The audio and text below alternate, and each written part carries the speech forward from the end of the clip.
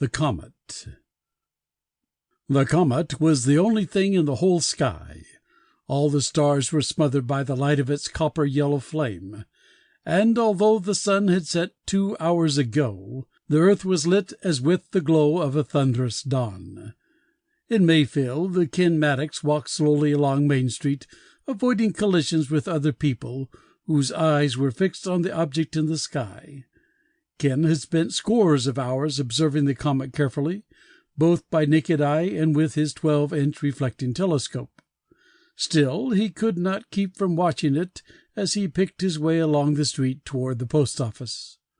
The comet had been approaching Earth for months, growing steadily to bigger proportions in the sky, but tonight was a very special night, and Mayfield was watching with increased awe and half-dread, as were hundreds of thousands of other communities around the world. Tonight the earth entered the comet's tail, and during the coming winter would be swept continuously by its million-mile spread. There was no visible change. The astronomers had cautioned that none was to be expected. The earth had passed through the tails of comets before, although briefly, and none of the inhabitants had been physically aware of the event. This time there was a difference. As intangible as a mere suspicion, it could yet be felt, and there was the expectancy of the unknown in the air. Ken prided himself on a scientific attitude, but it was hard not to share the feelings of those around him that something momentous and mysterious was taking place this night. There would be no quick passage this time. Earth would lie within the tail for a period of over 4 months, as they both made their way about the sun. Such close-lying orbits had never occurred before in the known history of the world. It's frightening, isn't it? Ken was aware that he had stopped at the edge of a crowd in front of Billings' drugstore, and beside him Maria Larson was staring intently upward as she spoke. She was a small blonde girl with intense blue eyes. Ken smiled confidently and looked down at her. "No," he said. "It's a beautiful thing. It's a kind of miracle that we should be alive when it happened. No human beings have ever seen such a sight before." Maria shivered faintly. I wish I could feel that way. Do you think it will get any bigger? "Yes. It will not reach its closest approach for over 3 months yet. Its approach is very slow, so we won't notice much change." It is beautiful, Maria agreed slowly. But still, it's frightening. I'll be glad when it's gone. Ken laughed and tucked the girl's arm in his. There was something so disturbingly serious about the Swedish girl who was spending a year in Mayfield with her parents. Her father, Dr. Larson, was a visiting professor of chemistry, engaged to teach this season at the State Agricultural College in Mayfield. Ken's own father was head of the chemistry department there. "Come down to the post office with me to get some stamps," Ken said. "Then I'll drive you home." It's closed. You can't get any stamps tonight. "Maybe the boys in gray haven't been too busy watching the comet to stock the stamp machine. Look out!" He pulled her back quickly as she stepped from the curb. A wheezy car moved past, its driver completely intent on his observation of the comet. "Old Dad Martin's been trying to wrap that thing around a pole for 25 years," Ken said unhappily. "It looks like he's going to make it tonight." Along the street, bystanders whistled at the aged driver, and pedestrians yelled at one another to get out of the way. The car's progress broke for a moment the sense of ominous concern that spread over Main Street. At the post office, Ken found Maria's prediction was right. The stamp machine was empty. I have some at home, the girl said. You're welcome to them. "I need a lot. Mother's sending out some invitations." I'm sure I have enough. Papa says I'm supporting the postal department with all the letters I write to everyone at home in Sweden. "All right, I'll take you up on it. I'll get skinned if I don't get them. I was supposed to pick them up this afternoon, and I forgot all about it." I thought I learned good English in the schools in Sweden, said Maria wistfully. But I don't seem to understand half what you say. This skinned, what does that mean? "Nothing you need to worry about." Ken laughed. "If you would teach me English the way you learned it, Miss Reimer would give me a lot better marks in her class." Now I think you're making fun of me. said Maria. Not me. Believe me, I'm not. Hey, look! What's coming down the street? That's old Granny Wicks. Thought she had died a long time ago. In front of the post office, an ancient white horse drew a light ramshackle wagon to a halt. From the seat, a small, wizened old woman looked at the crowd on the street. She dropped the reins in front of her. Her eyes, set deeply in her wrinkled face, were bright and sharp as a bird's, and moved with the same snapping motions. From both sides of the street the bystanders watched her. Granny Wicks was known to everyone in Mayfield. She was said to have been the first white child born in the valley, almost 100 years ago. At one time her horse and wagon were familiar, everyday sights on the streets, but she seldom came to town any more. Many people like Ken had the vague impression that she was dead.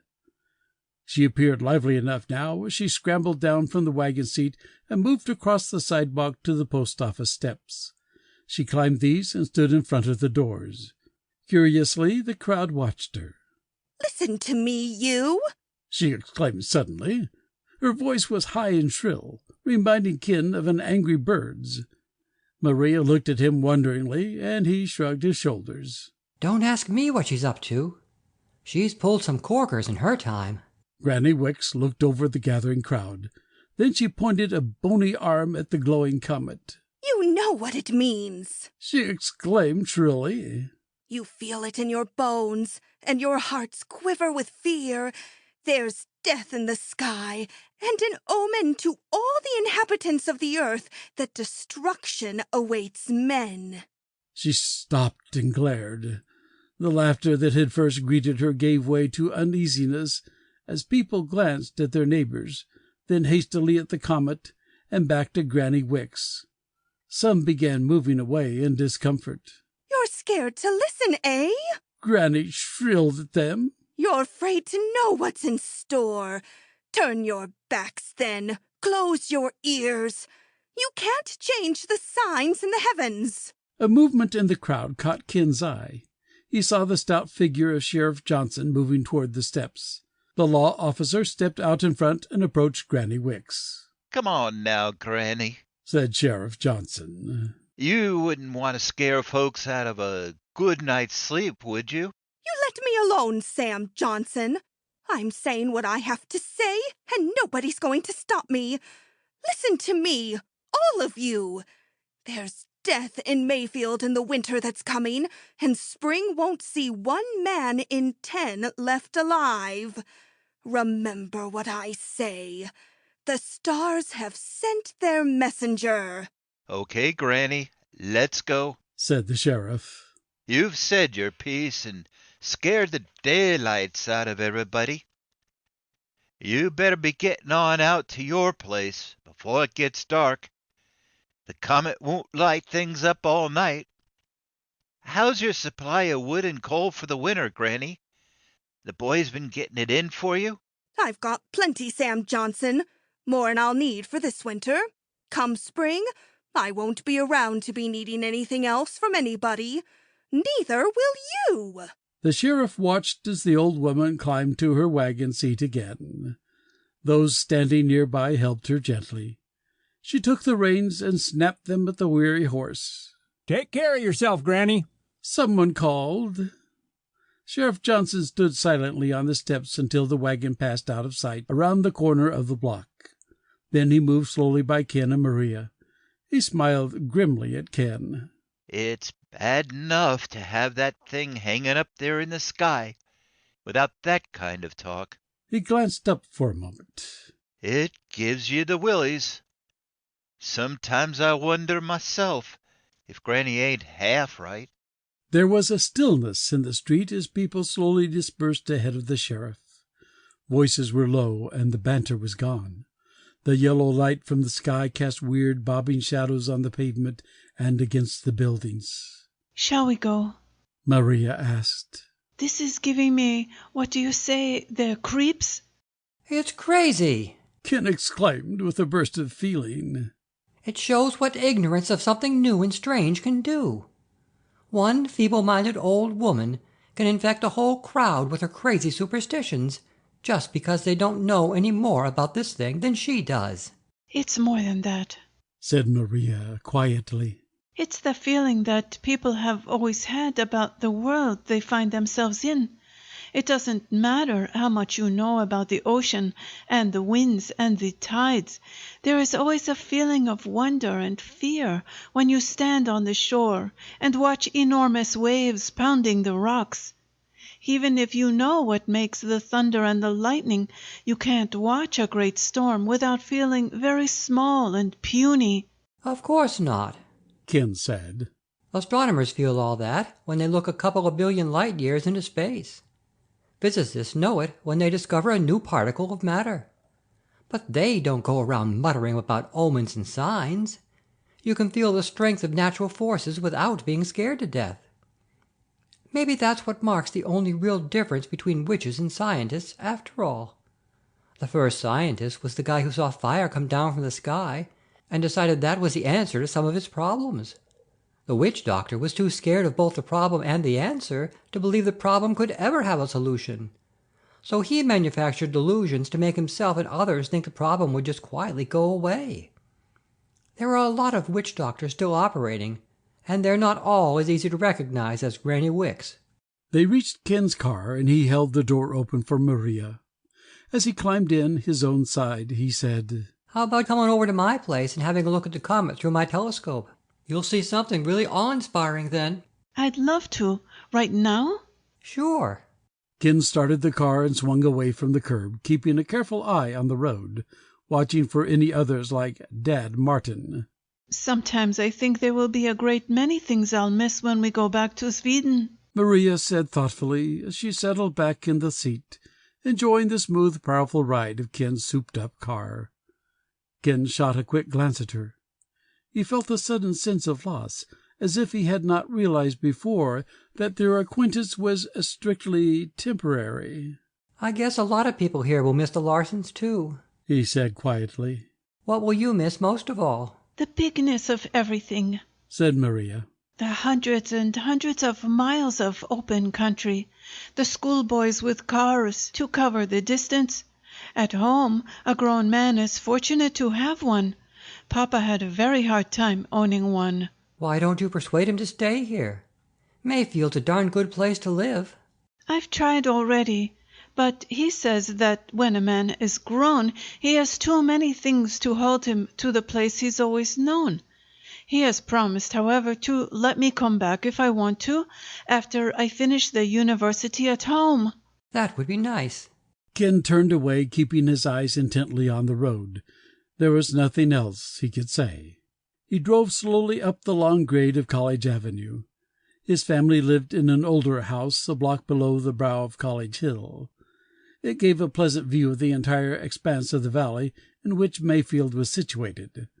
The houses of the town ranged themselves in neat orderly rows below and spread out on the other side of the business section. In the distance, north and south, were the small farms where hay and dairy stock and truck crops had been raised since pioneer times. I'll miss this too, said Maria. It's beautiful. Ken wasn't listening to her, however.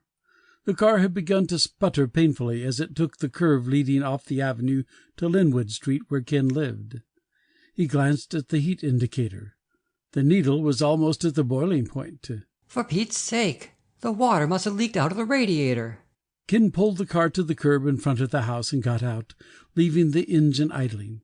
He raised the hood and cautiously turned the radiator cap with his handkerchief. A cloud of steam shot out, but when he lifted the cap, the water was not quite boiling, and there was plenty of it. Maria came up beside him. Is something wrong? You got me there. The radiator's clean. The pump isn't more than 2 months old. I checked the timing last Saturday. Something's gone sour to make her heat up like that. From across the street, his neighbor, Mr. Wilkins, approached with a grin. Looks like the same thing hit us both. Mine started boiling as I came up the hill tonight. It's got me stumped. The circulation must be clogged, said Ken. Either that or the timing has slipped off. That's all it could be. Those were my ideas, too. Both wrong in my case. Let me know if you get any other bright ones. He moved off with a pleasant wave of his hand. It will cool, said Ken to Maria. By the time you're ready to leave, I'll be able to drive you home. I wouldn't want you to damage your car. I can walk. We'll see. He led her around the house. In the center of the backyard loomed the high, round dome of his amateur observatory. It was Ken's personal pride, as well as that of the members of the Mayfield High Science Club, who had helped him build the shell and the mountings. The club used it every Thursday night when the scene was good. Ken had ground the precision mirror alone. He had ground his first one, a 4-inch glass, when he was a Boy Scout. 3 years later he had tackled the tremendous job of producing a 12-inch one. Professor Douglas of the physics department at the college had pronounced it perfect. Ken opened the door and switched on the light inside the dome. Don't mind the mess, he said. I've been taking photographs of the comet for the last month. To Maria, who was used to the clutter of a laboratory, there was no mess. She admired the beauty of the instrument Ken and his friends had built. Our university telescope isn't any better, she said. You can't tell by the plumbing. Ken laughed. Better take a look at the image before you pass judgment. Skillfully he swung the long tube around to the direction of the comet. With the fine controls he centered the crosshairs of the eyepiece on the blazing object in the sky. It's moving too fast to stay in range very long, he said. Maria stepped to the observer's position. She gasped suddenly at the image of the fiery monster hovering in the sky. Viewing the comet along the axis of the tail, as the earth lay at the edge of it, an observer's vision was like that of a miniature flaming sun with an off-center halo of pulsing golden light. To Maria the comet seemed like something living. Slow, almost imperceptible ripples in the glowing scarves of light made them sway as if before some mighty cosmic wind in space. It's beautiful, Maria murmured. But it's terrible, too. No wonder the ancients believed comets brought evil and death upon the earth. I could almost believe it myself. Breakdown. Ken Maddox could not remember a time when he had not wanted to become a scientist. Maybe it started when his father first invited him to look through a microscope. That was when he was a very small boy, but he could still remember the revelation of that experience. He remembered how it had seemed, on looking away from the lens, that the whole world of normal vision was only a fragment of that which was hidden behind curtains and shrouds and locked doors. Only men like his father, with special instruments and wisdom and knowledge, could ever hope to understand the world of the unknown, which the ordinary person did not even suspect. Now, at 16, Ken was tall, with black hair that had an annoying curl to it. He was husky enough to be the main asset of the football squad of Mayfield High School in his senior year. He knew exactly where he was going and what he was going to do. He would be one of those men who lived beyond the mere surface of the world, and who would seek to understand its deep and hidden meanings. Ken thought of this as he watched Maria at the telescope.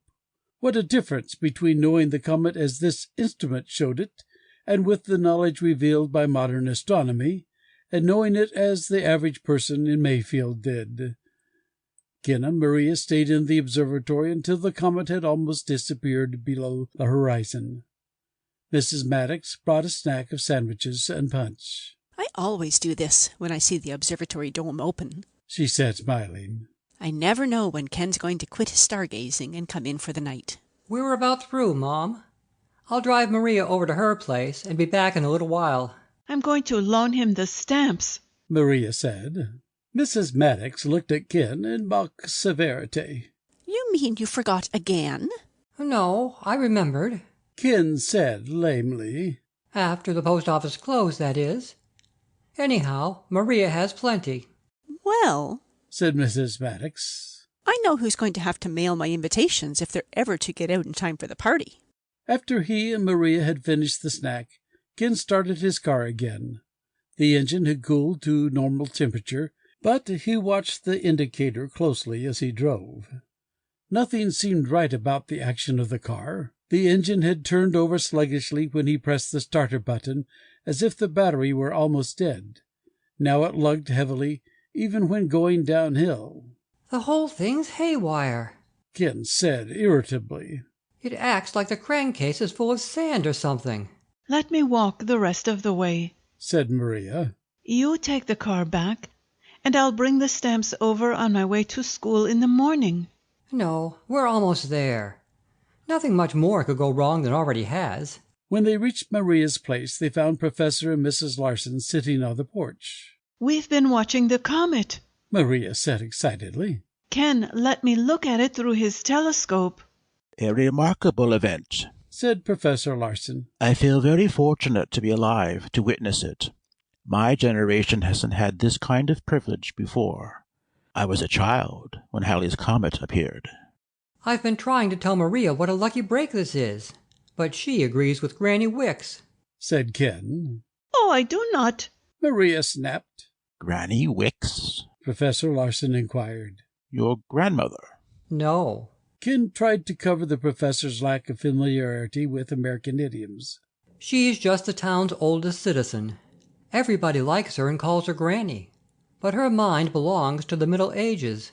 You hear that, Papa? Cried Maria. Her mind belongs to the Middle Ages, and he says I'm like Granny Wicks. Maria's mother laughed gently. I'm sure Ken didn't mean your mind is of the Middle Ages too, dear.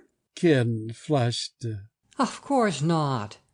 What I mean is that Granny Wicks thinks the comet is something mysterious and full of omens, and Maria says she sort of thinks the same about it. I didn't say anything about omens and signs. Well, except for that. Except for that, I suppose we are all in agreement, said Professor Larson slowly. He drew on his pipe, and it glowed brightly in the darkness. The whole universe is a terrible place that barely tolerates living organisms. Almost without exception, it is filled with great suns that are flaming atomic furnaces, or dead cinders of planets to which a scrap of poisonous atmosphere may cling. Yes, it is indeed a great miracle that here in this corner of the universe conditions exist where living things have found a foothold. We may be glad that this is so, but it does not pay man to ever forget the fierceness of the home in which he lives. Earth is merely one room of that home, on the pleasant, sunny side of the house, but the whole universe is his home. That's the thing I've been trying to say, Ken answered. We can know this without being afraid. Maria's father nodded. Yes, fear is of no use to anyone. Awe, respect, admiration, wonder, humility, these are all necessary, but not fear. Maria turned from the group. I'll bring the stamps, Ken, she said. Won't you come in and have some cake? Mrs. Larson asked. No, thanks. Mother fed us before we left my place. I'm afraid I couldn't eat any more. In a moment, Maria was back. Here are 2 whole sheets, she said. I hope that will be enough. Plenty. I'll see you get repaid tomorrow. Good night, everybody. Good night, Ken. He moved down the walk toward his car and got in. When he pressed the starter button, the engine groaned for a few seconds and came to a complete stop. He tried again. There was only a momentary protesting grind. Ken got out and raised the hood and leaned over the engine in disgusted contemplation. There was no visible clue to the cause of the trouble. Is your battery dead? Professor Larson called. No, it's something else. Ken slammed the hood harder than he had intended. I'll have to leave it here overnight and pick it up in the morning. I can push you home with my car, or at least give you a ride. No, please, don't bother, Ken said. I'll tow it home with Dad's car tomorrow. I'd just as soon walk now. It's only a few blocks. As you wish. Good night, Ken. Good night, Professor. Ken's clock radio woke him the next morning. He reached over to shut off the newscast it carried. There was only one item any commentator talked about now, the comet. Ken wondered how they could get away with a repetition of the same thing over and over, but they seemed able to get an audience as long as they kept the proper tone of semi-hysteria in their voices. As his hand touched the dial to switch it off, something new caught Ken's attention. A curious story is coming in from all parts of the country this morning, the announcer said. Auto mechanics are reporting a sudden, unusually brisk business. No one knows the reason, but there seems to be a virtual epidemic of car breakdowns. Some garagemen are said to be blaming new additives in gasoline and lubricating oil. It is reported that one major oil company is undertaking an investigation of these charges, but in the meantime, no one really seems to have a good answer. In connection with the comet, however, from widely scattered areas, comes the report that people are even blaming these engine failures on our poor old comet. In the Middle Ages, they blamed comets for everything from soured cream to fallen kingdoms. Maybe this modern age isn't so different after all. At any rate, this comet will no doubt be happy to get back into open space where there are no Earthmen to blame it for all their accidents and shortcomings. Ken switched off the radio and lay back on the pillow. That was a real choice one, blaming the comet for car breakdowns. Page Granny Wicks. The breakdowns were curious, however. There was no good reason why there should be a sudden rash of them. He wondered if they had actually occurred, or if the story was just the work of some reporter trying to make something out of his own inability to get into a couple of garages that were swamped by the usual weekend rush. This was most likely the case. However, it didn't explain why his own car had suddenly conked out, Ken thought irritably. He'd have to get it over to Art Matthews' garage as soon as school was out. At school that morning there was little talk of anything but the comet. After physics class, Ken was met by Joe Walton and 3 other members of the science club of which Ken was president. "We want a special meeting," said Joe. "We've just had the most brilliant brainstorm of our brief careers." It had better be more brilliant than the last one, said Ken. That drained the club treasury of its last peso. "I was watching the comet last night, and I began to smell the dust of its tail as the Earth moved into it." You must have been smelling something a lot more powerful than comet dust. "I said to myself, why don't we collect some of that stuff and bottle it and see what it's made of? What do you think?" Joe asked eagerly. Ken scowled. Just how many molecules of material from the comet's tail do you think there are in the atmosphere over Mayfield right now? "How do I know?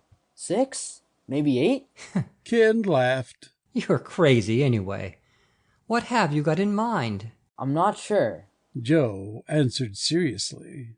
"We know the comet's tail is so rarefied that it resembles a pretty fair vacuum, but it is composed of something. As it mixes with the atmosphere, we ought to be able to determine the changing makeup of the air and get a pretty good idea of the composition of the comet's tail. This is a chance nobody's ever had before, and maybe never will again until we go right out there in spaceships, being right inside a comet's tail long enough to analyze it." It sounds like a terrific project, Ken admitted. The universities will all be doing it, of course, but it would still be a neat trick if we could bring it off. Maybe Dad and Professor Larson will have ideas on how we could do it. "We ought to be able to make most of the equipment," said Joe, "so it shouldn't be too expensive. Anyway, we'll have a meeting then, right after school?" Yes, no, wait. The engine in my car conked out. I've got to go over to Art's with it this afternoon. You go ahead without me. Kick the idea around and let me know what's decided. I'll go along with anything, short of mortgaging the football field." "Okay," said Joe. "I don't see why you don't just sell that hunk of junk and get a real automobile. You've got a good excuse now. This breakdown is a good omen." Don't talk to me about omens. Art Matthews had the best equipped garage in town, and was a sort of unofficial godfather to all the hot rodders in the county. He helped them plane the heads of their cars. He got their special cams and carburetor and manifold assemblies wholesale, and he gave them fatherly advice about using their heads when they were behind the wheel. Ken called him at noon. "I've got troubles, Art," he said. "Can I bring the car over after school?" "I'm afraid I can't do a thing for you today," Art Matthews said. "I don't know what's happened, but I've had tow calls all day. Right now, the shop is full and they're stacked 4 high outside. I'm going to do a couple of highway patrol cars, and Doc Adams. I figured they ought to have priority." Ken felt a sudden uneasy sense of recognition. This was the same kind of thing he had heard about on the radio that morning. A rash of car breakdowns all over the country. Now the same thing in Mayfield. "What's wrong with them?" he asked the mechanic. Why is everybody coming in with trouble at the same time? They're not coming in, said Art.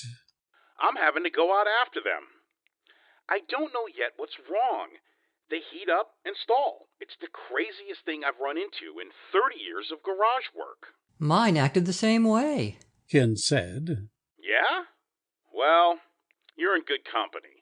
Listen, why don't you and maybe Joe and Al come down and give me a hand after school? I'll never get on top here without some help. After we get these police and other priority cars out of the way, maybe we can get a quick look at what's wrong with yours. It's a deal. Joe Walton wasn't much in favor of spending that afternoon and an unknown number of others in Art's garage. He was too overwhelmed by the idea of analyzing the material of the comet's tail. However, Art had done all of them too many favors in the past to ignore his call for help. The trouble with this town, Joe said, is that 3/4 of the so-called automobiles running around the streets belong down at Thompson's Auto Wrecking. Al Miner agreed to come, too. When they reached the garage after school, they saw Art had not been exaggerating. His place was surrounded by stalled cars, and the street outside was lined with them in both directions. Ken borrowed the tow truck and brought his own car back from the Larsons. By that time, the other two boys were at work. Batteries are all okay, Art told him. Some of these engines will turn over, but most of them won't budge. I've jerked a couple of heads, but I can't see anything. I want you to take the pans off and take down the bearings to see if they're frozen. That's what they act like. When that's done, we'll take it from there. Ken hoisted the front end of one of the police cars and slid under it on a creeper. Art's electric impact wrenches were all in use, so he began the laborious removal of the pan bolts by hand. He had scarcely started when he heard a yell from Joe, who was beneath the other police car. What's the matter? Art called. Come here, look at this. The others crowded around, peering under the car. Joe banged and pried at one of the bearings, still clinging to the crankshaft after the cap had been removed. Don't do that, Art shouted at him. You'll jimmy up the crankshaft. Mr. Matthews, Joe said solemnly, this here crankshaft has been jimmied up just as much as it's ever going to get jimmied. These bearings are welded solid. They'll have to be machined off. Nothing could freeze them to the shaft that hard, Art exclaimed. Joe moved out of the way. Art crawled under and tapped the bearing. He pried at it with a chisel. Then he applied a cold chisel and pounded. The bearing metal came away chip by chip, but the bulk of it clung to the shaft as if welded. I've never seen anything like that before in my life. Art came out from beneath the car. What do you think could cause it? Joe asked. Gas, said Art vehemently. The awful gas they're putting out these days. They put everything into it except sulfur and molasses, and they expect an engine to run. Additives, they call them. Detergents. Why can't they sell us plain old gasoline? Ken watched from a distance behind the group. He looked at the silent, motionless cars in uneasy speculation. He recalled again the radio announcement of that morning. Maybe it could be something they were adding to the gas or oil, as Art said. It couldn't, however, happen so suddenly, not all over the country, not in New York, Montgomery, Alabama, San Francisco, and Mayfield, not all at the same time. Art turned up the shop lights. Outside, as the sun lowered in the sky, the glow of the comet began turning the landscape a copper-yellow hue. Its light came through the broad doors of the garage and spread over the half-dismantled cars. All right, let's go, said Art. His voice held a kind of false cheeriness, as if something far beyond his comprehension had passed before him, and he was at a loss to meet it or even understand it. Let's go, he said again. Loosen all those connecting rods and get the shafts out. We'll see what happens when we try to pull the pistons. Power failure. The news broadcasts the following morning were less hysterical than previously. Because the news itself was far more serious, the announcers found it unnecessary to inject artificial notes of urgency. Ken listened to his bedside radio as he watched the first tint of dawn above the hills east of the valley. The flurry of mechanical failures which was reported yesterday has reached alarming proportions, the announcer said. During the past 24 hours, garages in every section of the nation have been flooded with calls. From the other side of the Atlantic, reports indicate the existence of a similar situation in Europe and in the British Isles. Automobile breakdowns are not the most serious accidents that are taking place. Other forms of machinery are also being affected. A crack train of the Southern Pacific came to a halt last night in the Arizona desert. All efforts of the crew to repair the stalled engine were fruitless. A new one had to be brought up in order for the passengers to continue on their way early this morning. From Las Vegas comes word that one of the huge generators at Hoover Dam has been taken out of service because of mechanical failure. 3 other large municipalities have had similar service interruptions. These are Rochester, New York, Clinton, Missouri, and Bakersfield, California.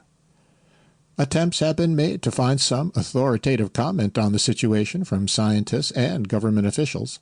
So far, no one has been willing to commit himself to an opinion as to the cause of this unexplained and dangerously growing phenomenon. Yesterday, it was jokingly whispered that the comet was responsible. Today, although no authority can be found to verify it, the rumor persists that leading scientists are seriously considering the possibility that the comet may actually have something to do with the breakdowns. Ken turned off the radio and lay back with his hands beneath his head, staring at the ceiling. His first impulse was to ridicule again this fantastic idea about the comet. Yet there had to be some explanation.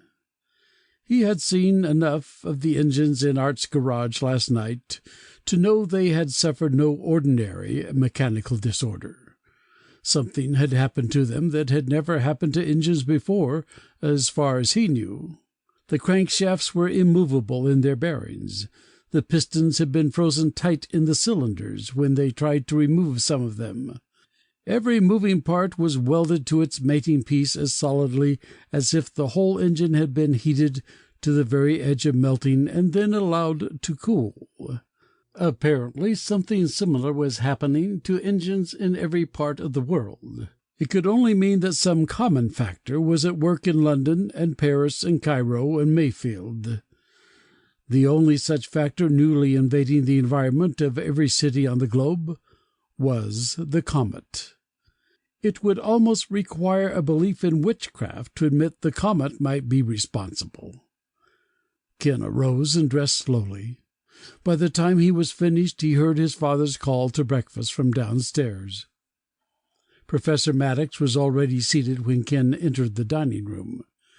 He was a tall, spare man with an appearance of intense absorption in everything about him. He glanced up and nodded a pleasant good morning as Ken approached. "I hear you worked overtime as an auto mechanic last night," he said. "Isn't that a bit rough, along with the load you're carrying at school?" Art asks us to do him a favor. Haven't you seen what's been happening around town? I noticed an unusual number of cars around the garage, and I wondered about it.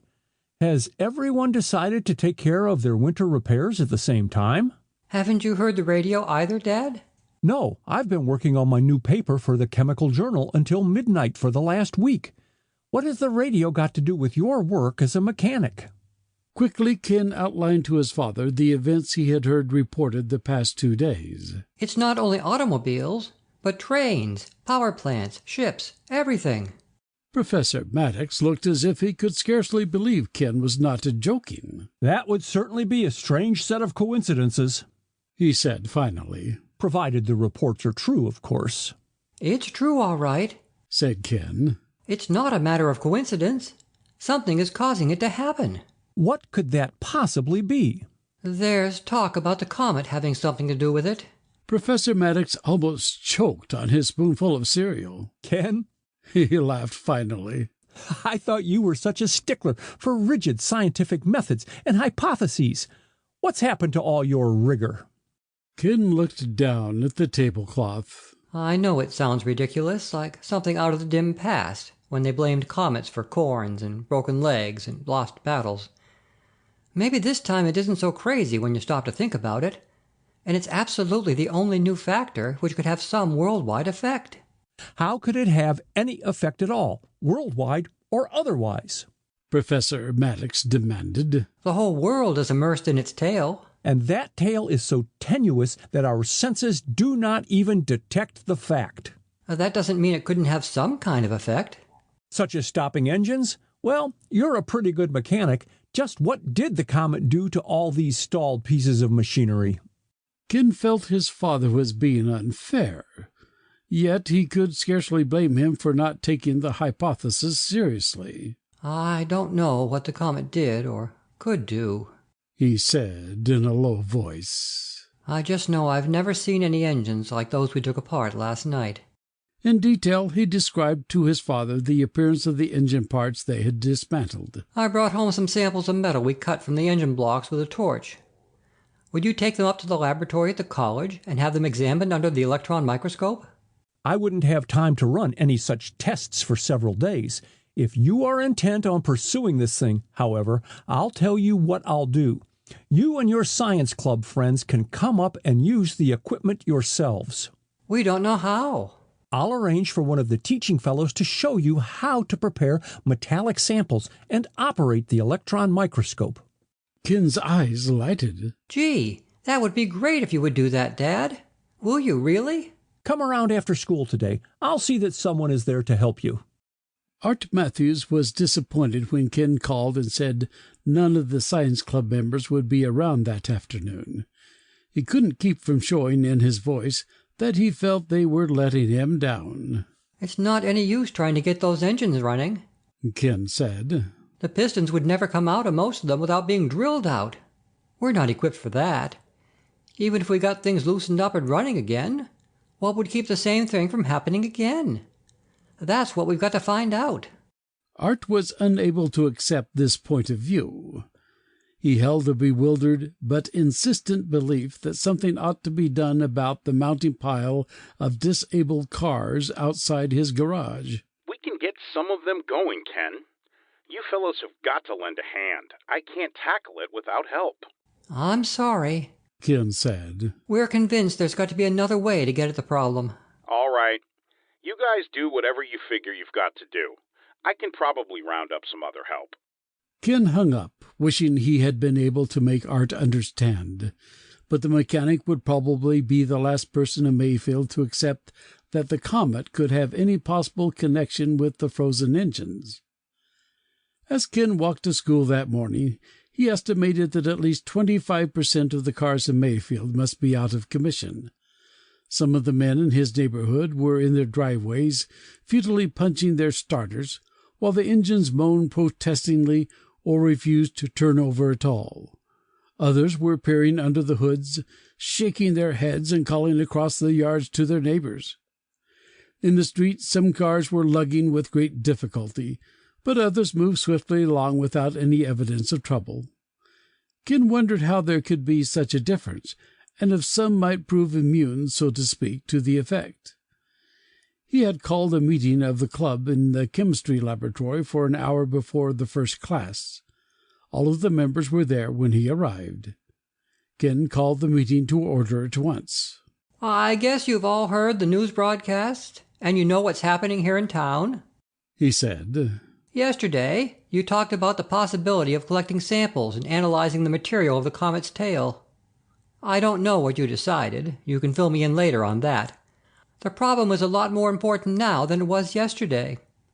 It's beginning to seem as if the presence of the comet may actually be responsible for the wave of mechanical failures. Finding out how and why is just about the biggest problem in the whole world right now.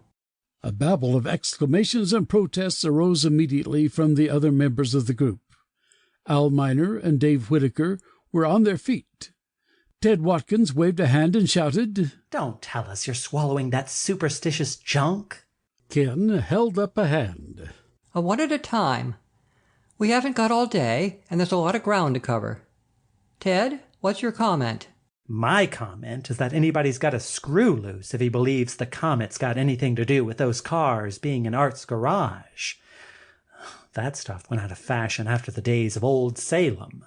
Several of the others nodded vigorously as Ted spoke. I guess we do need to bring some of you up to date on the background material, said Ken. Joe, tell them what we found last night.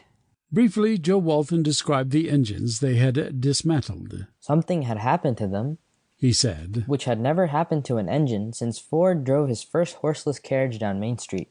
It doesn't mean anything, exclaimed Ted. No matter what it is, we haven't any basis for tying it to the comet. Can you name any other universal factor that could account for it? Ken asked. We have an effect that appears suddenly in Mayfield, Chicago, Paris, and Cairo. Some people say it's the additives in gasoline, but you don't get them showing up simultaneously in all parts of the world. There is no other factor common to every locality where the mechanical failures have occurred, except the comet. So I called this meeting to suggest that we expand our project beyond anything we previously had in mind. I suggest we try to determine the exact relationship between the breakdowns and the appearance of the comet. Big Dave Whitaker, sitting at the edge of the room, rose slowly in his seat.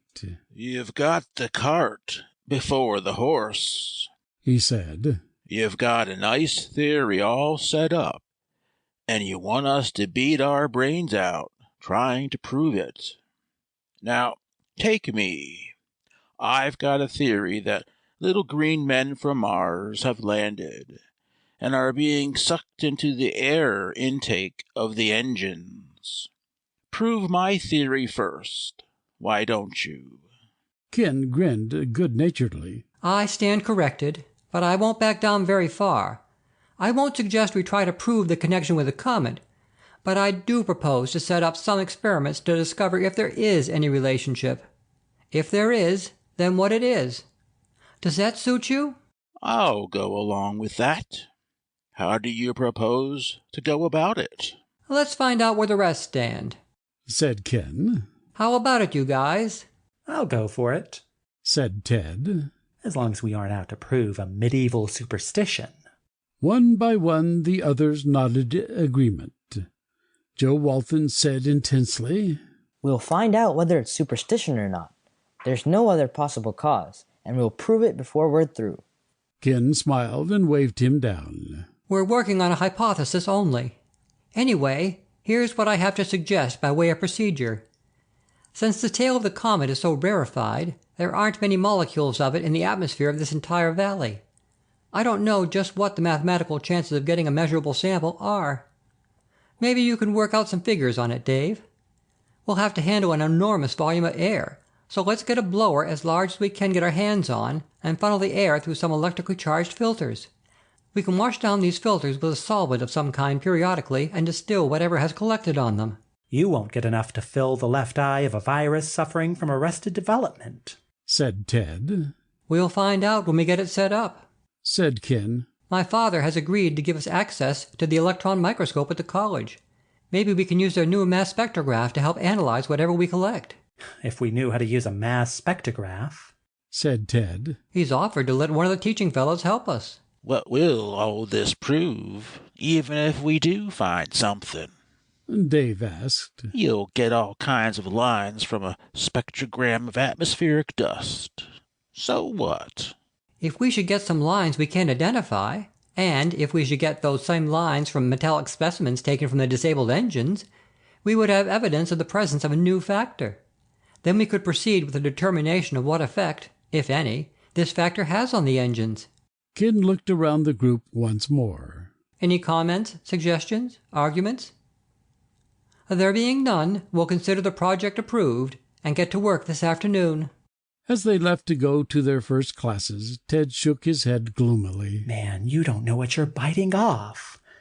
All we've done so far is build a few ham radios, a telescope, and some Geiger counters.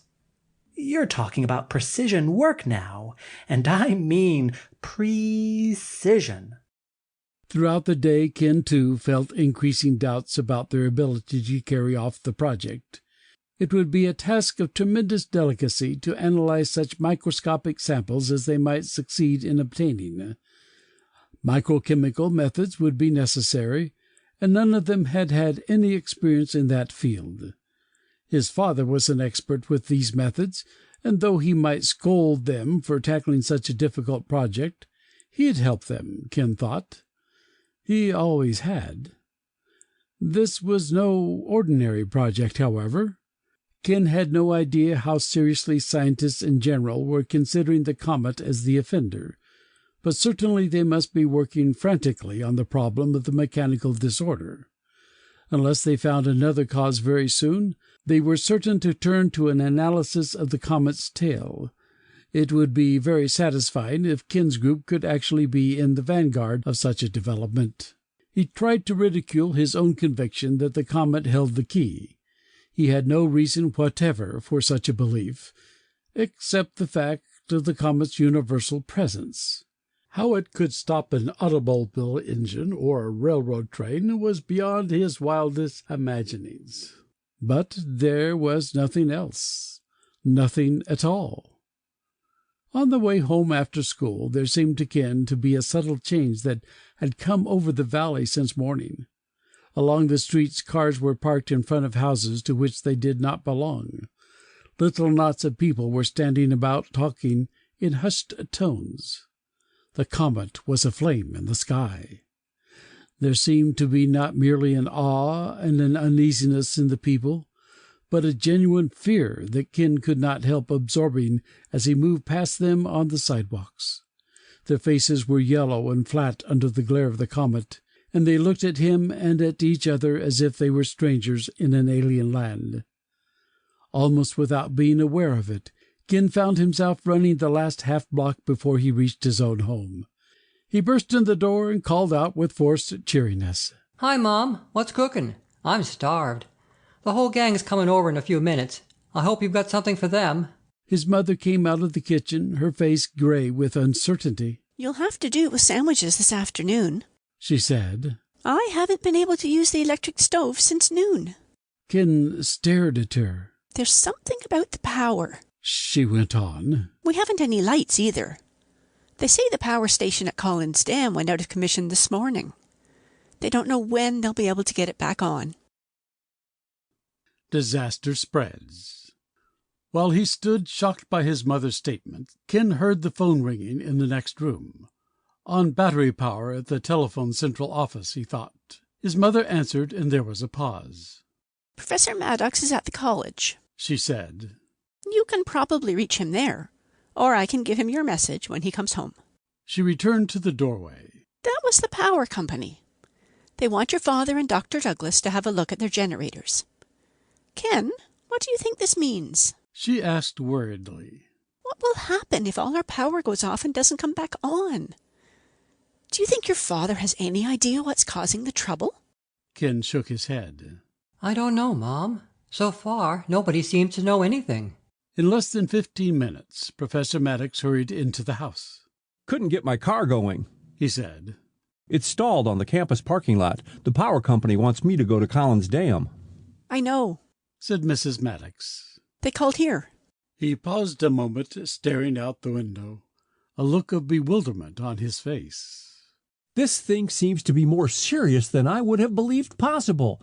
There's just no explanation for it. None at all." "Any chance of my going along, Dad?" Ken said. "I'm afraid not. We're going in Dr. Larson's car, and it's half loaded with instruments. I hope we make it there and back without breaking down. I'll probably be back early this evening, but don't hold dinner on my account." "There will only be sandwiches," said Ken's mother. "I can't cook anything." "Of course. Just leave me some of whatever you have."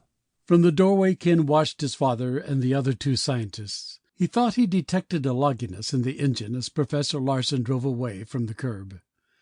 What they hoped to accomplish, Ken didn't know, but he felt certain they would find the same thing in the generators that had been found in the automobile engines. The bearings were probably frozen so tight that they and the shaft had become one solid piece of metal. He hoped the scientists would bring back some samples of the metal. By 4 o'clock, all the members of the science club had arrived. They met in what Ken called his science shack, a small building next to the observatory. Here he kept the amateur radio equipment belonging to the club, and his own personal collections in the several different fields in which he had been interested since his Boy Scout days. In each of his companions, Ken could see the effect of the feeling that now pervaded the town. Their usual horseplay was almost forgotten, and their faces were sober to the point of fear. "We aren't going to be able to run our blower by electricity," said Joe Walton. "We can't even get power for the precipitating filters." "Let's scrounge anything we can find that runs on gasoline or coal oil," said Al Miner. "If we act fast enough, we ought to be able to pick up some old motorcycle engines or some power lawnmowers from the dump. Thompsons have probably got some. We can try people's basements, too. Let's get as many as possible, because we don't know how long any one will last, and we may have to run the blower for weeks in order to get any kind of sample." "Good idea," said Ken. "Here's something else. Who's got a car left to gather the stuff in?" The boys looked at each other. "Ours was still running this morning," Frank Abrams said. "but I won't guarantee how long we can count on it." "Pretty soon there won't be any we can count on. We've got to get a horse and wagon before they start selling for as much as the new Cadillac used to." "My uncle's got one on his farm," said Dave Whitaker. "He would probably loan it to me, but he's 5 miles out of town." "Take my bike," said Ken. "See if he'll let you borrow it and a wagon for at least a couple of weeks or longer. Bring some bales of hay, too." "Right now?" "Right now." When Dave had gone, Al said, "What about the blower? Anybody know where we can get one of those?" "I think there's one at Thompson's," said Ted. "They pulled it out of Pete and Mary's restaurant when they remodeled." "That would be just a little kitchen blower, not big enough. We need a man-sized one," Ken said after a long pause. "There isn't one in town. The chances of getting one from somewhere else are practically zero. Frederick is 50 miles away, and by tomorrow there may not be a car in town that would go that far." "Look," said Al, "how about the air conditioning systems in town? There isn't one that's any good where it is now. Both the high school and the college have big ones. I'll bet we could get permission at either place to revamp the intake and outlet ducts so we could put in our filters and precipitators. Your father and his friends could swing it for us at the college." "You might be right. It's worth trying. For precipitators, we can rig a battery-powered system that will put a few thousand volts on the screens. Art will let us have enough car batteries for that. I think we're set." Dave Whitaker did not return until dusk, but he had succeeded in getting the horse and wagon and a load of hay. He deposited this in his own yard before driving back to Ken's place. During the next 2 or 3 hours the boys found 2 old motorcycle engines, a power lawnmower motor, and 1 old gasoline-powered washing machine. All of these they took down to Art Matthews' place and begged him for space and tools to overhaul the equipment. "You can have the whole joint," Art said dejectedly. "This pile of junk will never move." He waved a hand at the cars lined up and down both sides of the streets near his place. By 9 o'clock they had succeeded in getting all of the small engines running, but they dared not test them too long, hoping to conserve all possible life that might be left. When they were through, they returned to Ken's house. Mrs. Maddox had sandwiches ready for them. No word had been heard from the 3 scientists who had gone to the power plant. Maria called, anxious about her father. "I'm worried, Ken," she said. "What would happen to them out there if the car breaks down and they have no place to go?" "They'll be all right," Ken reassured her. "They probably found something bigger than they expected at the dam.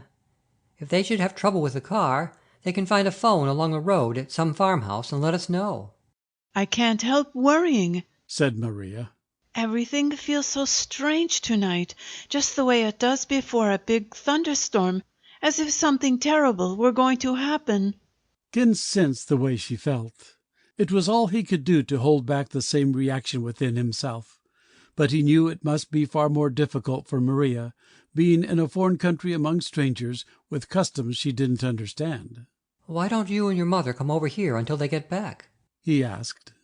"Suppose they don't come back at all. Tonight, I mean." "Then you can sleep here. Mom's got plenty of room." "I'll ask Mama. If it's all right with her, we'll be right over." Ken hoped they would come. He found himself concerned beyond all reason that Maria and her mother should be made comfortable and relieved of their worries.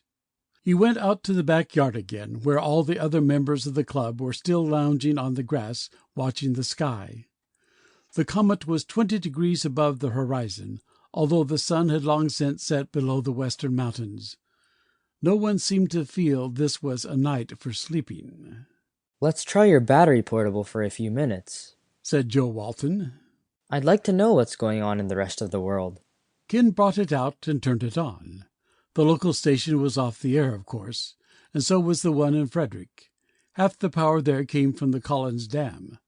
More than 1/3 of the usual stations were missing, but Ken finally picked up one coming in clearly from the northern tip of the state. The announcer didn't sound like an announcer. He sounded like an ordinary man in the midst of a great and personal tragedy. "Over 3/4 of the cars in the United States," he was saying, "are now estimated to be out of commission. The truck transportation system of the country has all but broken down. The railroads have likewise suffered from this unbelievable phenomenon. All machinery which involves rolling or sliding contact between metal parts has been more or less affected. Those equipped with roller bearings are holding up longer than those equipped with bushings, but all are gradually failing. In New York City, half the power capacity has gone out of commission. Some emergency units have been thrown into operation, but these cannot carry the load, and even some of them have failed. Elsewhere across the nation, the story is similar. In Chicago, Kansas City, St. Louis, Washington, San Francisco, the power systems are breaking down, along with motor and rail transportation. For some hours now, the president and his cabinet have been in session with dozens of scientific leaders trying to find an explanation and a cure for this disastrous failure of machinery. Rumors which were broadcast widely this morning concerning possible effects of the comet have been thoroughly discredited by these scientists, who call them superstitions belonging back in the Middle Ages. One final report has just come over the air by shortwave. In the Atlantic Ocean, the Italian steamer White Bird has radioed frantically that her engines are dead. Over 800 passengers and crew are aboard. All ship sailings have been canceled since noon today. Vessels at sea are returning to nearest port. There is no ship available which can take off the stranded passengers and crew of the White Bird. She floats helpless and alone tonight in the middle of the Atlantic Ocean. As a power conservation measure, broadcasting on this network will cease until midnight Eastern Standard Time. Turn your radios off. Keep all unnecessary lights off. Avoid consumption of power in every possible way. Be with us again at midnight for the latest news and information." There was a restlessness in all of Mayfield. None of the townspeople felt like sleeping that night. Ken's group watched the comet until it disappeared below the horizon. Some of them observed it through the telescope. On either side of the Maddox's yard the voices of neighbors could be heard under the night sky, speaking in hushed tones of the thing that had happened. Maria and Mrs. Larson arrived, and Maria joined Ken and his friends in the backyard. He told her what they had heard on the radio. "That ship," Maria said slowly. "the White Bird, out there alone in the ocean. What will become of all those people?" Ken shook his head slowly. "There's no way to get to them. There's not a thing that can be done. Nothing at all." They remained quiet for a long time, as if each were thinking his own thoughts about the mystery and loneliness and death riding the forsaken ship in the middle of the ocean, and how soon it might be that the same dark shadows settled over the cities and towns. Maria thought of her far-off homeland, and the people she knew suddenly frightened and helpless in their inability to get power and food. Ken thought of the scenes that must be occurring in the big cities of the United States. People everywhere would not be sleeping tonight. They were all citizens of a civilization that was dependent for its life on turning wheels and on power surging through bright wires across hundreds of miles of open country. Without those turning wheels and the power in those wires, there was no food, there was no warmth, there was no life. They listened to the radio again at midnight. There was little that was new. The President's Council had found no solution, nor had they come to any decisions. Scattered riots and public disorders were springing up both in Europe and America. On the high seas the captain of the White Bird was begging for assistance, demanding to know what had happened that no ship could be sent to his aid. Word finally came from Ken's father and his companions that their car had failed after leaving the dam to return home. They had reached a farmhouse where they would spend the rest of the night. They would try to find some kind of transportation in the morning. In the early morning hours Ken's friends drifted away one by one to their own homes, and as dawn approached Ken finally went up to his own room and slept. Maria and her mother, with Ken's mother, had retired only a short time earlier. When he awoke at 9 o'clock, Ken had no idea whether or not the school officials planned to hold classes that day, but he felt that for himself and the other members of the science club there would be no return to normal activity for a long time. Since his father would not return for an indefinite time, Ken determined to approach President Lewis of the college regarding the use of the idle blower and ventilation ducts in the science hall. He had met President Lewis a number of times and believed the president would listen to him. Another matter had disturbed Ken since last night. As soon as he was awake he called the office of Mayor Hilliard. The mayor's secretary answered and said, "Mayor Hilliard is in conference. He will not be available today." Ken hesitated. Tell him it is a Maddox residence calling. I think Mayor Hilliard will answer. In a moment the mayor's voice boomed on the phone.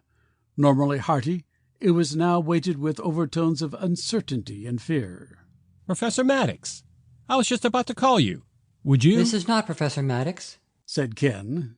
"I'm his son, Kenneth." "My secretary said—" The mayor sounded angry now, although he knew Ken well. "I didn't say my father was calling," said Ken.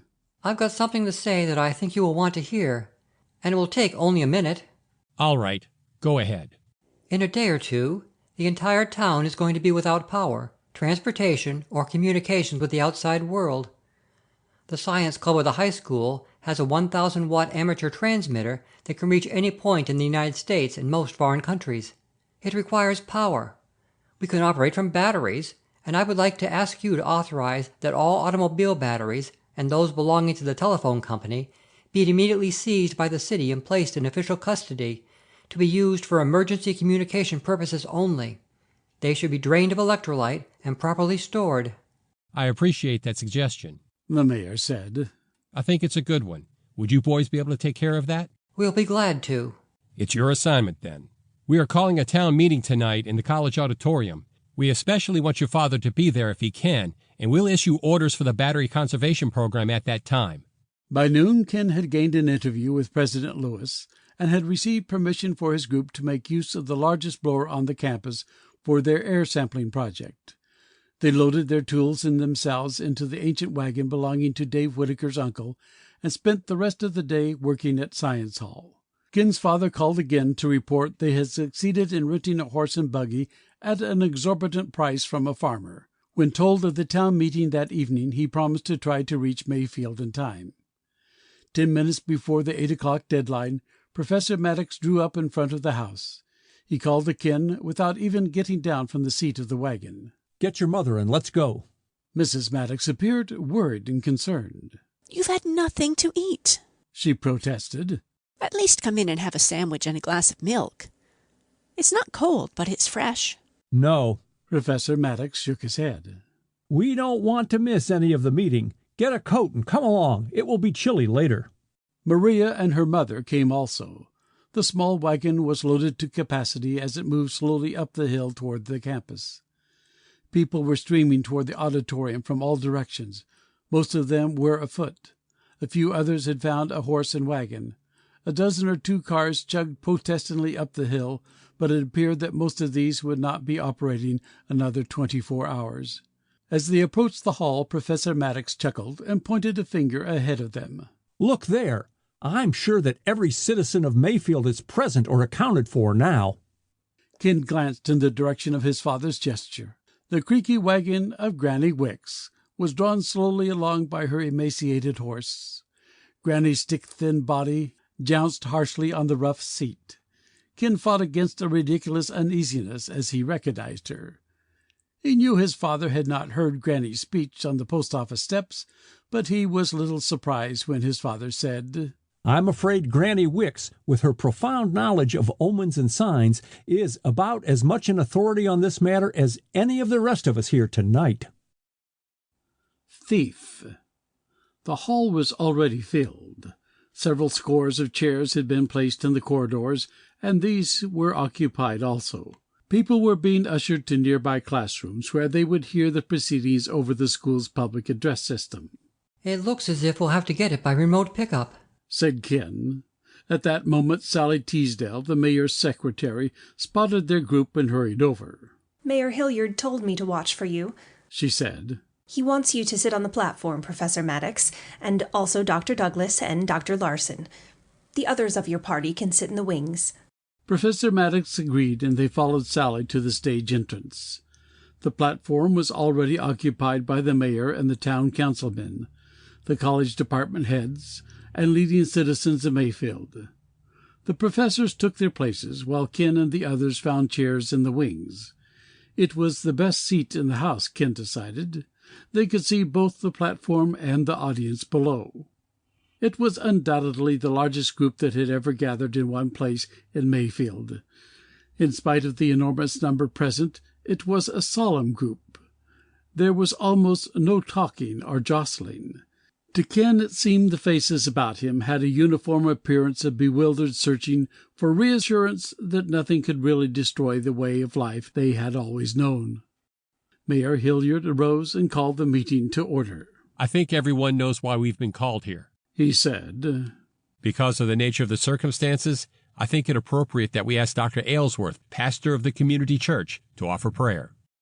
Heads were bowed in reverent silence as Dr. Aylesworth stood before the assembly and offered a solemn invocation that their deliberations might receive divine guidance, and their minds be filled with wisdom to combat the evil that had come upon them. The minister was a big, ruddy-faced man with a lion's mane of white hair. The unwavering authority of his voice filled the audience with the conviction that they were better prepared to face their problems when he had resumed his seat. Mayor Hilliard outlined the worldwide situation as he had obtained it through news reports up to an hour ago. He described the desperate situation of the nation's larger cities. Their food supplies were sufficient for only a few days without any replenishment by rail and truck transportation. 90% of automobile traffic had ceased. The railroads were attempting to conserve their rolling stock, but 70% of it was out of commission, and the remainder could not be expected to operate longer than a few days. Air traffic had stopped entirely. On the oceans, only sailing vessels continued to move. Mayfield is already cut off, the mayor went on. Our last train went through here 30 hours ago. The trucking companies out of Frederick have suspended operations. We have no cars or trucks of our own here in town on which we can depend. We're on our own. So far, the scientists have found no solution. Tomorrow they may find one, or it may be 10 years before they do. In the meantime, we have to figure out how we here in Mayfield are going to carry on. Our first consideration is, of course, food supplies. The council met this morning, and we have appointed a committee to take immediate possession of all foodstuffs and every facility for food production within the entire valley. Beginning tomorrow morning, this committee will begin to accumulate all food supplies into one or more central warehouses where they will be inventoried for rationing. All stocks of fresh meat will be salted and cured. Home supplies will be limited to no more than a week's needs of any one item. Hoarders who persist in their unfair activities will be ordered to leave the community. My fellow citizens, these are stringent and severe regulations, but we are not facing a time of mild inconvenience. It may well be that in this coming winter, we shall be literally fighting for our very lives. We, as your leaders, would like a vote of confidence from you, the citizens of Mayfield, as an assurance that you will cooperate with our efforts to the best of your ability. Instantly, nearly everyone in the auditorium was on his feet, shouting his approval of the mayor's program. Mayor Hilliard had known he was taking a long chance in presenting so bluntly such a severe program. But long experience had taught him the best way into a tough situation was a headlong plunge that ignored consequences. The ovation surprised him. He had expected substantial opposition. Visibly moved, he held up his hand for quiet once more. Our farms and our livestock will be our only means of salvation after present food stocks are gone, he said. A separate subcommittee will inventory all farmland and cattle and dairy herds and plan for their most efficient use in the coming season. Crops will be assigned as the committee sees fit. Farm labor will be taken care of by all of us on a community basis. A third program that must begin immediately is the stockpiling of fuel for the coming winter. Wood will be our only means of heating and cooking because the nearest mines are too far away for us to haul coal from them by teams.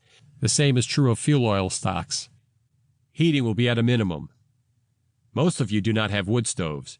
What you have must be converted to use of wood. An additional committee will be appointed to supervise this conversion and the construction, where necessary, of makeshift stoves out of sheet metal, old oil barrels, and anything else of which we can make use. Item by item he continued down the list of problems the council had considered that day. He mentioned Ken's suggestion for conservation of batteries. He spoke of the problems of medical care without adequate hospital facilities, of police activities that might be required in a period of stress such as they could expect that winter. When he had finished, members of the council detailed plans of the separate programs over which they had charge. President Lewis spoke to pledge support of the college staff. He pointed out the fortunate fact that they had some of the best minds in the entire country in their scientific departments, and also had Professor Larsen visiting with them. The floor was turned over then to members of the audience for comment and questions. Most of them were favorable, but Sam Clough, who owned 160 of the best acres in the valley, stood up red-faced and belligerent. "It's all a pack of nonsense," he declared. "This is just an excuse for certain people in this town to get their hands in somebody else's pockets and to tell other people what to do and how to live. I'm not going to have anything to do with it. Anybody who sets foot on my land to tell me what to raise or to take my goods away is going to have to reckon with a double-barrel 12-gauge shotgun. If there's any real problem, which I doubt, then government scientists will be on the job and get things straightened out so that the trains and automobiles be running by next week. My advice is for everybody to go home and let them take care of it."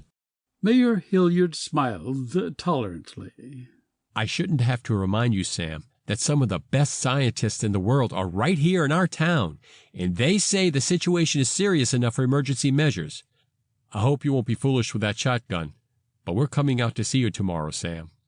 Granny Wicks seemed to erupt from her place to which she had crowded in the center of the hall. All eyes turned at the sound of her scratchy, bird-like voice. "I told you!" she shrieked.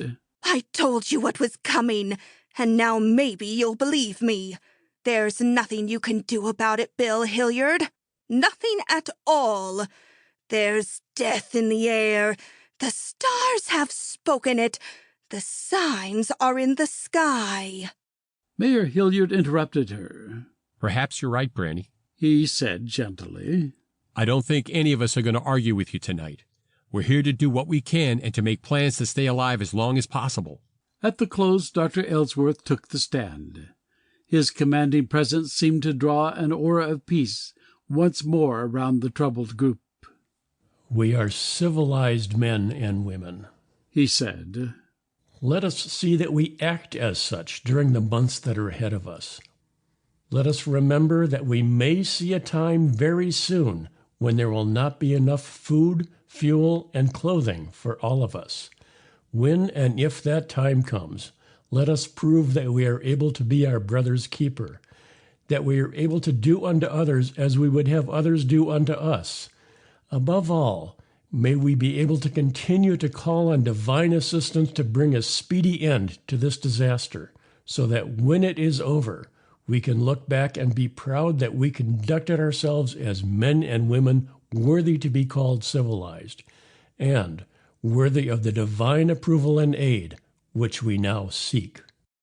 It was decided to keep classes going in the various schools as long as possible, releasing those students who were needed to take assignments in the emergency program. Ken and the rest of the Science Club members obtained immediate permission to devote their full time to the research program. On the morning after the town meeting, Ken dressed early and rode his bicycle toward Art's garage to arrange with the mechanic the details of the gathering and storage of automobile batteries. On the way he passed by Frank Megg's independent grocery market, the largest in Mayfield. Although it was only a little after 7 o'clock, an enormous crowd had collected outside and inside the store. Curious and half alarmed, Ken parked his bicycle and made his way through the crowd. Inside he found Frank Meggs ringing up sales of large lots of food. A red-faced woman was arguing with him at the checkout stand. $1 a pound for white beans. That's ridiculous, Frank Meggs, and you know it.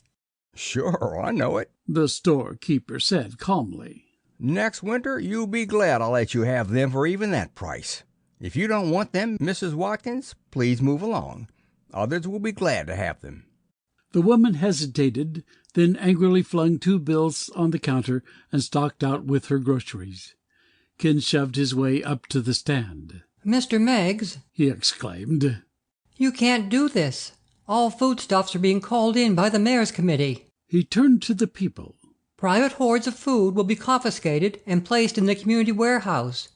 This isn't going to do you any good. Most of the shoppers looked shamefaced at his challenge, but Meggs bristled angrily. You keep out of this, Maddox. Nobody asked you to come in here. These people know what they're doing, and so do I. How much do you think any of us will eat if Town Hall gets his hands on every scrap of food in the valley? If you aren't buying, get moving. I will, and I'll be back just as soon as I can find the sheriff. With telephone service now cut off to conserve battery power, Ken hesitated between seeking Sheriff Johnson at his office or at home. He checked his watch again and decided on the sheriff's home. He was fortunate in arriving just before the sheriff left. He explained quickly what was happening at Meg's store. Johnson had been assigned one of the few remaining cars that would run. With Ken, he drove immediately to the store. They strode in, the shoppers fanning out before the sheriff's approach. Okay, that's all, he said. You folks leave your groceries right where they are. And tell the others they better bring theirs back. Get their money while Meg still has it. Not that anybody's going to have much use for money anyway. You've no right to do this, Meggs cried. This is my private property, and I'm entitled to do with it as I choose. Oh, not any longer it isn't, said Sheriff Johnson. There isn't such a thing as private property in Mayfield anymore. Except maybe the shirt on your back, and I'm not sure of that. At any rate, you're not selling these groceries. Accounts will be kept, and when and if we get back to normal, you will be reimbursed. But for now, we're all one big, happy family. Most of the crowd had dispersed. The armloads and pushcarts full of groceries had been abandoned. Ken and the sheriff moved toward the door.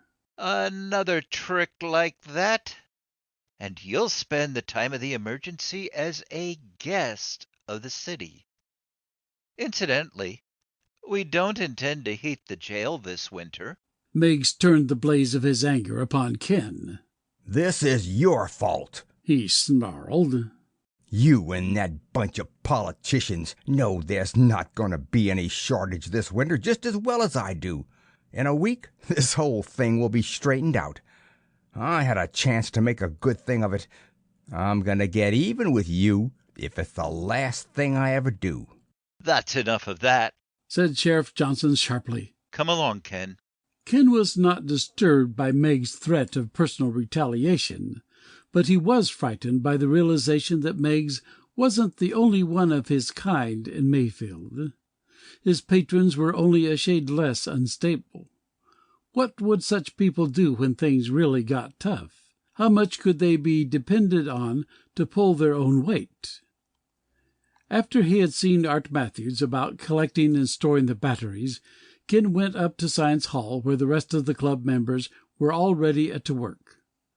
Under the direction of Al Miner, who was the best qualified to plan the alterations of the ventilation ducts, they made the necessary changes and installed one of the motorcycle engines to drive the blower.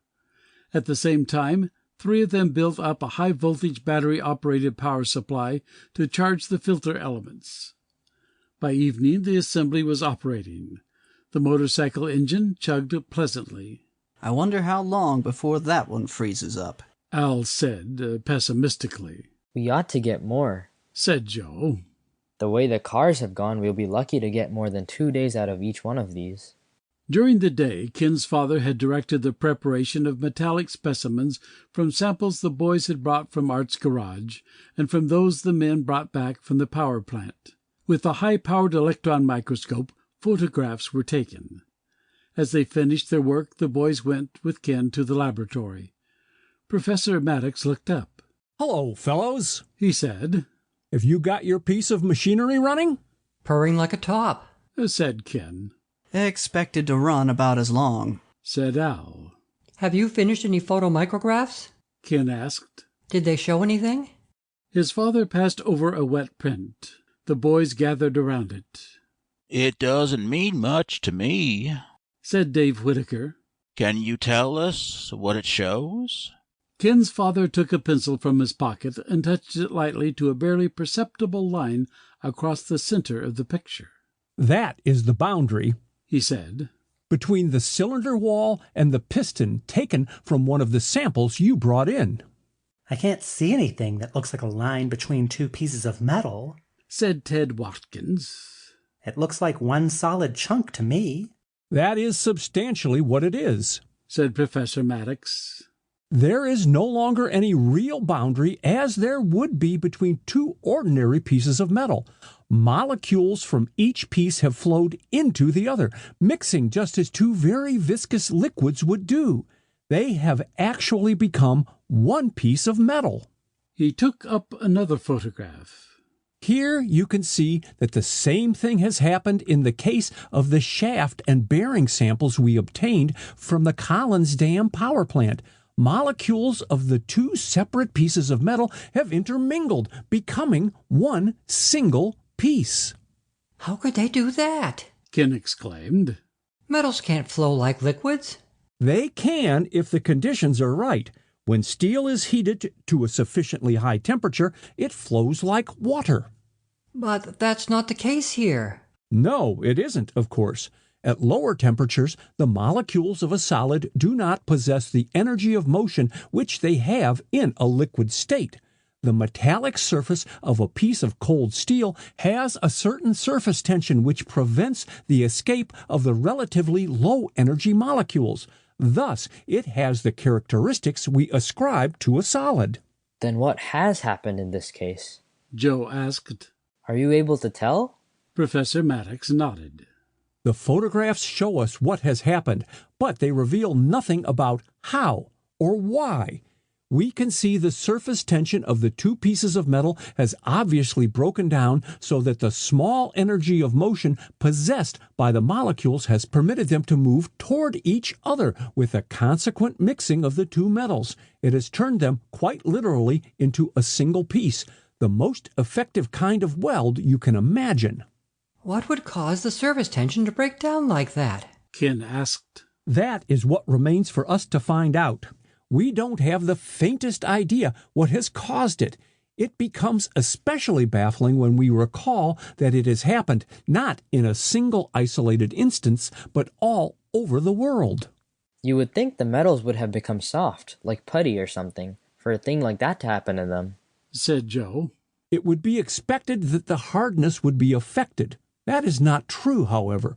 The metals seem just as hard as before. The effect of mixing seems to take place only when the metals are in sliding motion against one another, as in the case of a piston and cylinder, or a shaft and a bearing. The effect is comparatively slow, taking place over a number of days. The 2 surfaces must break down gradually, increasing the friction to a point where motion must cease. Then the mixing continues until they are welded solidly to each other. Ordinarily, the dusk of evening would have fallen over the landscape, but the blaze of the comet now lit the countryside with an unnatural gold that reflected like a flame through the windows and onto the faces of the men and boys in the laboratory. As to the cause of this phenomenon, Professor Maddox said, with obviously weary deliberation in his voice, we can only hope to find an explanation and a cure before it is too late to do the world any good. There can't be any question of that, said Ken intensely. The resources of the whole scientific world will be turned on this one problem. Every industrial, university, and governmental laboratory will be working on it. Modern science can certainly lick a thing like this. Professor Maddox turned from the window which he had been facing. A faint, grim smile touched the corners of his lips and died as he regarded the boys, especially Ken. His face took on a depth of soberness Ken seldom saw in his father. You think nothing is immune to an attack by so-called modern science? He said. Sure. Ken went on enthusiastically, not understanding the expression on his father's face. Look at the problems that have been licked as soon as people were determined enough and willing to pay the cost. Giant computers, radar eyes, atomic energy. Everybody knows we could have made it to Mars by now if the governments had been willing to put up the necessary money. You still have to learn. All of you do, Professor Maddox said slowly, that the thing we call science is only a myth. The only reality consists of human beings trying to solve difficult problems. Their results, which seem to be solutions to some of those problems, we call science. Science has no life of its own. It does not deserve to be spoken of as an entity in its own right. There are only people, whom we call scientists, and their accomplishments are severely limited by their quite meager abilities. Meager when viewed in comparison with the magnitude of the problems they attack. Ken felt bewildered. He had never heard his father speak this way before. Don't you believe there are scientists enough? Scientists who know enough? To lick a thing like this in time? I don't know. I'm quite sure no one knows. We became conscious long ago of the fallacy of assuming that the concentration of men enough and unlimited funds would solve any problem in the world. For every great accomplishment like atomic energy, to which we point with pride, there are 1,000 other problems, equally important, that remain unsolved. Who knows whether or not this problem of weakened surface tension in metals is one of the insoluble ones? We have to find an answer, said Ken doggedly. He could not understand his father's words. There's nothing science can't accomplish if it sets about it with enough determination. Nothing. The scientist. Ken spent an almost sleepless night. He tossed for long hours and dozed finally, but he awoke again before there was even a trace of dawn in the sky. Although the night was cool, he was sweating as if it were midsummer. There was a queasiness in his stomach, too, a slow, undefinable pressure on some hidden nerve he had never known he possessed. The feeling pulsed and throbbed slowly and painfully. He sat up and looked out at the dark landscape, and he knew what was the matter. Scared, he thought. I'm scared sick. He had never known anything like it before in his life, except maybe the time when he was 6 years old and he had climbed to the top of a very high tree when the wind was blowing and he had been afraid to come down. It was hitting him, he thought. He was just beginning to understand what this stoppage of machinery really meant, and he wondered if there was something wrong with him that he had not felt it earlier. Was he alone? Had everyone else understood it before he had? Or would it hit them one by one, just as it was hitting him now, bringing him face to face with what lay ahead? He knew what had done it. It was his father's expression and his words in the laboratory the night before. Ken recognized that he had never doubted for an instant that scientists and their tools were wholly adequate to solve this problem in a reasonable time. He had been aware there would be great hardships, but he had never doubted there would be an end to that time. He had believed his father, as a scientist, had the same faith. It was a staggering shock to learn that his father had no faith in science. A shock to be told that science was not a thing that warranted a man's faith. Ken had planned his whole life around an avid faith in science.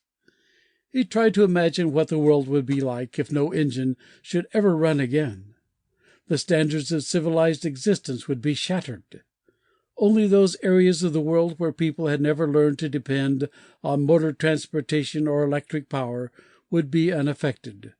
Those areas of China, India, and Africa, where men still scratched the ground with forked stick and asked only for a cup of rice or grain each day. This would become the level of the whole world. Until last night, Ken had never believed it remotely possible. Now his father's words had shaken him out of the certainty that science would avert such consequences. It could happen. He thought of his own plans and ambitions. There would be no need for scientists, nor the opportunity to become one, in a world of men who grubbed the land with forked sticks. He felt a sudden blind and bitter anger. Even if the disaster were overcome in a matter of years, his opportunity would be gone. He knew at once that such anger was selfish and futile. His own personal calamities would be the least of the troubles ahead. But for the moment he could not help it. In a way it felt good because it overshadowed the dark fear that still throbbed in his body. But something else was gone, too. The opportunity for him and his science club friends to investigate the properties of the altered metal was over. His father and other scientists had taken over those studies, and there would be no place for high school boys who did not know even enough to prepare a slide for an electron microscope. It had always been that way, as long as he could remember. He had always been too young and too ignorant to be entrusted with work that mattered. He supposed they would turn the operation of the air filter over to one of the teaching fellows, even though that was something the club could handle. The bitterness and fear seemed more than he could endure. He dressed quietly and went downstairs. Without lighting a lamp, he found something to eat. The first light of dawn was showing when he left the house. For an hour he walked the silent streets without meeting anyone. Normally there would have been the sound of milk trucks and cars of early rising workers. Now there was nothing. The comet had risen just above the eastern hills, and in its light the city was like some fabulous golden ruin that belonged in an ancient fairy tale. Ken didn't know where he was going or what he was going to do. There ought to be something useful he could do, he thought fiercely. As he looked down the street he saw a half-dozen wagons with 2 teams each stopped in front of Sims Hardware and Lumber. In the wagons were several dozen men. Ken recognized Andrew Norton of the Mayor's Council and Henry Atkins, the sheriff's chief deputy. Several of the men were emerging from the hardware store with new axes and saws. Then Ken understood. This was the first wood detail headed for the mountains to begin gathering and stockpiling fuel for the winter. He broke into a run. Deputy Atkins appeared to be in charge of the group. Ken hailed him. "I want to go along, Mr. Atkins. May I go?" The deputy glanced down at him and frowned. He consulted a sheet of paper he drew from his pocket. Your name wasn't on the list this morning, Ken. Were you assigned? I guess not, but I haven't got anything else to do today. Is there any objection to my going? I don't suppose so, said Atkins dubiously. It's just that your name may be on some other list. We don't want to get these things fouled up right off the bat. There's enough trouble as it is. I'm sure my name's not on any other list. I'd have been told about it. All right, climb on. As Ken climbed into the nearest wagon, he was startled to find himself staring into the face of Frank Meggs. The storekeeper grinned unpleasantly as he nodded his head in Ken's direction and spoke to his neighbor. Now, what do you know about that? Old man Maddox letting his own little boy out alone this early in the morning. I bet he didn't let you, did he? I'll bet you had to run away to try to prove you're a big boy now. Cut it out, Meigs, said Atkins sharply. We heard all about what went on in your story yesterday. The man next to Meigs drew away, but it didn't seem to bother him. He continued to grin crookedly at Ken. Aren't you afraid you might get hurt trying to do a man's work?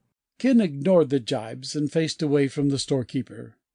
The slow, rhythmic jogging of the wagon and the frosty air as they came into the mountains took some of the bitterness out of Ken. It made him feel freshly alive. He had come often to hunt here, and felt a familiarity with every tree and rock around him. The wagon train came to a halt in a grove of 10-year-old saplings that needed thinning.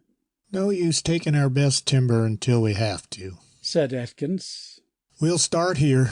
I'll take a crew and go on ahead and mark the ones to be cut. You drivers unhitch your teams and drag the logs out to the wagons after they're cut. There was none of the kidding and horseplay that would have been normal in such a group. Each man seemed intent on the purpose for which he had come, and was absorbed with his own thoughts. Ken took a double-bitted axe and followed Atkins along the trail. He moved away from the others and began cutting one of the young trees Atkins had marked. By noon he was bathed in sweat, and his arms and back ached. He had thought he was in good condition from his football and track work, but he seemed to have found new muscles that had never come into play before. Atkins noticed the amount he had cut and complimented him. Better take it easy. You're way ahead of everybody else, and we don't have to get it all out today. Ken grinned, enjoying the aches of his muscles. If it has to be done, we might as well do it. He was not surprised to find that Frank Meigs had cut almost nothing, but had spent his time complaining to his companions about the unnecessary work they were doing. After lunch, which Ken had reluctantly accepted from the others, there was a stir at the arrival of a newcomer on horseback. Ken recognized him as Mike Travis, one of the carpenters and caretakers at the college. Mike tied his horse to the tailboard of a wagon and approached the woodcutters. There you are, Ken Maddox, he said accusingly. Why didn't you let somebody know where you were going? Your father's been chewing up everyone in sight trying to find out where you'd gone. He finally decided you might be up here and sent me after you. Take the horse on back. I'll finish up the day on the wood detail. Ken felt suddenly awkward and uncomfortable. I didn't mean to worry him, but I guess I did forget to say where I was going. Don't you think it would be okay if I stayed and you told Dad you had found me? Not on your life. He'd chew me down to the ankles if I went back without you. Okay, I'll go, Ken said.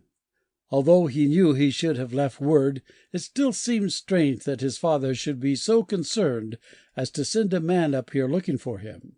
It seemed like more of the unfamiliar facets of his father's personality that Ken had glimpsed last night.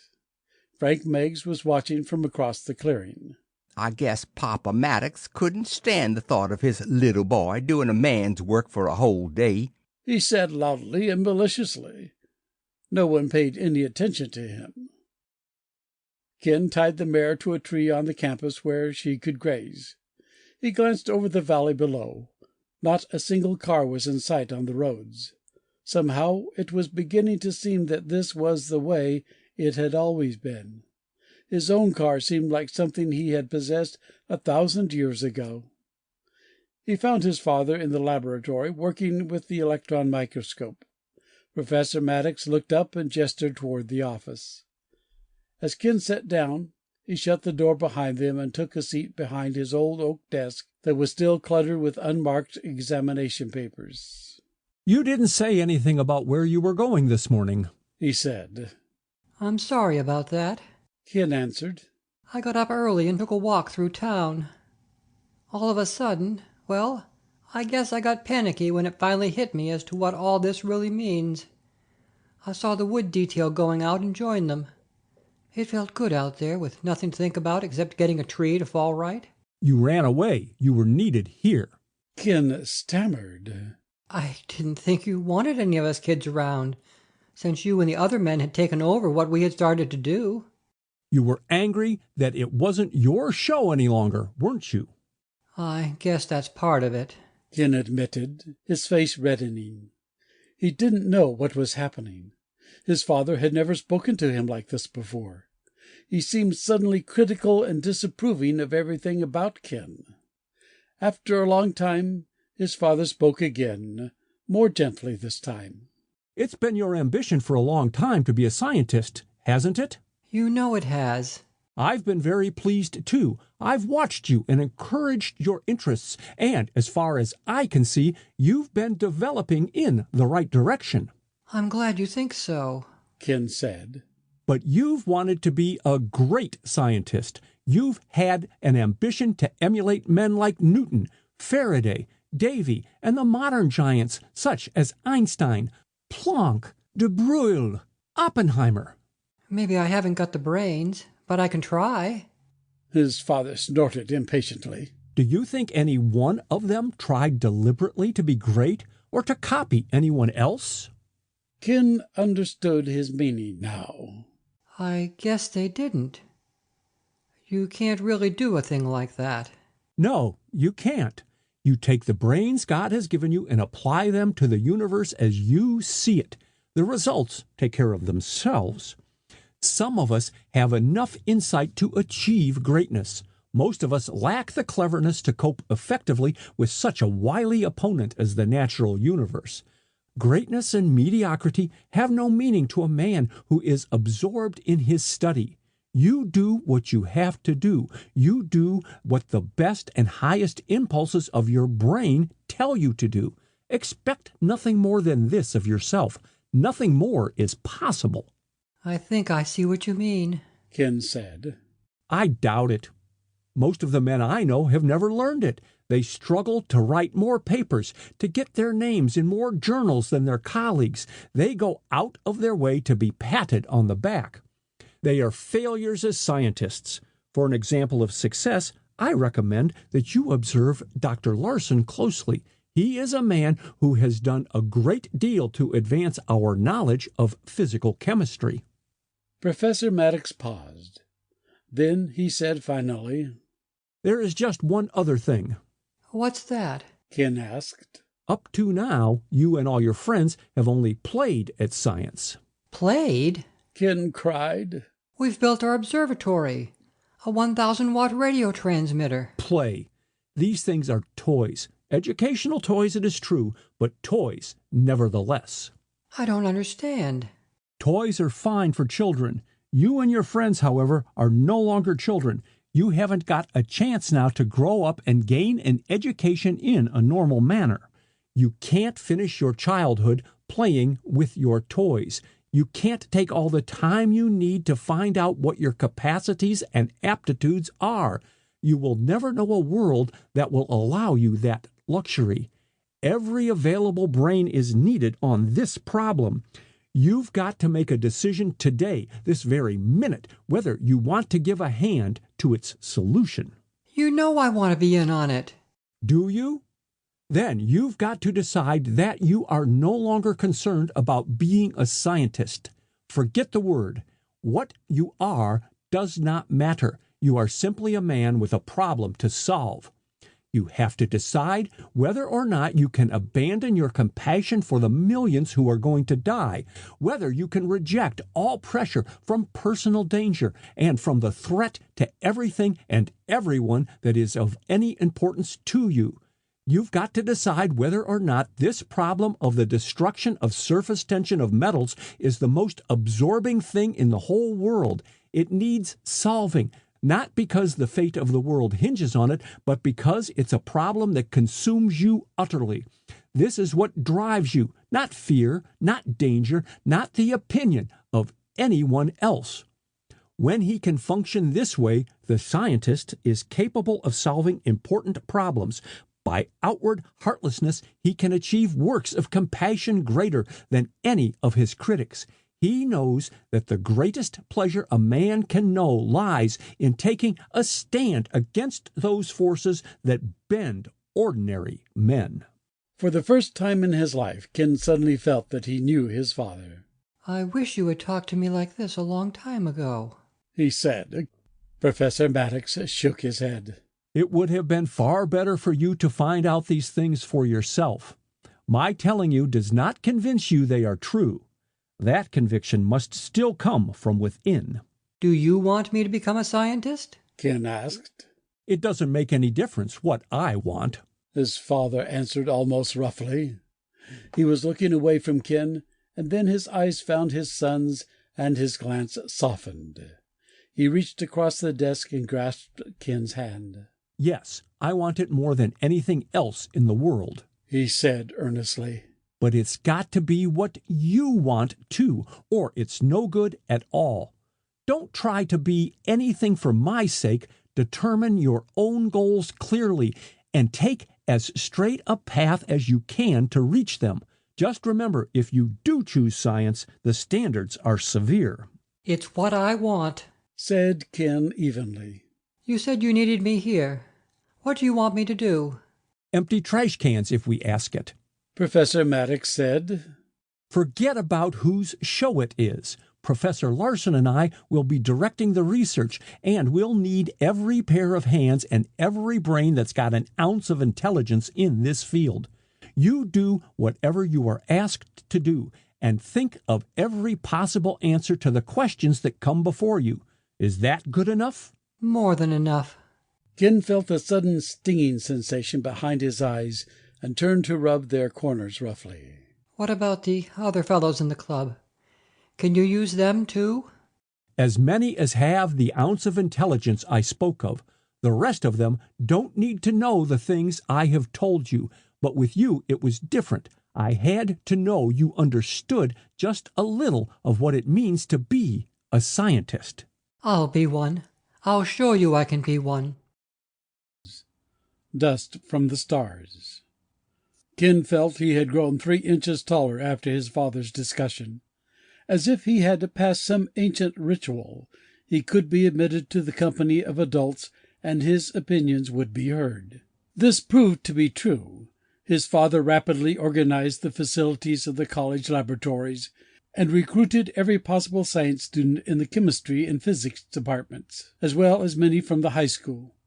As these plans were outlined, Ken made a proposal of his own. I believe our first move, he said, should be to set up a network of amateur radio stations operating in cities where there are other laboratories.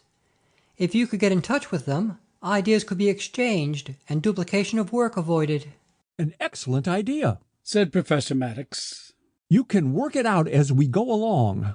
No, it ought to be done immediately, Ken said. If not, it may be almost impossible to find anyone on the air later. There may not be many amateurs who will bother to convert their rigs to battery operation. There may not be many who can get the batteries together. Good enough, his father said. Let that have priority over everything else until you get it organized. Probably you should find at least 2 contacts in each of the university centers. Put at the top of your list Berkeley, Pasadena, Chicago, New York, and Washington, D.C. See if you can get relay contacts that will put us in touch with Stockholm, Paris, London, Berlin, and Tokyo. If so, we can have contact with the majority of the workers capable of contributing most to this problem. I'll do my best, Ken promised. Someone would be needed to operate the station and spend a good many hours a week listening and recording. He didn't want to spend the time necessary doing that, and he knew none of the other club members would either. At once he thought of Maria Larson. She would undoubtedly be happy to take over the job and feel she was doing something useful. On the way home he stopped at her house and told her what he had in mind. She readily agreed. I don't know anything about radio, she said. You'll have to show me what to do. We won't expect you to learn code, of course, he said. When we do handle anything coming in by code, one of us will have to take it. We'll try to contact phone stations wherever possible for this program we have in mind.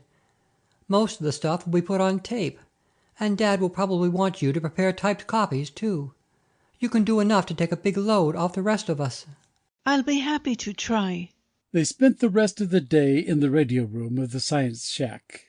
Ken taught Maria the simple operations of turning on the transmitter and receiver, of handling the tuning controls and the proper procedure for making and receiving calls.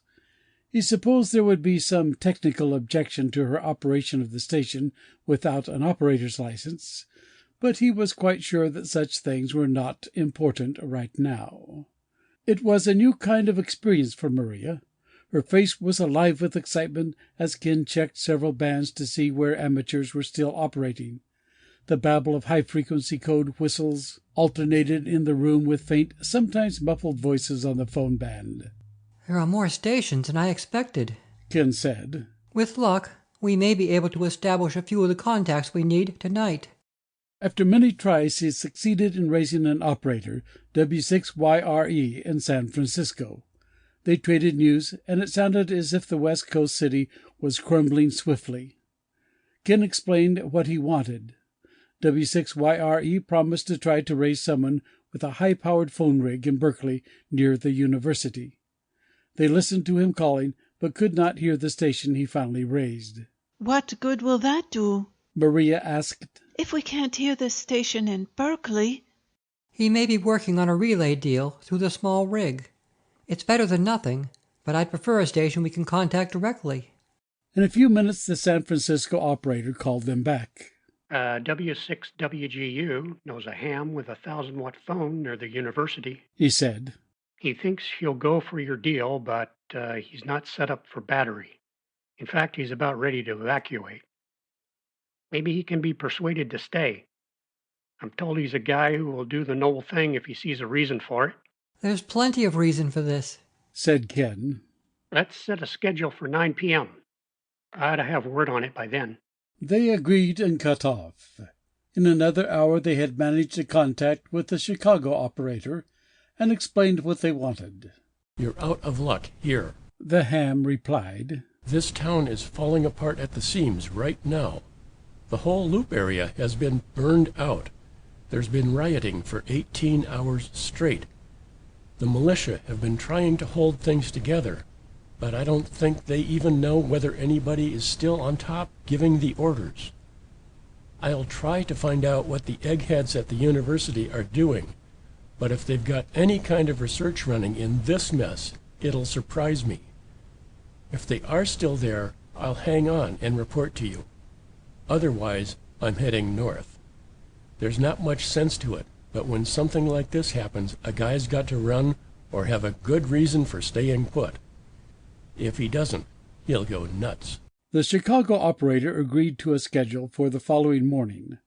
Maria and Ken sat in silence, not looking at each other, after they cut off. It will be that way in all the big cities, won't it? Maria asked. I'm afraid so. We're luckier than they are, Ken said. But I wonder how long we'll stay lucky. He was thinking of Frank Meggs and the people who had swamped his store.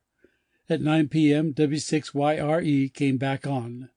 The Berkeley 1,000-watt phone was enthusiastic about being a contact post with the university people. He had promised to make arrangements with them and to round up enough batteries to convert his transmitter and receiver.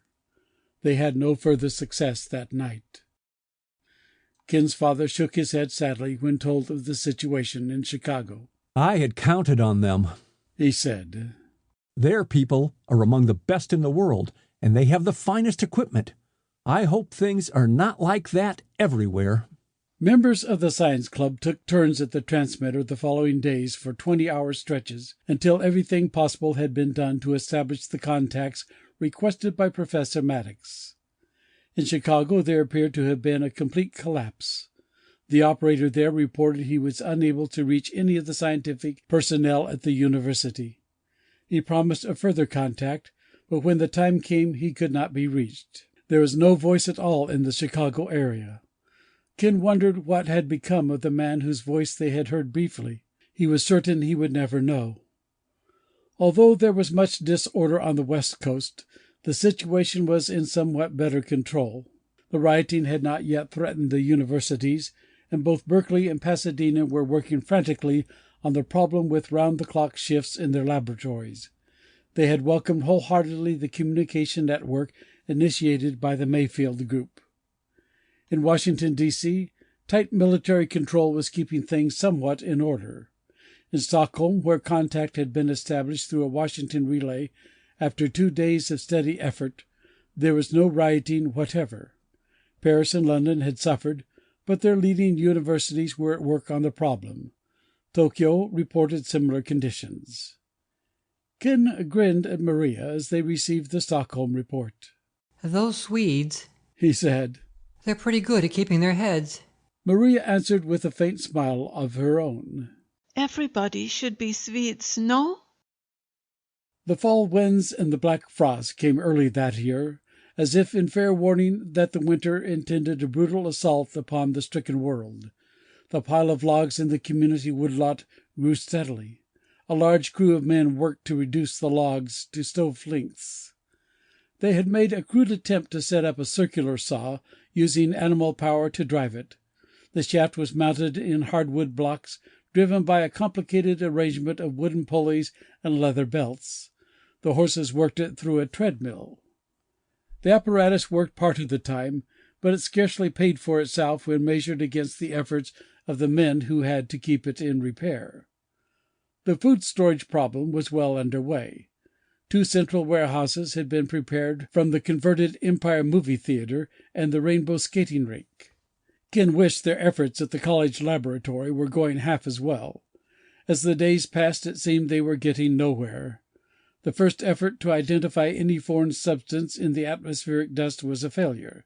Calculations showed they had probably not allowed sufficient time to sample a large enough volume of air. It was getting increasingly difficult to keep the blower system going. All of their original supply of small engines had broken down. The town had been scoured for replacements. These, too, were failing. In the metallurgical department, hundreds of tests had been run on samples taken from frozen engines.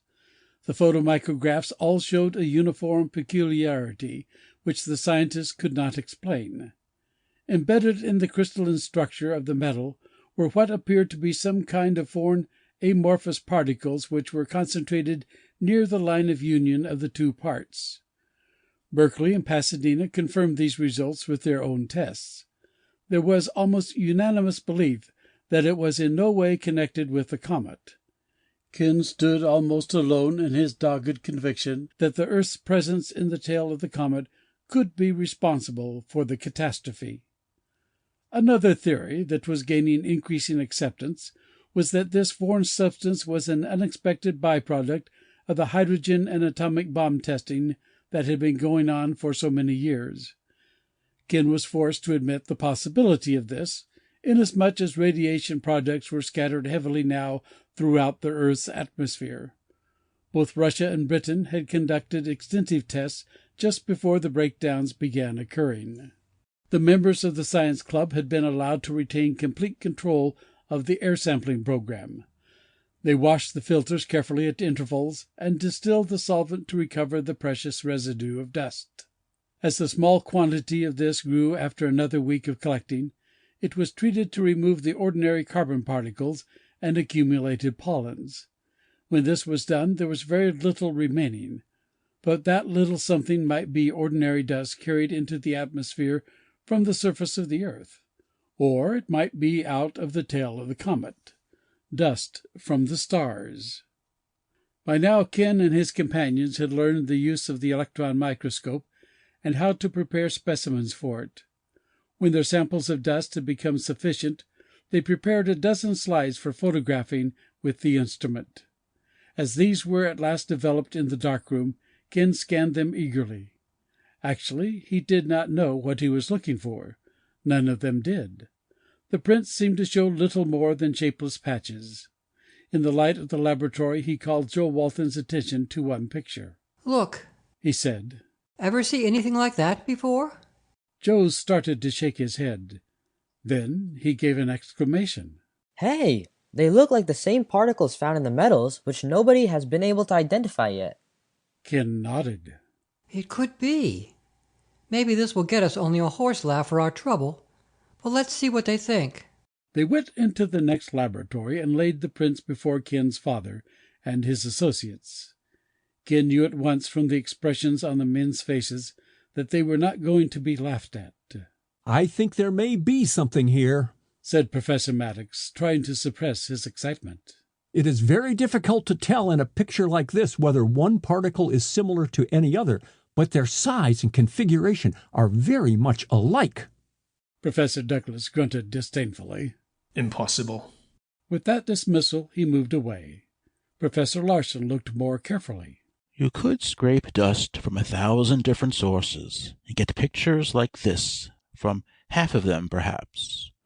Only the chemical tests will show us the nature of this material. I am certain it is very worthwhile following up. I feel certain that whatever contaminating agent we are dealing with is airborne, said Professor Maddox. If this is the same substance, it will not tell us its origin, of course, nor will it even prove it is responsible for these effects. However, it is a step in the right direction. We can certainly stand that. Couldn't we tell by spectroscopic analysis? Said Ken. That would be difficult to say. The commonness of the elements involved might mask what you are looking for. Get John Vickers to help you set up equipment for making some comparisons. Vickers was the teaching fellow in the chemistry department whom Professor Maddox had planned to assign to help the boys when they first suggested atmospheric analysis. He had become indispensable in the research since then. But he liked helping the boys. It was not too long since he had been at the same stage in his own career. He understood their longing to do something worthwhile, and their embarrassment at their ineptness. Sure, guys, he said when Professor Maddox called him in. Let's see if we can find out what this stuff is. Who knows, maybe we got a bear by the tail. It was delicate precision work, preparing specimens and obtaining spectrographs of the lines that represented the elements contained in them. Time after time their efforts failed. Something went wrong either with their sample preparation or with their manipulation of the instruments. Ken began to feel as if their hands possessed nothing but thumbs. That's the way it goes, John Vickers consoled them. Half of this business of being a scientist is knowing how to screw a nut on a left-handed bolt in the dark. Unless you're one of those guys who do it all in their heads like Einstein. We're wasting our samples, Ken said. It's taken 2 weeks to collect this much. Then this is the one that does it, said Vickers. Try it now. Ken turned the switch that illuminated the spectrum and exposed the photographic plate. After a moment he cut it off. This had better do it, he said. After the plates were developed, they had 2 successful spectrographs for comparison. One was taken from the metal of a failed engine part. The other was from the atmospheric dust. In the comparator, Vickers brought the corresponding standard comparison lines together. For a long time he peered through the eyepiece. A lot of lines match up, he said. I can throw out most of them, though. Carbon, oxygen, a faint sodium. The stuff that's giving us trouble might be a compound of one of these, said Ken. That's right. If so, we ought to find the matching lines of other possible elements in the compounds concerned. I don't see any reasonable combination at all. He paused. Hey, here's something I hadn't noticed. He shifted the picture to the heavy end of the spectrum. There, a very sharp line matched on both pictures. The boys took a look at it through the viewer. What is that one? Ken asked. I don't know. I used a carbon standard. I should have used one farther toward the heavy end. This one looks like it would have to be a transuranic element, something entirely new like plutonium. Then it could be from the hydrogen bomb tests, said Joe. It could be, said Vickers. But somehow I've got a feeling it isn't. Isn't there a quick way to find out? Said Ken. How? If we took a spectrograph of the comet and found this same line strongly present, we would have a good case for proving the comet was the source of this substance. Let's have a try, said Vickers. I don't know how successfully we can get a spectrograph of the comet, but it's worth an attempt. Their time was short before the comet vanished below the horizon for the night. They called for help from the other boys and moved the equipment to the roof, using the small portable 6-inch telescope belonging to the physics department. There was time for only one exposure. After the sun had set, the comet had dropped below the horizon. They came out of the dark room and placed the prints in the viewing instrument. Vickers moved the adjustments gently. After a time he looked up at the circle of boys. You were right, Ken, he said. Your hunch was right. The comet is responsible. Our engines have been stopped by dust from the stars. Attack. There are people who feed upon disaster and grow in their own particular direction as they would never have grown without it, as does the queen bee who becomes queen only because of the special food prepared by the workers for her private use. Such a man was Henry Maddox. He would not have admitted it, nor was he ever able to realize it, for it violated the very principles he had laid down for Ken. But for him, the comet was like a sudden burst of purpose in his life. He had taught well in his career as professor of chemistry at the State Agricultural College at Mayfield, but it had become fairly mechanical. He was vaguely aware of straining at the chains of routine from time to time, but he had always forced himself through sheer exercise of will to attend to his duties. There was never time, however, for any of the research he used to tell himself in his younger days he was going to do. With a sudden thrusting aside of all customary duties, and with the impact of catastrophe demanding a solution to a research problem, he came alive without knowing what was happening. Yet without the imminence of disaster, he would not have found the strength to drive himself so. This was what he could not admit to himself. Another who was nourished was Granny Wicks. She should have been dead years ago. She had admitted this to herself and to anyone else who would listen, but now she knew why she had been kept alive so long past her time. She had been waiting for the comet. Its energy seemed to flow from the sky into her withered, bony frame, and she drank of its substance until time seemed to reverse itself in her obsolete body. All her life she had been waiting for this time. She knew it now. She was spared to tell people why the comet had come. Although her purpose was diametrically opposed to that of Henry Maddox, she also fed and grew to her full stature after almost a century of existence. Frank Meggs was surely another. He was born in Mayfield and had lived there all his life, and he hated every minute of time, and every person and every event that told of his wasted life here. He hated College Hill, for he had never been able to go there. His family had been too poor, and he had been forced to take over his father's store when his father died. He had once dreamed of becoming a great businessman and owning a chain of stores that would stretch from coast to coast. But circumstances for which he blamed the whole of Mayfield had never permitted him to leave the town. His panic sale had been his final explosive hope that he might be able to make it. Now he, too, found himself growing in his own special direction as he fed upon the disaster. He did not know just what that direction was or to where it led, but he felt the growth. He felt the secret pleasure of contemplating the discomfort and the privation that lay ahead for his fellow citizens in the coming months. While personal fear forced him to the conclusion that the disaster would be of short duration, the pleasure was nevertheless real. It was especially intense when he thought of College Hill and its inhabitants in scenes of dark dismay, as they wrestled in vain to understand what had happened to the world. There were others who fed upon the disaster. For the most part they found it an interruption to be met with courage, with faith, with whatever strength was inherent in them.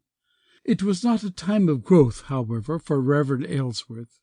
It was the kind of thing for which he had been preparing all his life. Now he would test and verify the stature he had already gained. On the night they verified the presence of the comet dust in the disabled engines, Ken was the last to leave the laboratory. It was near midnight when he got away. His father had left much earlier, urging him to come along, but Ken had been unable to pull himself away from the examination and measurement of the spectrum of lines that bared the comet's secret. He had begun to understand the pleasure his father had spoken of, the pleasure of being consumed utterly by a problem important in its own right. As he left the campus there was no moon in the sky. The comet was gone, and the stars seemed new in glory he had not seen for many nights. He felt that he wouldn't be able to sleep even when he got home, and he continued walking for several blocks in the direction of town. He came abreast finally to the former Rainbow skating rink, which had been converted into a food warehouse. In the darkness he saw a sudden swift movement against the wall of the building. His night vision was sharp after the long walk. He saw what was going on. The broad doors of the rink had been broken open. There were 3 or 4 men lifting sacks and boxes and barrels stealthily into a wagon. Even as he started toward them, he realized his own foolishness and pulled back. A horse whinnied softly.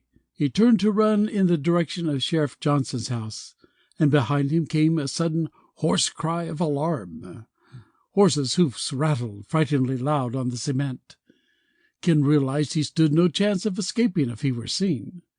He dodged for an instant into a narrow space between 2 buildings, with the thought of reaching an alley at the back.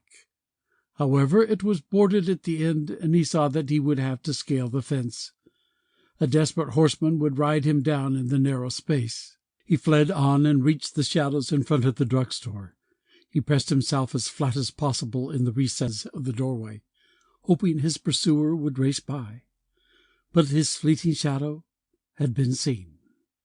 The rider whirled and reined the horse to a furious stop. The animal's front legs pawed the air in front of Ken's face. Then Ken saw there was something familiar about the figure. He peered closer as the horseman whirled again. "Jed?" he called softly. "Jed Tucker?" The figure answered harshly. Yeah, that's me. And you're Ken. I'm sorry it had to be you. Why did you have to come by here this time of night?" Ken heard the sound of running feet in the distance as others came to join Jed Tucker. Jed had not dismounted, but held Ken prisoner in the recess with the rearing, impatient horse. Ken wondered how Jed Tucker could be mixed up in a thing like this. His father was president of the bank and owned one of the best homes in Mayfield. Jed and Ken had played football on the first team together last year. "Jed?" Ken said quickly. "Give it up. Don't go through with this." "Shut up," Jed snarled. He reined the horse nearer, threatening Ken with the thrashing front legs. When Jed's companions arrived, Jed dismounted from the horse. "Who is it?" a panting voice asked. A cold panic shot through Ken. He recognized the voice. It was that of Mr. Tucker himself. The bank official was taking part in the looting of the warehouse. The third man Ken recognized in rising horror was Mr. Allen, a next-door neighbor of the Tuckers. He was the town's foremost attorney and one of its most prominent citizens. "We can't let him go," Allen was saying. "Whoever he is, we've got to get him out of the way." Mr. Tucker came closer. He gasped in dismay. "It's young Maddox," he said. "You, what are you doing out this time of night?" Under any other conditions, the question would have seemed humorous, coming from whom it did now. But Ken felt no humor. He sensed the desperate fury in these men. "Give it up," he repeated quietly. "The lives of 15,000 people depend on this food supply. You have no right to steal an ounce that doesn't belong to you. I'll never tell what I've seen." Tucker shook his head in a dazed, uncomprehending manner, as if the proposition were too fantastic to be considered. "We can't do that," he said. "We can't let him go," Ellen repeated. "You can't expect us to risk murder." "There'll be plenty of that before this winter's over." "Our lives depend on this food, you know that," Tucker said desperately to Ken. "You take your share, and we'll all be in this together. Then we know we'll be safe." Ken considered, his panic increasing. To refuse might mean his life. If he could pretend to fall in with them... "You can't trust him," Allen raged. "No one is going to be in on this except us." Suddenly the lawyer stepped near, his hand raised high in the air. Before Ken sensed his intention, a heavy club smashed against his head. His body fell in a crumpled heap on the sidewalk. It was after 2 a.m. when Professor Maddox awoke with the sensation that something was vaguely wrong. He sat up in bed and looked out the window at the starlit sky. He remembered that he had left Ken at the university and had not yet heard him come in. Quietly he arose from the bed and tiptoed along the hallway to Ken's room. He used the beam of a precious flashlight for a moment to scan the undisturbed bed. Panic started inside him and was fought down. Probably Ken had found something interesting to keep him from noticing the alarm clock on the shelf in the laboratory. Perhaps someone had even forgotten to wind the clock, and it had run down. Perhaps even the bearings of its balance wheel had finally become frozen and had brought it to a stop. Mrs. Maddox was behind him as he turned from the door. "What's wrong?" she asked. He flashed the light on the bed again. "I'd better go up to the laboratory and have a look," he said. Ken's mother nodded. She sensed her husband's worry and wanted not to add to it. "Take Ken's bicycle," she said. "It will be quicker, even if you have to walk it uphill. I'll have some hot chocolate for you when you come back." Professor Maddox dressed hurriedly and took the bicycle from the garage. He did have to wheel it most of the way up the hill, but it would be easier coming down anyway, he thought. He wondered how much longer the bearings in it would hold up without freezing. As he came within view of the laboratory building, he saw that the windows were utterly dark. He knew that even with the shades down he would have been able to see some glow of the oil lamps which they used, provided Ken were still there. He waited a full 10 minutes against the chance that Ken had put out the lamps and was on his way out. Then he knew Ken had gone long ago. He ought to call the sheriff and have the police cars search for him, but there were no phones and no cars. He mounted the bicycle in fresh panic and rode recklessly down the hill to town. At Sheriff Johnson's house he pounded frantically on the door until the sheriff shouted angrily through an open window. "Who is it?" "It's Dr. Maddox. You've got to help me, Johnson. Ken's disappeared." He went into details, and the sheriff grunted, holding back his irritation at being disturbed because of his long friendship with Henry Maddox. "I guess I should have gone down to the station," said Professor Maddox, realizing what he had done. "I had forgotten there would be men on duty." "It's all right. I'll come with you." The sheriff's car had broken down days before. He kept a horse for his own official use. "You can ride behind me," he said. "Sally's a pretty decent gal. You get up there on the porch railing and climb on right behind me." Professor Maddox maneuvered himself behind the sheriff on the horse, balancing unsteadily as Sally shied away. "Where do you think Ken could have gone?" asked Johnson. "Don't you suppose he's over at one of his friends?" "He wouldn't do a thing like that without letting us know." He went up the canyon with the wood detail 2 or 3 weeks ago." "I know, but that was different. Aren't there any policemen on the streets now? What happened to the ones who used to patrol in the radio cars?" "They're walking their beats, most of them. 2 are mounted in each district. We'll stop by the station and then try to find the mounted officers. It's the only thing we can do." They moved down the dark, empty streets. It seemed as if there never had been any life flowing along them, and never would be again. They passed the station, lit by a smoking oil lamp, and left word of Ken's disappearance, and moved on. They came to the edge of the business section, where street lamps used to shine. This area was even more ghostly than the rest, but policemen patrolled it, perhaps out of a habit and a conviction that failure to do so would admit the end of all that was familiar and right. As they rode on, the clatter of other hoof-beats on the cement sounded behind them. Johnson turned and halted. A flashlight shone in their faces. It was Officer Dan Morris, who identified himself by turning the light on his own face. "The warehouse has been broken into," he said. "Over at the skating rink. Somebody has busted in and made off with a lot of food." The sheriff seemed stunned by the news. "What idiots!" he muttered self-accusingly. "What complete pinhead idiots we turned out to be. We didn't even think to put a special guard around the warehouse? Do any of the other patrolmen know?" Yes, Clark and Dudley are over there now. I was trying to round up someone else while they look for clues. I'll have to get over there, said Johnson. But Ken, Professor Maddox said, I've got to keep looking. You come with us. I've got to look into the robbery. Ken can't have come to any harm.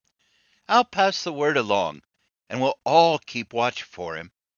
I promise you, we will. I'll keep on, said Professor Maddox. He slid from the horse. I'll keep moving along the street here. If you find anything, I'll be somewhere between here and home. Unwillingly, Sheriff Johnson turned and left him. The sounds of the two horses echoed loudly in the deserted street. Professor Maddox felt a burst of anger at their abandonment of him, but he supposed the sheriff was doing what he had to do. He recognized that it was foolhardy to be afoot in the deserted town this time of night.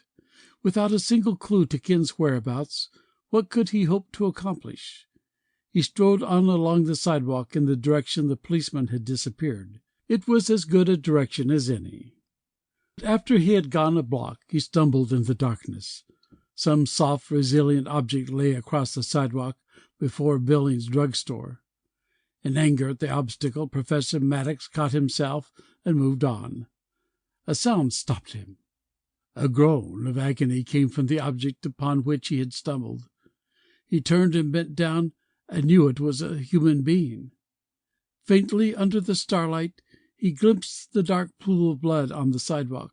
He turned the body gently until he could see the face. It was Ken. He didn't know how long he knelt there inspecting the motionless features of his son. He was aware only of running frantically in the direction of the warehouse. He found Johnson. He clutched the sheriff's arm. "They've killed him!" he cried. "I found Ken, and they've killed him!" Johnson turned to the nearest officer. "Ride for Dr. Adams. Dudley, get that horse and wagon that's at Whitaker's place. Where did you say you found Ken, Professor?" "At Billings, lying on the sidewalk with his head smashed in." "You others, meet us there," he called. Clumsily, they mounted the sheriff's horse together again. It seemed to take hours to ride the short distance. They dismounted, and Johnson knelt and touched the boy tenderly. Then Professor Maddox heard, barely audible, the sound he would remember all his life as the most wonderful sound in the world. "Dad." Ken's lips moved with the word. "Dad." His voice was a plea for help. Judgment. There was snow. It covered the whole world beyond the hospital window. Its depth was frightening, and the walls seemed no barrier. It was as much inside as out, filling the room to the ceiling with a fluffy white that swirled and pulsed in waves before his eyes. Much later, when the pain softened and his vision cleared, he saw the only real snow was that piled outside almost to the level of the first-story windows. Within the room, the outline of familiar objects showed clearly. In half-recovered consciousness, he wondered impersonally about the dying pain in his head and how he came to be where he was. He could remember only about a strange thing in the sky and a great fear. Then it burst upon him in full recollection. The comet, the dust, the laboratory. They had proved the dust that was in the comet's tail had accumulated in the metal surfaces of the failed engines. What more did they need to prove the comet's responsibility? He slept, and when he awoke, his father was there. "Hi, son," Professor Maddox said. Ken smiled weakly. "Hi, Dad." Dr. Adams wouldn't let them talk much, and he didn't want Ken's father to tell him why he was there. He wanted Ken to dredge out of his own memories the circumstances of the attack.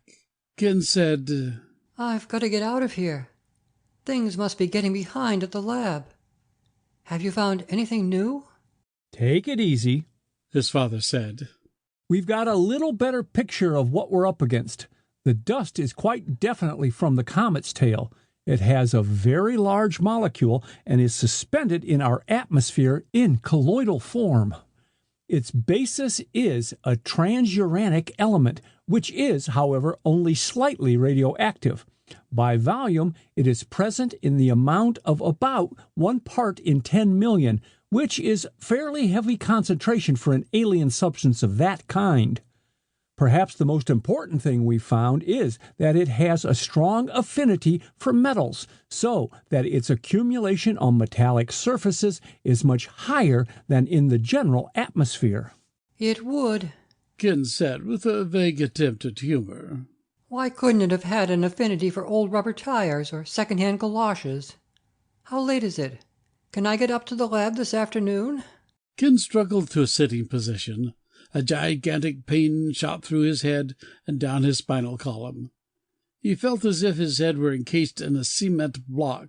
He fell back with a groan. Oh. Don't try that again for a few days, his father said severely. You're not going anywhere for quite a while. I have to go now, but your mother will be in tonight. Maria will come too. You do what the doctors and nurses tell you to. Dad, why am I here? Oh. He moaned in agony of both spirit and body. You had an accident, said Dr. Adams smoothly. It will all come back to you, and you'll soon be fine. Ken watched his father disappear through the doorway. He felt the sting of a needle in his arm and was aware the nurse was standing near.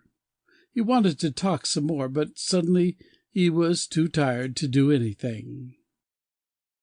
It came to him in the middle of the night, like a dark, wild dream that could be only the utmost fantasy. He remembered the silent, shapeless figures against the black wall of the old skating rink. And then he knew it wasn't a dream, because he could remember clearly the words of Jed Tucker and his father. He could also remember Mr. Allen saying, "We can't let him go. Whoever he is, we've got to get him out of the way." He remembered the instant of crashing pain. Mr. Allen had struck him with the intent to kill him. Again he wondered for a moment if it were not just a nightmare. Mr. Allen, the town's leading attorney, and Mr. Tucker, the banker, what would they be doing plotting robbery and killing? In the morning he told his father about it. Professor Maddox could not believe it either. You must be mistaken, Ken, he protested. These men are two of our leading citizens. They're both on the mayor's food committee. You suffered a pretty terrible shock, and you'll have to realize the effects of it may be with you and may upset your thinking for quite a while. Not about this. I know who it was. I recognize their voices in the dark. Jed Tucker admitted his identity when I called his name. If there's anything gone from the warehouse, Sheriff Johnson will find it in their possession. The sheriff had to wait for permission from Dr. Adams, but he came around that afternoon and was equally unbelieving.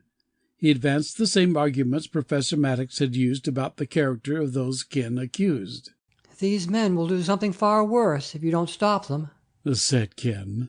He's right there, said Professor Maddox. Those who did this menace the whole community. They've got to be found. We'll make fools of ourselves, said the sheriff, if we go to Tucker's and Allen's and demand to search the premises. We've got to have more than your word, Ken. Some evidence of their positive connection with the crime. I just know I saw and heard them. That's all. Listen, the sheriff said suddenly. There's one man in this town that's really out to get you. Frank Meggs. Don't you think it could be Meggs and some of his friends? No, it wasn't Frank Meggs. Art Matthews came around later that same day.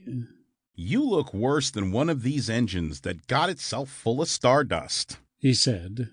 You must have been off your rocker. Prowling around back alleys in the middle of the night? Ken grinned. Hi, Art. I knew you'd be full of sympathy.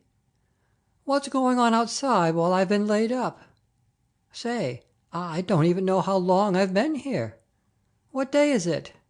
Tuesday. Not that it makes a difference anymore. Tuesday. And it was Saturday when I was working with the spectroscope. I've been here 3 days. A week and 3 days, said Art Matthews.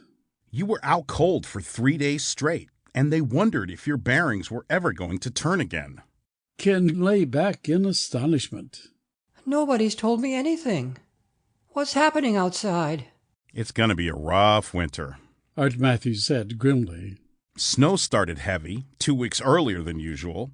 I understand Professor Douglas thinks it's got something to do with the comet dust in the air.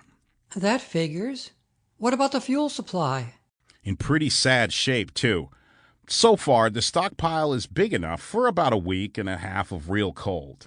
They laid off wood cutting for 3 days to spend all the time converting oil burners and making new heaters out of 50-gallon barrels and anything else they could find. It's going to be a mighty cold winter, and a hungry one. Ken nodded, but he seemed to be thinking of something else. I've had an idea, he said. How's your stock of spare parts in the garage? Good. I always was a fool about stocking up on things I could never sell. Any blocks?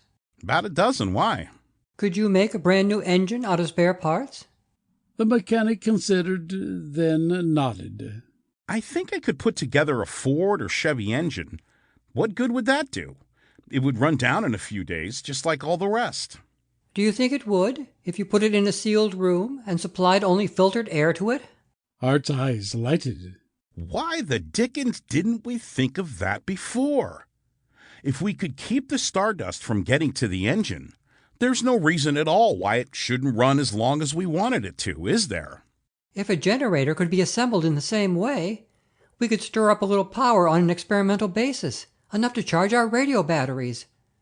I wonder how much power could be generated in the whole country by such means.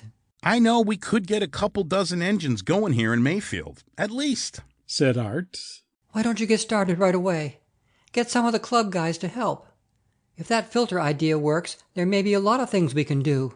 Art started for the door. Sheer genius, he said admiringly. That's sheer genius, boy.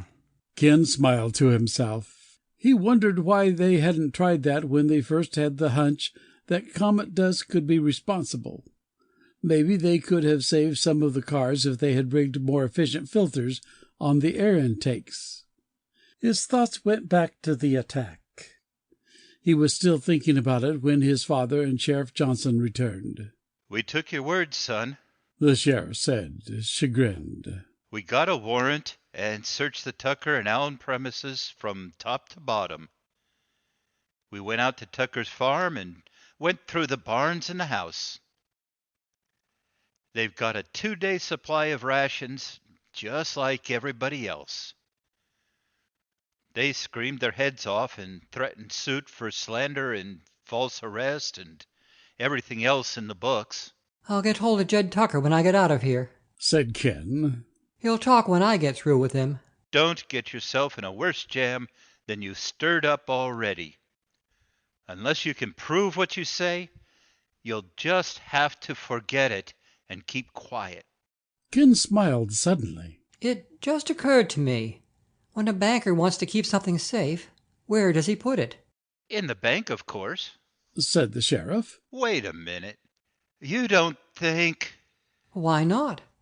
The bank isn't doing business anymore. Tucker is the only one, probably, who has an excuse to go down there. As long as things are the way they are, nobody else is going to get inside the vault, or even inside the building. Professor Maddox and the sheriff looked at each other. It's a logical idea, said Ken's father. It's as crazy as the rest of it. We've made fools of ourselves already, so we might as well finish the job. When breakfast was served the next morning, Ken found out his hunch had been right. He heard it from Miss Haskins, the nurse, and knew therefore that it must be all over town. The nurse was wide-eyed. What do you think? She said as she set out the bowl of oatmeal. The sheriff found that Mr. Tucker had filled his bank vault with food. He'd stolen it from the warehouse. The sheriff's men obtained a warrant and forced Tucker to open the vault, and there were cases of canned goods stacked clear to the ceiling. He must have been afraid of getting hungry, said Ken. To think a man like Mr. Tucker would do something like that. She went out, clucking her tongue in exaggerated dismay. Ken leaned back with satisfaction. He quite agreed with Miss Haskins. It was a pretty awful thing for a man like Mr. Tucker to have done. how many others would do far worse before the winter was over? The sun came out bright and clear after the series of heavy snowstorms. The comet added its overwhelming golden light and tinted the world of snow. Some of the snow was melted by the tantalizing warmth, but water that had melted in the daytime froze immediately at night, and the unequal contest between the elements could have only one outcome in a prematurely cold and miserable winter. As the pain in his head dwindled, and he was able to get about in the hospital, Ken grew more and more impatient to be released. He wondered about the heating and other facilities in the hospital, and learned the mayor's committee had ordered one wing kept open at all times, with heat and food available to care for any emergency cases. 3 days after he was allowed on his feet, Ken was told by Dr. Adams that he could be released for the hearing of the Tuckers and Mr. Allen.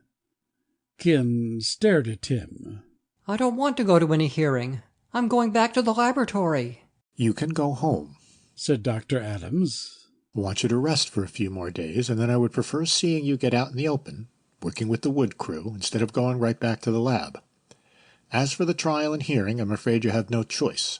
Judge Rankin has postponed the hearing so that you could appear, and he'll issue a subpoena if necessary to ensure your presence. They got Tucker red-handed with his bank vault stuffed to the ceiling with stolen goods. They don't need me. They tried to kill you, Dr. Adams reminded him. That's quite different from robbing a warehouse. I'm not interested in their punishment. It's more important to work on the analysis of the comet dust. But there was no way out of it. Judge Rankin ordered Ken to appear. In spite of the fact that the building was unheated and mushy snow was falling from a heavy sky once more, the courtroom was jammed on the day of the hearing. Ken raged inwardly at the enormous waste of human resources. Men who should have been in the hills gathering wood, women who should have been at work on clothing and food projects, were there to feed on the carcasses of the reputations presently to be destroyed. Ken had little difficulty feeling sorry for Jed. His former teammate had been a good sport in all Ken's experience of playing with him. He could almost feel pity for Jed's father, too. On the stand, the banker looked steadfastly at the floor as he answered questions in a dull, monotone voice. He admitted the theft of the warehouse goods. Judge Rankin asked severely, "Why, Mr. Tucker, why did you think you had any more right to hoard supplies than the rest of us?" For the first time the banker looked up, and he met the judge's eyes. "We were scared," he said simply. "We were scared of what is going to happen this winter." The judge's eyes flashed. "So you were scared?" he cried. "Don't you think we're all scared?" The banker shook his head and looked at the floor. "I don't know," he said, as if in a daze. "We were just scared." The lawyer, Allen, was more belligerent when he took the stand. We merely did what anyone else in this courtroom would do if he had had the chance and thought of it first, he said. Do with me what you like, but before this winter is over, I'll see you self-righteous citizens of Mayfield at each other's throats for a scrap of food. He admitted the attack on Ken, but denied the intent to kill. When Ken's turn came, he told his story as simply and as quickly as possible, and when he had finished, he said, "I'd like to add one more word, if I may." The judge nodded. "Go ahead, Ken." He looked over the faces of the audience. "We've got troubles enough," he said slowly. "As much as we hate to admit it. The picture Mr. Allen gives us may be right, unless we do what we can to stop it. We're wasting time and resources today. My father and I should be at the laboratory. Every man and woman here is neglecting a job.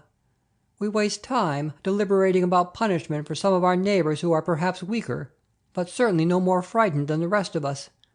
If we lock them up in prison, somebody has to watch out for them, and the whole community is deprived of their useful labor. Why don't we just let them go?" A gasp of surprise came from the spectators. But a slow illumination seemed to light the face of Judge Radkin.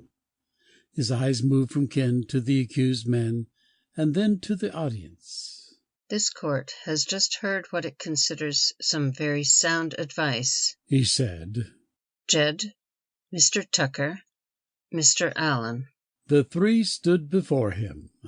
I am taking it upon myself, because of the emergency conditions that confront us, to declare that the penalty for your crime is continued and incessant labor at any task the community may see fit to assign you. You are marked men. Your crime is known to every member of this community. There will be no escape from the surveillance of your neighbors and friends. I sentence you to so conduct yourselves in the eyes of these people that if we do come through this time of crisis, you may stand redeemed for all time of the crime which you have committed. If you fail to do this, the punishment which will be automatically imposed is banishment from this community for the duration of the emergency. Court stands adjourned. A burst of cheers broke out in the room. The Tuckers and Mr. Allen looked as if they could not believe what they had heard. Then Jed turned suddenly and rushed toward Ken.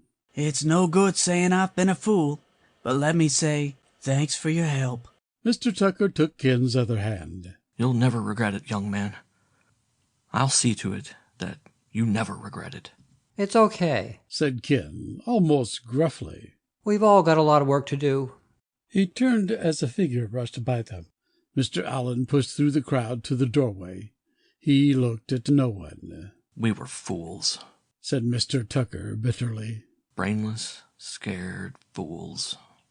When they were gone, Dr. Ellsworth put his hand on Ken's shoulder. That was a mighty fine thing you did. I hope it sets a pattern for all of us in times to come. I didn't do it for them, said Ken. I did it for myself. The minister smiled and clapped the boy's shoulder again. Nevertheless, you did it. That's what counts. Victory of the Dust. By the time Ken was through with the ordeal at court, Art Matthews had succeeded in building an engine from entirely new parts. He had it installed in an airtight room into which only filtered air could pass. This room and another air filter had been major projects in themselves. The science club members had done most of the work after their daily stint at the laboratory, while Art had scoured the town for parts that would fit together. At the end of the hearing, Ken went to the garage. The engine had been running for 5 hours then. Art was grinning like a schoolboy who had just won a spelling bee. She sure sounds sweet, he said. I'll bet we can keep her going as long as we have gasoline. I hope so, Ken said. It's just a waste of power to let it run that way, though. Art scratched his head. Yeah, it's funny. Power is what we've been wanting, and now we've got a little, we don't know what to do with it. Let's see if we can find a generator, said Ken. Charge some batteries with it. Do you think there's one in town? The best deal I could think of would be to scrounge a big motor, say an elevator motor, and convert it. The one belonging to the 5-story elevator in the Norton building is our best bet. I don't imagine it froze up before the power went out. Let's get it then, said Ken. Shut this off until we're ready to use it. To be on the safe side, could you cast some new bearings for the generator? I don't see why not. When he returned home, Ken told his father for the first time about the project Art was working on. It sounds interesting, Professor Maddox said. I'm not sure exactly what it will prove. Ken slumped in the large chair in the living room, weak after his exertions of the day. It would mean that if we could find enough unfrozen engines, or could assemble them from spare parts, we could get some power equipment in operation again. However, as Art said about this one engine, what good is it? Dad, even if we lick this problem, how are things ever going to get started up again? What do you mean? We've got one automobile engine going. Pretty soon we'll run out of gas here in Mayfield. Where do we get more? We can't until the railroad can haul it, or the pipelines can pump it. What happens when the stock at the refineries is all used up? How can they get into operation again? They need power for their own plant, electricity for their pumps and engines. All of their frozen equipment has to be replaced. Maybe some of it will have to be manufactured. How do the factories and plants get started again? I don't know the answers to all that, Ken's father said. Licking the comet dust is only half the problem, and perhaps the smallest half at that. Our economy and industry will have to start almost from scratch in getting underway. How that will come about, if it ever does, I do not know. To conserve their ration of firewood, only a small blaze burned in the fireplace. The kitchen and living room were being heated by it alone. The rest of the house was closed off. We ought to rig up something else, Ken said tiredly. That wastes too much heat. What's Mom cooking on? Mayor Hilliard found a little wood burner and gave it to me. I haven't had time to try converting our oil furnace. Ken felt unable to stay awake longer. He went upstairs to bed for a few hours. Later his mother brought a dinner tray. Do you want it here, or would you rather come down where it's warm? She asked. I'll come down. I want to get up for a while. Maria is out in the shack. She has a scheduled contact with Berkeley, but she says the transmitter won't function. It looks like a burned-out tube to her. She wanted to call Joe. Ken scrambled out of bed and grabbed for his clothes. I'll take care of it. Save dinner for me. We've got to keep the station on the air, no matter what happens. He found Maria seated by the desk, listening to the Berkeley operator's repeated call, to which she could not reply. The girl wore a heavy cardigan sweater, which was scarcely sufficient for the cold in the room. The small tin-can heater was hardly noticeable. Maria looked up as Ken burst through the doorway. I didn't want you to come, she said. They could have called Joe. We can't risk disturbing our schedule. They might think we've gone under and we'd lose our contact completely. Hastily he examined the tube layout and breathed a sigh of relief when he saw it was merely one of the 801s that had burned a filament. They had a good stock of spares. He replaced the tube and closed the transmitter cage. After the tubes had warmed up and the Berkeley operator paused to listen for their call, Ken picked up the microphone and threw in the antenna switch. Mayfield, calling Berkeley. He repeated this several times. Our transmitter's been out with a bum bottle. Let us know if you read us now. He repeated again and switched back to the receiver. The Berkeley operator's voice indicated his relief. I read you, Mayfield. I hoped you hadn't gone out of commission. The eggheads here seem to think your Maddox-Larson combination is coming up with more dope on comet dust than anybody else in the country. Ken grinned and patted himself and Maria on the back. That's us, he said, and she grimaced at him. Hush, she said. I've got a big report here from Dr. French. Confirm if you're ready to tape it, and I'll let it roll. Maria cut in to confirm that they were receiving and ready to record. The Berkeley operator chuckled as he came back. That's the one I like to hear, he said. That Scandinavian accent is real cute. Just as soon as things get rolling again, I'm coming out there to see what else goes with it. He's an idiot, Maria said. But probably a nice guy, Ken said. They listened carefully as the Berkeley operator read a number of pages of reports by Dr. French and his associates concerning experiments run in the university laboratories. These gave Ken a picture of the present stage of the work on the comet dust. He felt disheartened. Although the material had been identified as a colloidal compound of a new transuranic metal, no one had yet been able to determine its exact chemical structure, nor involve it in any reaction that would break it down. It seemed to Ken that one of the biggest drawbacks was lack of sufficient sample material to work with. Everything they were doing was by micro-methods. He supposed it was his own lack of experience and his clumsiness in the techniques that made him feel he was always working in the dark when trying to analyze chemical specimens that were barely visible. When the contact was completed and the station signed off, Maria told Ken what she had heard over the air during the time he was in the hospital. Several other amateur operators in various parts of the country had heard them with their own battery-powered sets. They had asked to join in an expanded newsnet. Joe and Al had agreed to this, and Ken approved as he heard of it. It's a good idea. I was hoping to reach some other areas. Maybe we can add some industrial laboratories to our net, if any are still operating. We've got 3, said Maria. General Electric in Schenectady, General Motors in Detroit, and Hughes in California. Amateurs working for these companies called in.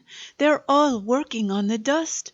Through these new amateur contacts, Maria had learned that Chicago had been completely leveled by fire.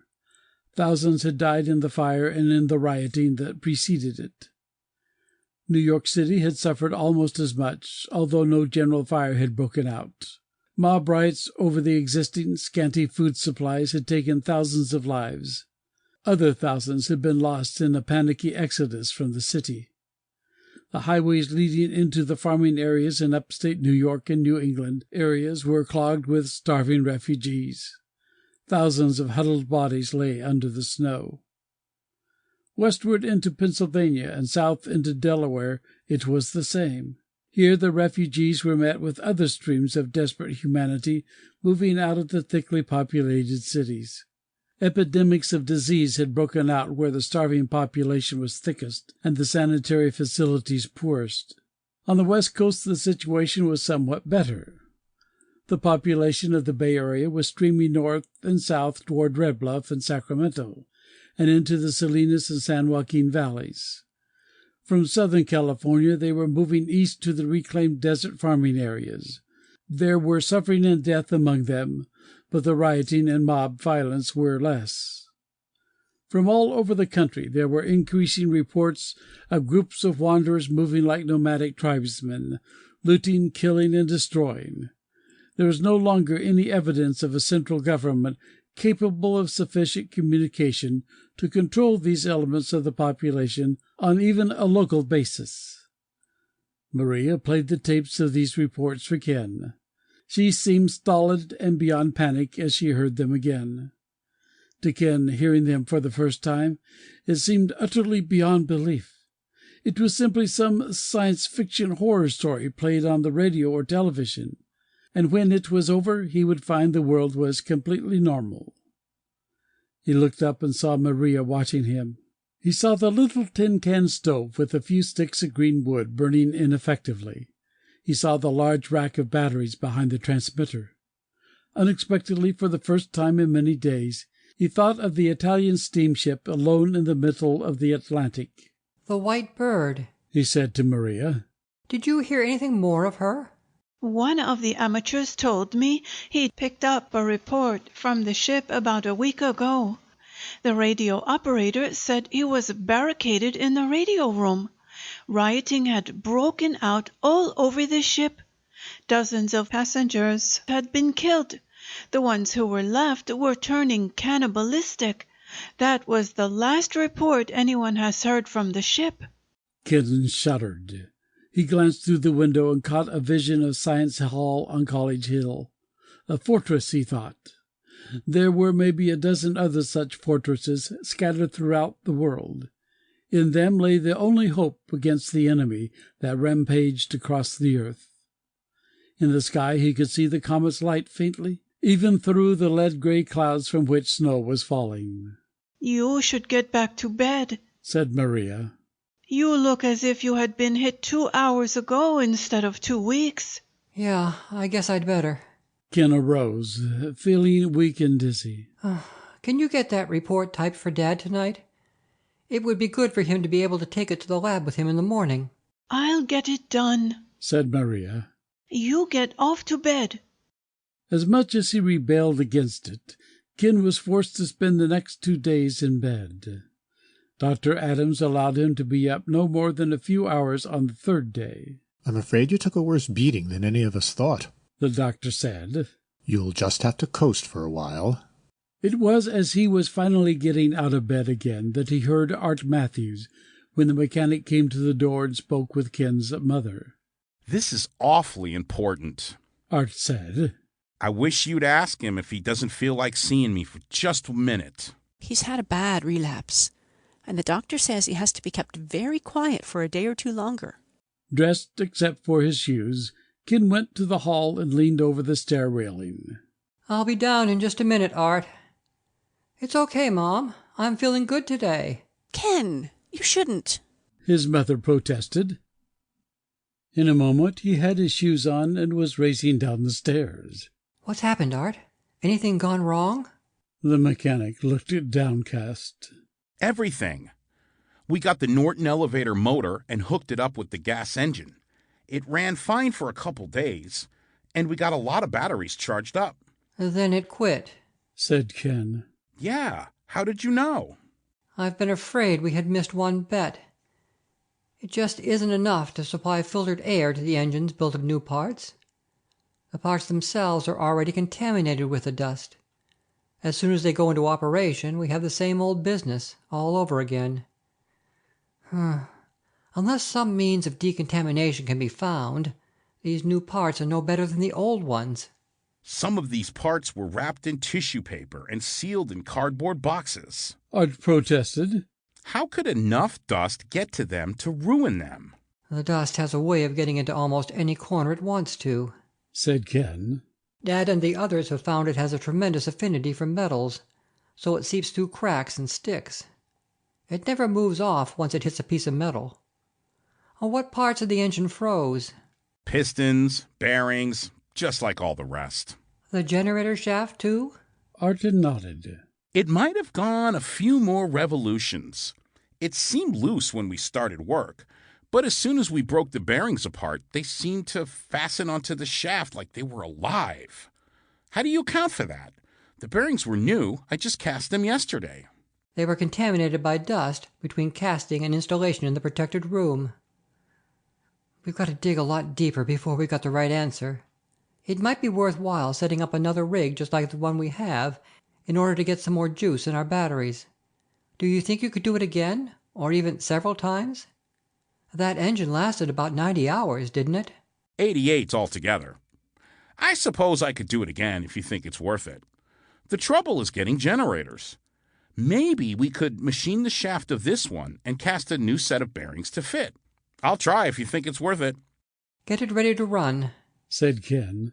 The battery power for our radio isn't going to last forever. We'll be in a real jam if we lose touch with the outside. The animals are sick. That night Ken reported to his father the fate of the engine assembled by Art. It did seem too good to be true, said Professor Maddox.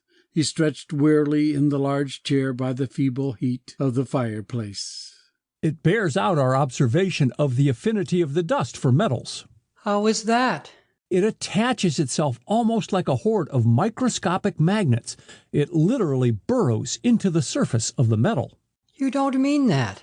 I do. Its presence breaks down the surface tension, as we had supposed. The substance then actually works its way into the interstices of the molecules.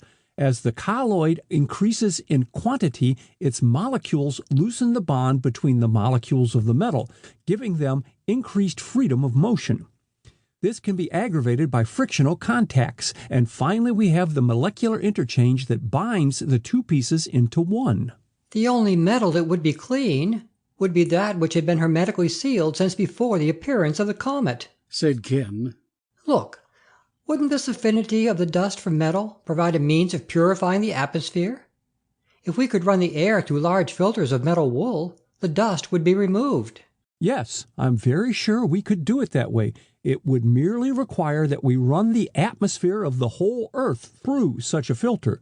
Do you have any idea how that could be done? It would work in the laboratory, but would be wholly impractical on a worldwide scale, Ken admitted. How will we ever rid the atmosphere of the dust? A colloid will float forever in the air, even after the comet is gone. Exactly, Professor Maddox said. And as far as we are concerned, the whole atmosphere of Earth is permanently poisoned. Our problem is to process it in some manner to remove that poison. During the past few days, we have come to the conclusion that there are only two alternatives. One is to process the whole atmosphere by passing it through some device, such as the filter you have suggested. The second is to put some substance into the air which will counteract and destroy the dust, precipitate it out of the atmosphere. Since the first method is impractical, what can be used in carrying out the second? We have set ourselves the goal of discovering that. We're hoping to synthesize the necessary chemical compound to accomplish it. It would have to be a colloid, too, capable of suspension in the atmosphere, said Ken. Correct. If we do find such a substance, we still have the problem of decontaminating existing metals. We couldn't build a moving piece of machinery out of any metal now in existence without first cleaning the dust out of its surface. That's part of the problem, too, said his father. Ken resumed his duties in the laboratory the following morning. Dr. Adams had warned him not to walk up College Hill, so he had borrowed the horse Dave Whitaker still had on loan from his uncle. He felt self-conscious about being the only one enjoying such luxury, but he promised himself he would go back to walking as soon as Dr. Adams gave permission. On the third day the horse slipped and fell as it picked its way carefully down the hill.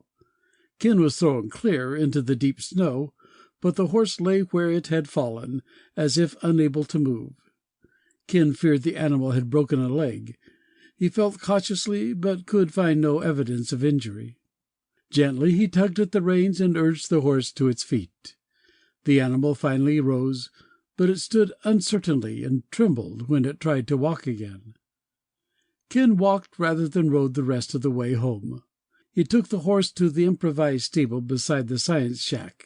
There he got out the ration of hay and water and put a small amount of oats in the trough. The animal ignored the food and drink. After dinner, Ken went out again to check. The horse was lying down in the stall, and the food remained untouched. Ken returned to the house and said to his father, Dave's horse slipped today, and I'm afraid something seriously is wrong with him. He doesn't seem to have any broken bones, but he won't eat or get up. I think I should go for the vet. His father agreed. We can't afford to risk a single horse considering how precious they are now. You stay in the house and I'll go to Dr. Smithers' place myself. Ken protested. He hated to see his father go out again on such a cold night. Dr. Smithers grumbled when Professor Maddox reached his house and explained what he wanted. As one of the town's 2 veterinarians, he had been heavily overworked since the disaster struck. The slightest sign of injury or illness in an animal caused the mayor's livestock committee to call for help. Probably nothing but a strained ligament, Smithers said. You could have taken care of it by wrapping it yourself. We think you ought to come. When the veterinarian finally reached the side of the animal, he inspected him carefully by the light of a gasoline lantern. The horse was lying on his side in a bed of hay. He was breathing heavily, and his eyes were bright and glassy. Dr. Smithers sucked his breath in sharply and bent closer. Finally he got to his feet and stared out over the expanse of snow. It couldn't be, he muttered. We just don't deserve that. We don't deserve it at all. What is it? Ken asked anxiously. Is it something very serious? I don't know for sure. It looks like could be anthrax. I'm just afraid that it is. Dr. Smithers' eyes met and held Professor Maddox's. Ken did not understand. I've heard that name, but I don't know what it is. One of the most deadly diseases of warm-blooded animals. Spreads like wildfire when it gets a start. It can infect human beings, too. How could it happen here? There hasn't been a case of anthrax in the valley for years. I remember Dave Whitaker saying his uncle got 2 new horses from a farmer near Britain just a week before the comet, said Ken. Maybe it could have come from there. Perhaps, said Smithers. What can we do? Asked Professor Maddox. Can't we start a program of vaccination to keep it from spreading? How much anthrax vaccine do you suppose there is in the whole town? Before we decide anything, I want to get Hart and make some tests. If he agrees with me, we've got to get hold of the mayor and the council and decide on a course of action tonight. Hart was the other veterinarian, a younger man inclined to look askance at Dr. Smithers' older techniques. I'd just as soon take your word, said Professor Maddox. If you think we ought to take action, let's do it. Well, I want Hart here first. said Smithers. He's a know-it-all, but he's got a good head and good training in spite of it. Someday he'll be a good man, and you'll need one after I'm gone. I'll go, said Ken. You've already been out, Dad. It's only 4 or 5 blocks, and I feel fine. Well, if you feel strong enough, said his father hesitantly. Fatigue was obvious in his face. Dr. Hart was asleep when Ken pounded on his door. He persisted until the veterinarian came, sleepily and rebelliously. Ken told his story quickly. Hart grunted in a surly voice. Anthrax? That fool Smithers probably wouldn't know a case of anthrax if it stared him in the face. Tell him to give your horse a shot of terramycin, and I'll come round in the morning. If I went out on every scare, I'd never get any sleep. Dr. Hart? Ken said quietly. You know what it means if it is anthrax. The veterinarian blinked under Ken's accusing stare. All right, he said finally. But if Smithers is getting me out on a wild goose chase, I'll run him out of town. Smithers and Professor Maddox were still beside the ailing horse when Ken returned with Dr. Hart. No one spoke a word as they came up. Hart went to work on his examination, Ken holding the lantern for him. Here's a carbuncle right back of the ear, he said accusingly. Didn't anybody notice this earlier? I'm afraid not, Ken admitted. I guess I haven't taken very good care of him. Ken's been in the hospital, Professor Maddox said.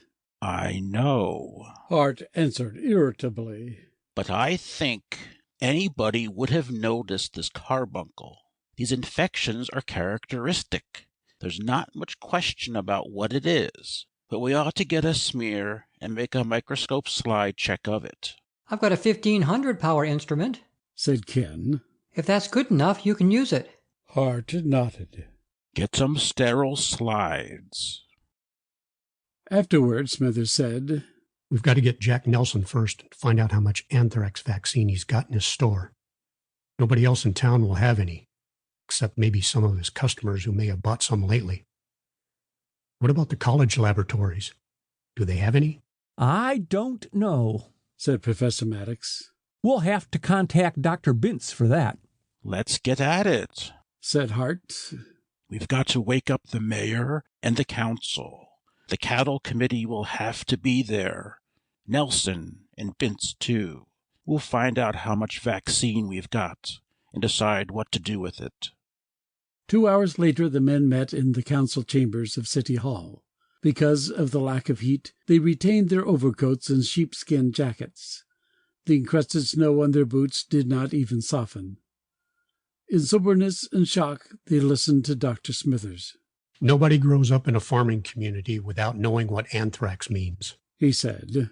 We've got a total of 2,800 head of beef and dairy cattle in the valley, plus a couple of thousand sheep and about 100 horses. Jack Nelson's stock of vaccine, plus what he thinks may be in the hands of his customers, plus some at the college is enough to treat about 1,000 animals altogether. Those that aren't treated will have to be slaughtered. If they prove to be uninfected, they can be processed for meat storage. Some vaccine will have to be held in reserve, but if we don't clean up the valley before next year's calf crop, we won't stand a chance of increasing our herds. That's the situation we're up against, gentlemen. Mayor Hilliard arose. The only question seems to me to be which animals are the most worth to us. I say we should let all the sheep go. A cow or a horse is worth more than a sheep to us now. That leaves the question of the horses. Which is worth more to us, a horse or a cow? We can't haul logs without horses, but we won't need to worry about staying warm if we haven't got food enough. Harry Mason of the Fuel Committee stood up immediately. I say, we've got to keep every horse we've got.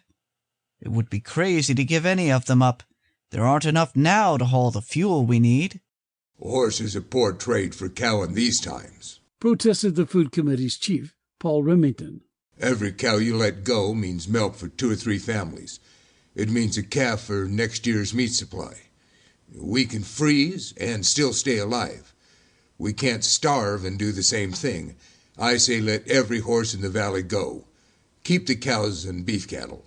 An instant hubbub arose, loudly protesting or approving these two extreme views. Mayor Hilliard pounded on the desk for order. "We've got to look at both sides of the question," he said when the confusion had died down. "I know there are some horses we can lose without much regret. They don't haul as much as they eat. What Paul says, however, is true. Every horse we keep means trading it for a cow and the food a cow can provide.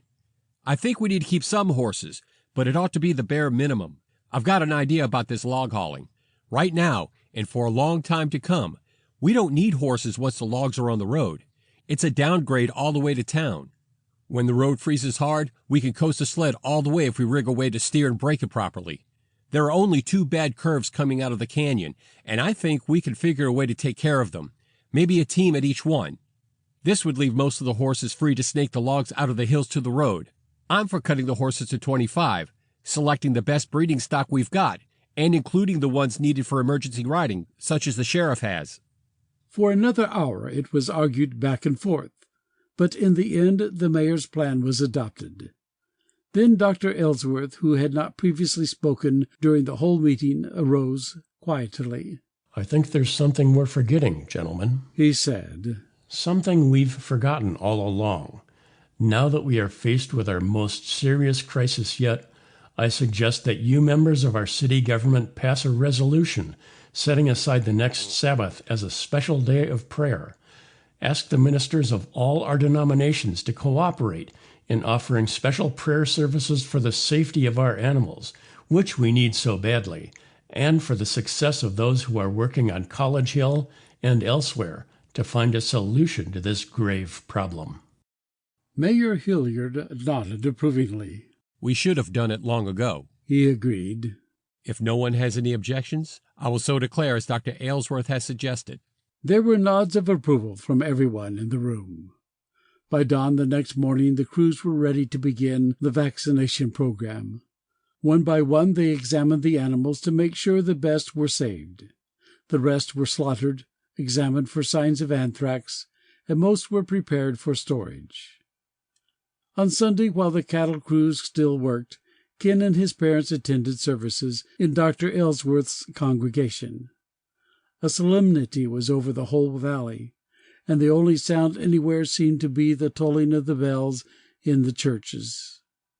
The anthrax outbreak had seemed to the people of Mayfield one more and perhaps a final proof that their hope of survival was beyond all realization. Before, with severe rationing, it had seemed that they would need a miracle to get them through the winter. Now, with the brutally lessened supply of milk and breeding cattle, it seemed beyond the power of any miracle. Dr. Ellsworth's white mane behind the pulpit was like a symbol testifying that they never need give up hope as long as any desire for life was in them. In himself there seemed no doubt of their eventual salvation, and in his sermon he pleaded with them to maintain their strength and hope and faith. In his prayer he asked, "Father, bless our cattle and our beasts of burden, that this illness that has stricken them may be healed. Bless us that our hearts may not fail us in this time of trial, but teach us to bear our burdens, that we may give thanks unto thee when the day of our salvation doth come. Amen." Decontamination. By late November some drifts of snow on the flats were 3 feet deep. The temperature dropped regularly to 10 or more below zero at night, and seldom went above freezing in the daytime. The level of the log pile in the woodyard dropped steadily in spite of the concentrated efforts of nearly every available able-bodied man in the community to add to it. Crews cut all night long by the light of gasoline lanterns. The fuel ration had to be lowered to meet their rate of cutting. The deep snow hampered Mayor Hilliard's plan to sled the logs downhill without use of teams. Criticisms and grumblings at his decision to sacrifice the horses grew swiftly. There had been no more signs of anthrax, and some were saying the whole program of vaccination and slaughter had been a stupid mistake. In spite of the assurance of the veterinarians that it was the only thing that could have been done, The grumbling went on like a rolling wave as the severity of the winter increased. The council was finally forced to issue a conservation order requiring families to double up two to a house on the theory that it would be more efficient to heat one house than parts of two. Selection of family pairings was optional. Close friends and relatives moved together wherever possible. Where no selection was made, the committee assigned families to live together. As soon as the order was issued, Ken's mother suggested they invite the Larsens to move in with them. The Swedish family was happy to accept. Thanksgiving, when it came, was observed in spirit, but scarcely in fact. There were some suggestions that Mayor Hilliard should order special rations for that day and for Christmas at least, but he stuck to his iron-hard determination that every speck of food would be stretched to the limit. No special allowance would be made for Thanksgiving or any other occasion until the danger was over. Ken and his father and their friends had done their share of criticizing the mayor in the past, but they now had only increasing admiration for his determination to take a stand for the principles he knew to be right, no matter how stern. Previously, most of the townspeople had considered him very good at giving highly patriotic Fourth of July speeches, and not much good at anything else.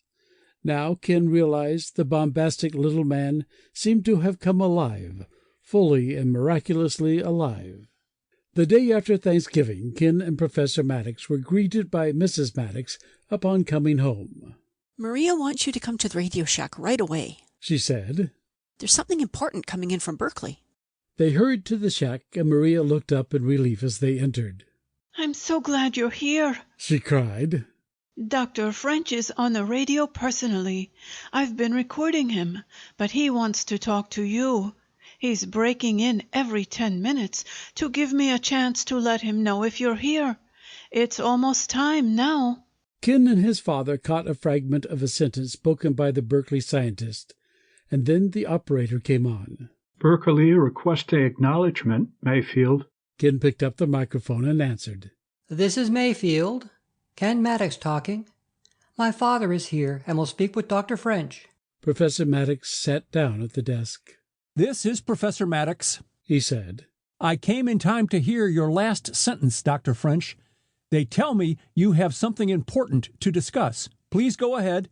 Ken switched over to receive, and in a moment the calm, persuasive voice of Dr. French was heard in the speaker. "I'm glad you came in, Dr. Maddox," he said. "On the tape, you have my report of some experiments we have run the last few days. They are not finished, and if circumstances were normal, I would certainly not report a piece of work in this stage. I feel optimistic, however, that we are on the verge of a substantial breakthrough in regard to the precipitant we are looking for. I would like you to repeat the work I have reported and go on from there using your own ideas. I wanted you to have it, along with the people in Pasadena, in case anything should happen here. In my opinion, it could only be a matter of days until we have a solution." "I certainly hope you are right," said Professor Maddox. "Why do you speak of the possibility of something happening? Is there trouble?" "Yes. Rioting has broken out repeatedly in the entire Bay Area during the past 3 days. Food supplies are almost non-existent. At the university here, those of us remaining have our families housed in classrooms. We have some small stock of food, but it's not enough for an indefinite stay. The rioting may sweep over us. The lack of food may drive us out before we can finish. You are in a better position there for survival purposes. I hope nothing happens to interrupt your work. Our local government is crumbling fast. They have attempted to supply the community with seafood, but there are not enough sailing vessels. Perhaps 2/3 of the population have migrated. Some have returned. Thousands have died. I feel our time is limited. Give my report your careful attention and let me know your opinion tomorrow." They broke contact, uneasiness filling the hearts of Dr. French's listeners in Mayfield. Up to now the Berkeley scientist had seemed impassive and utterly objective. Now, to hear him speak of his own personal disaster induced in them some of his own premonition of collapse. When Maria had typed the report, Professor Maddox stayed up until the early morning hours studying it, developing equations, and making calculations of his own. Ken stayed with him, trying to follow the abstruse work and follow his father's too brief explanations. When he finished, Professor Maddox was enthusiastic. "I believe he's on the right track," he said. "Unfortunately, he hasn't told all he knows in this report. He must have been too excited about the work. Ordinarily, he leaves nothing out, but he's omitted 3 or 4 important steps near the end. I'll have to ask him to fill them in before we can do very much with his process."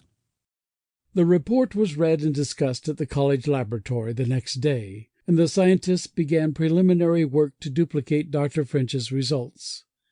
Ken and his father hurried home early in order to meet the afternoon schedule with Berkeley and get Dr. French to the microphone to answer the questions he had neglected to consider.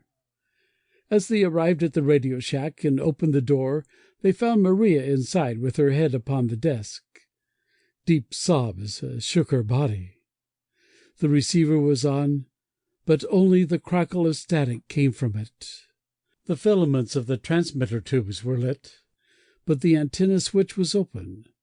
The tape recorder was still running. Professor Maddox grasped Maria by the shoulders and drew her back in the chair. "What is the matter?" he exclaimed. "Why are you crying, Maria?" "It's all over," she said. "There's nothing more down there. Just nothing." "What do you mean?" Ken cried. "It's on the tape. You can hear it for yourself." Ken quickly reversed the tape and turned it to play. In a moment the familiar voice of their Berkeley friend was heard. "I'm glad you're early," it said. "There isn't much time today. The thing Dr. French feared has happened. Half the Bay Area is in flames. On the campus here, the administration building is gone. They tried to blow up the science building. It's burning pretty fast in the other wing. I'm on the 3rd floor. Did I tell you I moved my stuff over here to be close to the lab? There must be a mob of 100,000 out there in the streets, or rather, several hundred mobs that add up to that many. None of them know where they're going. It's like a monster with 1,000 separate heads cut loose to thrash about before it dies. I see groups of 50 or 100 running through the streets, burning and smashing things. Sometimes they meet another group coming from the opposite direction. Then they fight until the majority of one group is dead, and the others have run away. The scientists were having a meeting here until an hour ago. They gathered what papers and notes they could and agreed that each would try to make his own way, with his family, out of the city. They agreed to try to meet in Salinas 6 weeks from now, if possible. I don't think any of them will ever meet again." A sudden tenseness surged into the operator's voice. "I can see him down there," he cried in despair. "Dr. French. He's running across the campus with a load of books and a case of his papers, and they're trying to get him. He's on the brow of a little hill, and the mob is down below. They're laughing at him and shooting. They almost look like college students. He's down. They got him." A choking sob caught the operator's voice. "That's all there is," he said.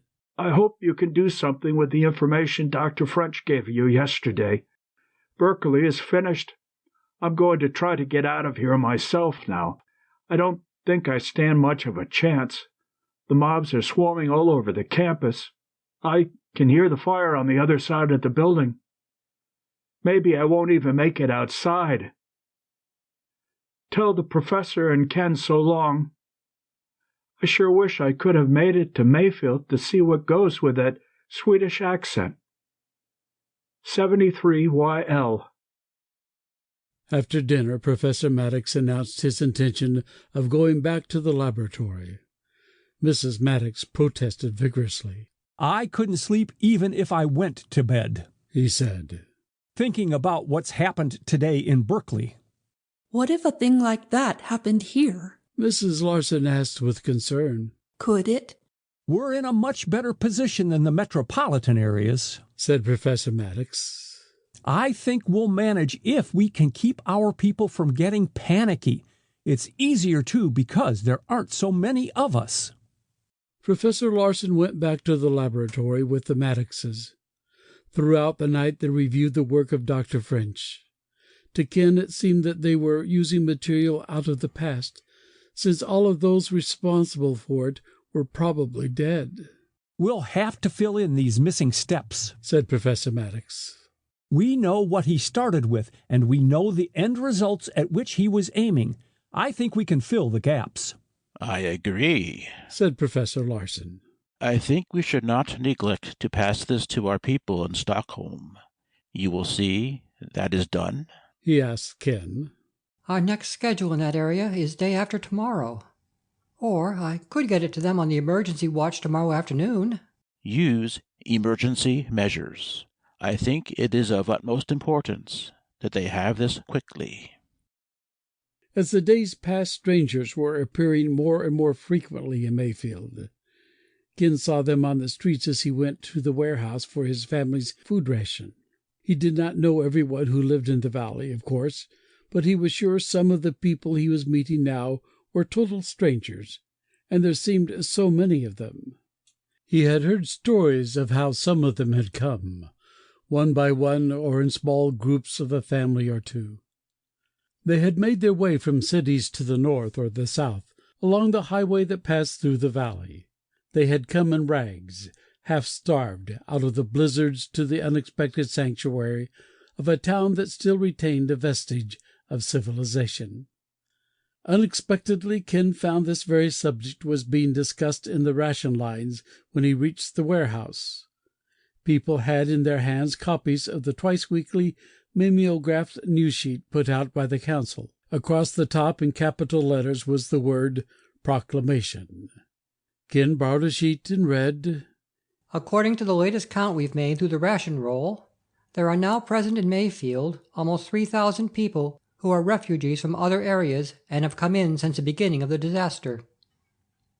As great as our humanitarian feelings are, and although we should like to be able to relieve the suffering of the whole world if it were in our power to do so, it is obviously impossible. Our food supplies are at mere subsistence level now. Before next season's crops are in, it may be necessary to reduce them still further. In view of this fact, the mayor and the city council have determined to issue a proclamation as of this date that every citizen of Mayfield will be registered and numbered, and no rations will be issued except by proper identification and number. It is hereby ordered that no one hereafter shall permit the entrance of any stranger who was not a resident of Mayfield prior to this date. A barbed wire enclosure is to be constructed around the entire residential and business district, and armed guards will be posted against all refugees who may attempt to enter. Crews will be assigned to the erection of the fence, and guard duty will be rotated among the male citizens. Ken passed the sheet back to his neighbor. His mind felt numb as he thought of some of those he had seen shuffling through the deep snow in town. He knew now how he had known they were strangers. Their pinched, haunted faces showed the evidence of more privation and hardship than any in Mayfield had yet known. These were the ones who would be turned away from now on. Ken heard the angry buzz of comments all around him. Should have done it long ago. A plump woman somewhere behind him was saying. What right have they got to come in and eat our food? A man at the head of the line was saying. They ought to round them all up and make them move on. 3,000. That would keep the people who've got a right here going a long time. Someone else, not quite so angry, said. They're people just like us. You know what the Bible says about that. We ought to share as long as we can. Yeah, and pretty soon there won't be anything for anybody to share. That may be true, but it's what we're supposed to do. It's what we've got to do if we're going to stay human. I'll take anybody into my house who knocks on my door. When you see your kids crying for food you can't give them, you'll change your tune. Just ahead of him in line, Ken saw a small silent woman who looked about with darting glances of fear. She was trembling with fright as much as with the cold that penetrated her thin, ragged cloth coat. She was one of them, Ken thought. She was one who had come from the outside. He wondered which of the loud-mouthed ones beside him would be willing to be the first to take her beyond the bounds of Mayfield and force her to move on. That night at dinner he spoke of it to his parents and the Larsons. "It's a problem that has to be faced," said Professor Maddox. "And Hilliard is choosing the solution he thinks is right. He's no more heartless than Dr. Aylesworth, for example." It seems a horrible thing, said Mrs. Larson. What will happen to those who are turned away? "They will die," said Dr. Larson. "They will go away and wander in the snow until they die." Why should we have any more right to live than they? asked Mrs. Maddox. How can we go on eating and being comfortable while they are out there? "They are out there in the whole world," said Dr. Larson, as if meditating. "There must be 30 million who have died in the United States alone since this began. Another 100 million will die this winter. The proportion will be the same in the rest of the world. Should we be thankful for our preservation so far, or should we voluntarily join them in death?" This is different, said Mrs. Maddox. It's those who come and beg for our help who will be on our consciences if we do this thing. The whole world would come if it knew we had stores of food here, if it could come. As brutal as it is, the mayor has taken the only feasible course open to him. Ken and Maria remained silent, both feeling the horror of the proposal and its inevitability.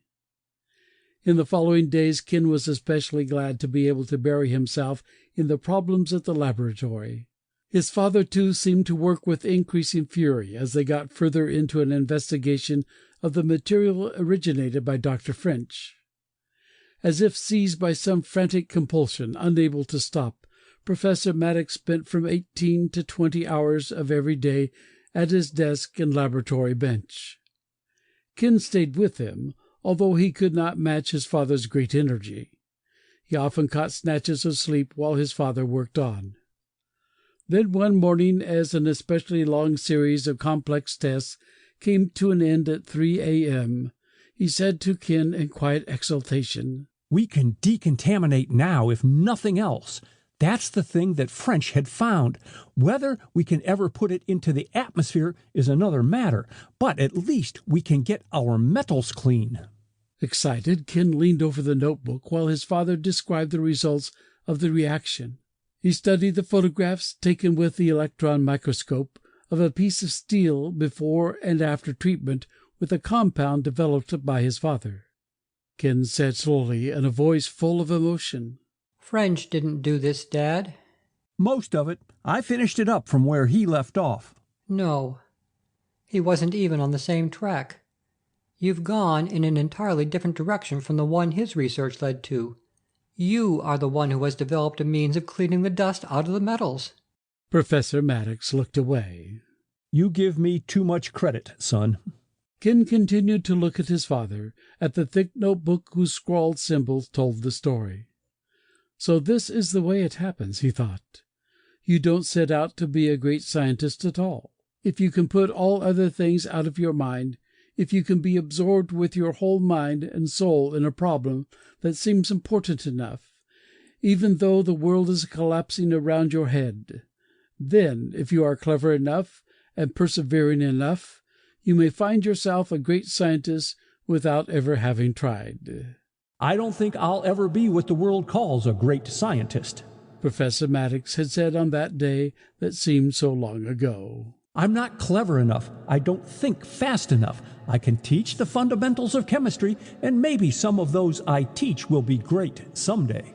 So he had gone along, Ken thought, and by applying his own rules he had achieved greatness.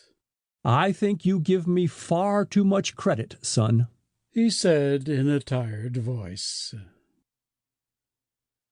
Stay out of town. It took a surprisingly short time to ring Mayfield with a barbed wire barricade. A large stock of steel fence posts was on hand in the local farm supply stores, and these could be driven rapidly even in the frozen ground. There was plenty of wire. What more was needed, both of wire and posts, was taken from adjacent farmland fences, and by the end of the week following the mayor's pronouncement, the task was completed and the guards were at their posts. In all that time there had been no occasion to turn anyone away, but sentiment both for and against the program was heavy and bitter within the community. On the Sunday after completion of the fence, Dr. Aylesworth chose to speak of it in his sermon. He had advertised that he would do so.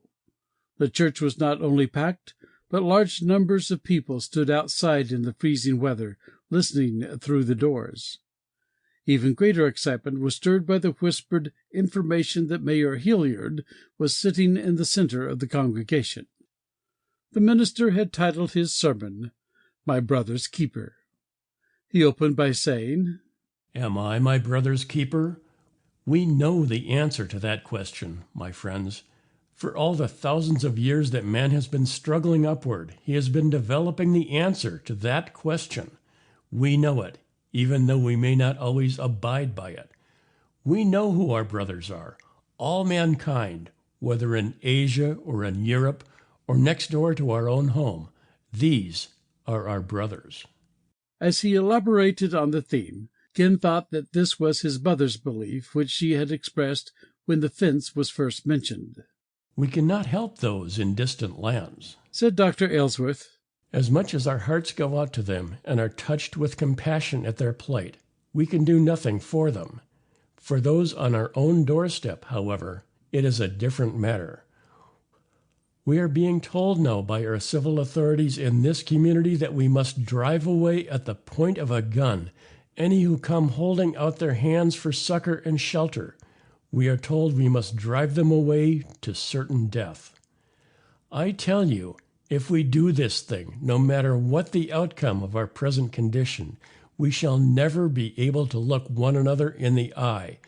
We shall never be able to look at our own image without remembering those whom we turned away when they came to us for help.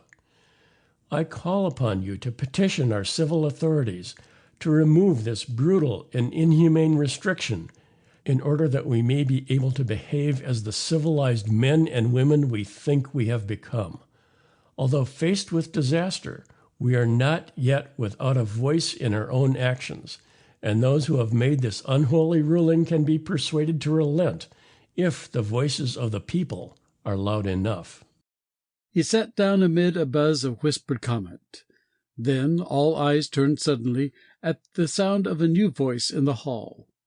Mayor Hilliard was on his feet and striding purposefully toward the pulpit. "Reverend, you've had your say, and now I think I've got a right to have mine. I know this is your bailiwick, and you can ask me to leave if you want to. However, these are my people 6 days a week to your one. Will you let me say my piece?" Dr. Aylesworth rose again, a smile of welcome on his face. "I think we share the people, or rather they share us, on all 7 days of the week," he said. "I will be happy to have you use this pulpit to deliver any message you may care to." "Thanks," said Mayor Hilliard as he mounted the platform and stood behind the pulpit. "Dr. Aylesworth and I," he began, "have been good friends for a long time. We usually see eye to eye on most things, but in this we are dead opposite. What he says is true enough. If enough of you want to protest what I've done, you can have a change, but that change will have to include a new mayor and a new set of councilmen. I was elected and the council was elected to make rules and regulations for the welfare of this community as long as we were in office. We've made this rule about allowing no more refugees in Mayfield, and it's going to stand as long as we're in office. By next summer, if the harvest is even a few days late, your children are going to be standing around crying for food you can't give them, and you're going to have to cut your supplies to 1/5 their normal size. That's the way it adds up after we count all the people in the valley and all the cases and sacks of food in the warehouses. It's just plain arithmetic. If we keep adding more people, we're all going to get closer and closer to starvation, and finally wake up one morning and find we've gone over the edge of it. Now, if that's what you want, just go ahead and get some city officers who will arrange it for you. If anybody in this town, including you, Dr. Aylesworth, can think of a more workable answer or one that makes better sense than the one we've got, I'd like to know about it. It snowed heavily that afternoon out of a bitter leaden sky. It started in the midst of the morning service, and by the time the congregation dispersed it was difficult to see a block away. There was little comment about what they had heard among the people leaving the church. They walked with heads bowed against the snow toward their cold homes and sparsely filled pantries. The community chapel was near the edge of town. One of the boundary fences lay only 2 blocks away. From that direction, as the crowd dispersed, there came the sudden sound of a shot. It was muffled under the heavy skies and the dense snow, but there was no mistaking the sound. Ken jerked his head sharply. That must have been one of the guards, he said. His father nodded. Together they raced in the direction of the sound. Others began running too, their hearts pounding in anticipation of some crisis that might settle the unanswered questions. Ken noticed ahead of them, through the veil of snow, the chunky figure of Mayor Hilliard running as rapidly as he could. As they came to the fence, they saw the guard standing on one side, his rifle lowered and ready. On the other side of the barbed wire enclosure was a stout, middle-aged man. He wore an overcoat, but there was no hat on his head. His face was drawn with agony and uncomprehending despair. He staggered on his feet as he pleaded in a tired voice. "You've got to let me come in. I've walked all the way in this blizzard. I haven't had any food for 2 days. A group of churchgoers lined the fence now, additional ones coming up slowly, almost reluctantly, but knowing they had to witness what was about to take place. Ken exclaimed hoarsely to his father, "That's Sam Baker. He runs the drugstore and newsstand in Frederick. Everybody in Mayfield knows Sam Baker." Sam Baker turned in bewildered, helpless pleading to the crowd lined on the other side of the fence. Mayor Hilliard stood back a dozen yards from the wire. "You've got to help me," Sam Baker begged.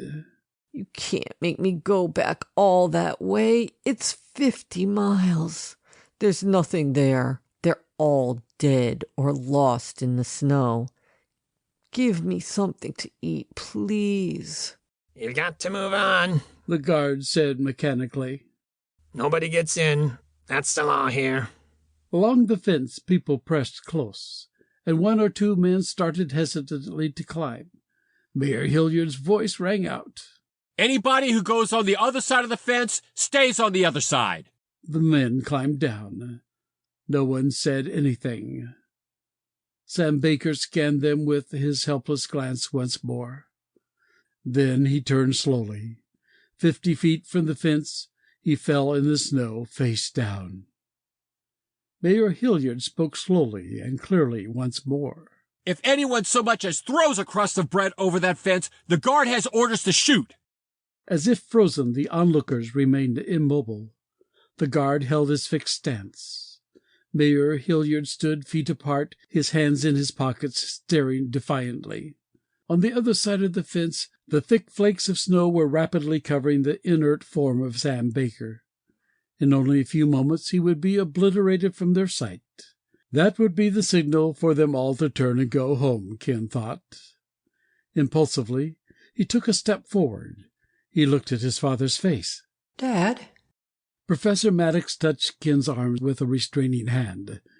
His face was grim and churned by conflicting desires. The utter stillness was broken then by the crunching sound of boots in the snow. All eyes turned to the powerful white-maned figure that approached. Dr. Ellsworth was hatless, and the snow was thick in his hair. He paused for a moment, comprehending the situation. Then he strode forward to the fence. He put a foot on the wire and climbed. His coat caught on the barbs as he jumped to the other side. He ripped it free, ignoring the tear of the fabric. Mayor Hilliard watched as if hypnotized. He jerked himself finally out of his immobility. "Parson!" he cried. "Come back here!" Dr. Ellsworth ignored the command. He strode forward with unwavering steps. "It's no different with you than it is with any other man!" Hilliard shouted. He took the gun from the guard. "You're breaking the law! If you don't stop, I'll shoot!" The majestic figure of the minister turned. He faced Hilliard without hesitation. "Shoot," he said. He turned back and moved once more to the fallen druggist. There was sweat on Mayor Hilliard's face now. He brushed it with a gloved hand. His hat fell unnoticed to the ground. He raised the gun no higher. "Aylesworth!" he called, and his voice was pleading now. "We've got to do what's right!" The minister's voice came back to him, hollowly, as if from an immense distance. "Yes, we've got to do what's right." Dr. Aylesworth could be seen faintly through the veil of snow as he bent down, raising the druggist's heavy form to his own back in a fireman's carry, then turning to retrace his steps. Mayor Hilliard let the gun sag in his hands. At the fence, Dr. Aylesworth paused. "Separate those wires," he ordered those standing near. They hastily obeyed, pressing their feet on the lower wire, raising the center one. "Take him," the minister commanded. He rolled the figure of Sam Baker gently through the opening and crawled through himself. "Bring him to my house," he said. Without a glance at the mayor, he strode off through the parted crowd and disappeared.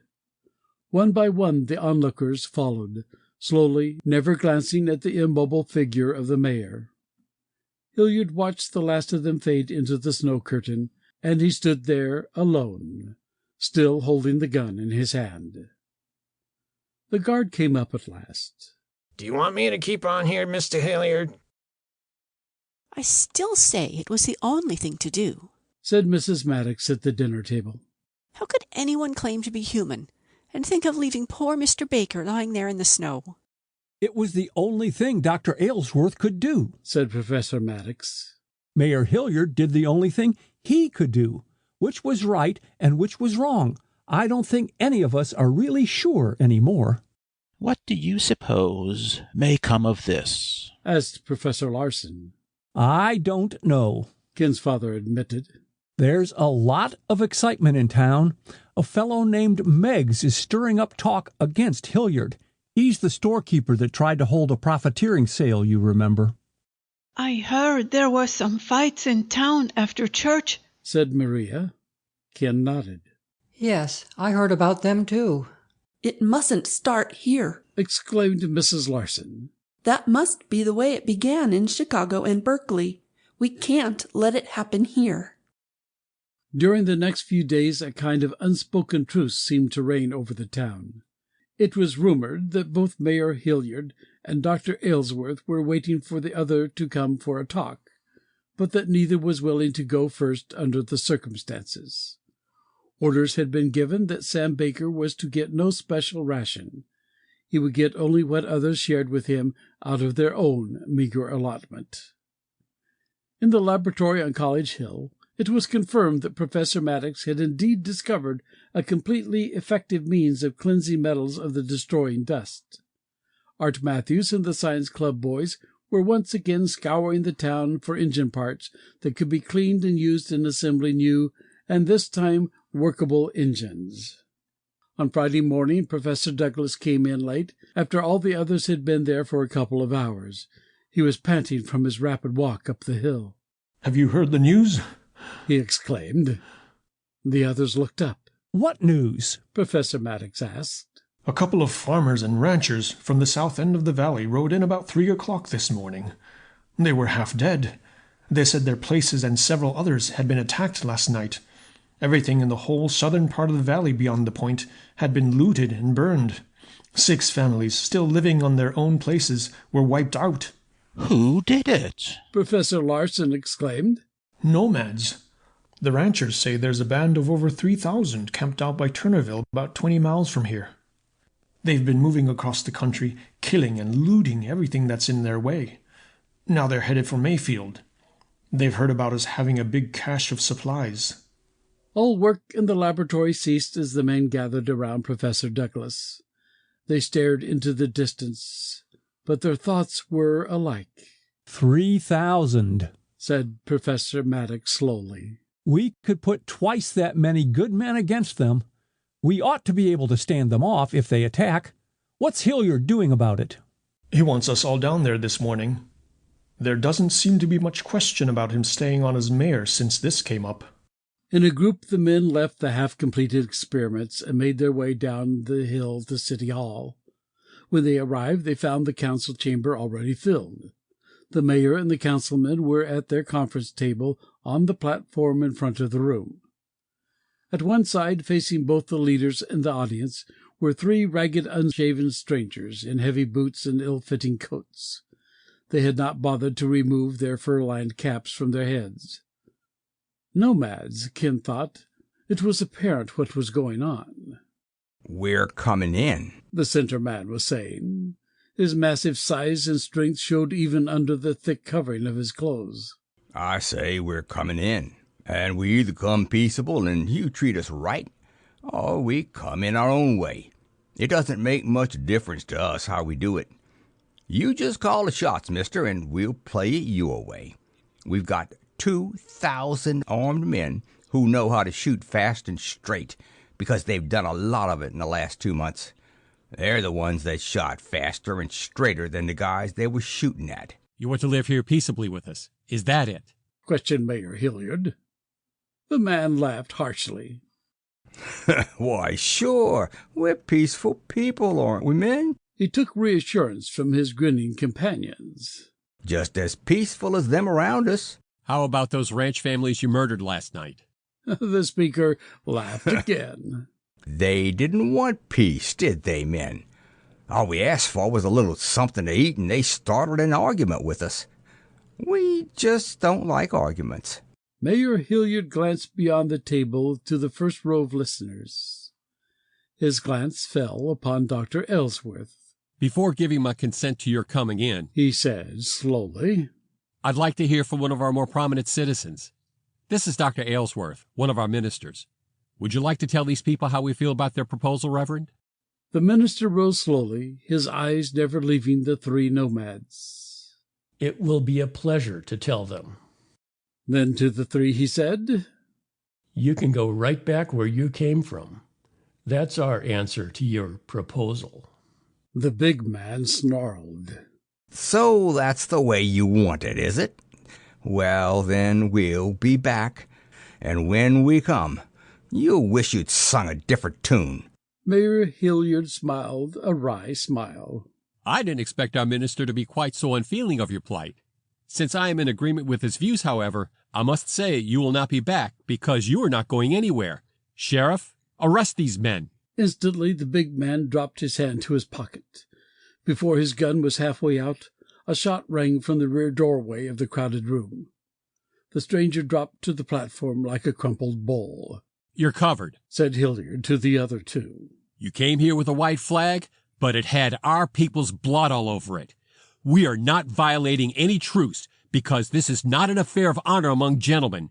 It's going to be only an extermination of wild beasts." Mobilization. The two nomads stood glaring and snarling before the drawn revolvers that pointed at them from the doorways of the room. For an instant it looked as if they were going to draw their own weapons and make a pitched battle of it right there in the council chamber. Then their glances fell on their comrade, writhing in pain on the floor. They raised their hands in slow surrender. "If we're not back by sundown, you'll be wiped out." "When will the attack begin if you do go back?" asked Hilliard bitterly. 2 hours before sundown? We thank you for the information about your timetable, at least. We have 3 hours to prepare a defense of the town." He nodded to the policeman. "Take them away. Put them in cells and tie them up until this is over." When they had been removed, he turned back to the group. "I've had nightmares," he said, "and this has been one of them. I guess if I had been the mayor, some people think I ought to have been, we would have been drilling and rehearsing our defenses for weeks. I had planned to do so soon. I thought we'd have more time. That's my only excuse. The sheriff and I have done a little preliminary planning and thinking. We've made an estimate of weapons available. From what Jack Nelson and Dan Sims report on hunting licenses issued locally a year ago, there must be about 2,000 deer rifles in town. They also guess about 400 or 500 .22s. We're lucky to live in hunting country. Dan and Jack have about 200 guns of all kinds and sizes in their rental and selling stock. And they've got nearly all the ammunition in the valley. They had stocked up for the hunting season, which we never had this year, so their supply sounds as if it would be pretty good. You've got to remember the difference in requirements for bagging a deer and carrying on a war. We have very little ammunition when you consider it from that angle. The police, of course, have a few guns and some rounds. I'm placing Sheriff Johnson in full charge of defense. The police officers will act as his lieutenants. The mayor stepped to a wall chart that showed the detailed topography of Mayfield and its environs. This is your battle map right here, Sheriff. Come up and start marking off your sectors of the defense perimeter and name your officers to take charge of each. I hope somebody is going to say it's a good thing we've got the barbed wire defense line before this meeting is over. I want a rider to leave at once to bring back the wood detail. All their horses will be turned over to the police officers for use in their commands. I want 50 runners to go through town and notify one man in each block to mobilize his neighbors with all weapons available and lead them to the sectors which the sheriff will designate. Each man will bring all the ammunition he owns. Additional stores will be distributed by wagon to the sectors. Above everything else, each man must be warned to make each shot count. The room was silent, and there was no protest or disagreement. Mayor Hilliard, the man who had made fancy speeches, seemed to have vanished. Hilliard, the dynamic, down-to-earth leader, had taken his place. For a moment no one in the room was more surprised than Hilliard himself. There's one thing I want to make absolutely clear, he said after a pause. You people who are working at the laboratory on College Hill are to keep away from the front lines and away from all possible danger. That's an order. You understand? No, said Professor Maddox abruptly. It is our duty as much as anyone else's to share in the defenses. It's your duty to keep your skins whole and get back into the laboratories as quickly as you can and get things running again. We haven't any special desire to save your necks in preference to our own, but in the long run, you're the only hope any of us has got. Remember that, and stay out of trouble. The sheriff made his appointments in rapid-fire sequence, naming many who were not present, ordering messengers sent to them. Ken volunteered to ride after the wood detail. I guess it's safe enough to let you do that, the mayor said. Make it fast, but don't break your neck. I'll take it easy, Ken promised. Outside, he selected the best of the 3 police horses and headed up out of town over the brittle snow with its glare ever reminding of the comet. When he was on higher ground, he glanced back over the length of the valley. The nomads were not in sight, not in force anyway. He thought he glimpsed a small movement a mile or 2 away from the barrier, at the south end of the valley before it turned out of sight at the point, but he wasn't sure. Once he thought he heard a rifle shot, but he wasn't sure of that either. As he appeared at the edge of the forest clearing, Mark Wilson, foreman of the detail, frowned irritably and paused in his task of snaking a log out to the road. You're on that horse, besides breaking your neck, riding like that in this snow. You're not on detail anyway. Get all your men and horses up here right away, Ken said. Mayor's orders to get back to town at once. He told briefly the story of what had happened. Mark Wilson did not hesitate. He raised a whistle to his lips and signaled for the men to cease work and assemble. One by one they began to appear from among the trees. The horses were led along, their dragging harnesses clanking in the frozen air. We could cut for 2 more hours, they protested. No use wasting this daylight and having to cut by lantern. Never mind, said Wilson. There's something else to do. Wait for the rest. When all had assembled, he jerked his head toward Ken. Go ahead, he said. You tell them. Ken repeated in detail everything that had happened. He outlined the mayor's plan of defense and passed on the order for them to take all mounts to City Hall, to go by their own homes on the way and pick up such weapons as they owned. You'll get your further orders there, he finished. The group was silent, as if they could not believe it was actually happening. Mark Wilson broke the spell that seemed to be over them. Come on, he cried. Get the lead out of your shoes and let's get down there. Sunset's the deadline. There was a rush of motion then. They hitched up the necessary teams and climbed aboard the half-filled sleds. There was no excitement or swearing against fate and their enemies. Rather, a solemn stillness seemed to fill each man as the sleds moved off down the hard, frozen roadway. Almost, but not quite the same pervading stillness was present in the town when Ken returned. There was a stirring of frantic activity like that of a disturbed ant-hill, but it was just as silent. The runners moved from block to block. In their wake the alarmed block leaders raced, weapons in hand, from house to house, arousing their neighbors. Many who had already completed the block mobilization were moving in ragged formations to the sector ordered by the block runner according to Sheriff Johnson's plan. Ken did not know what was planned for the many weaponless men who were being assembled. They would be useless at the front line. There was need for some at the rear. He supposed Johnson would take care of that later, when every weapon was manned at the defense barrier. He stopped at his own house.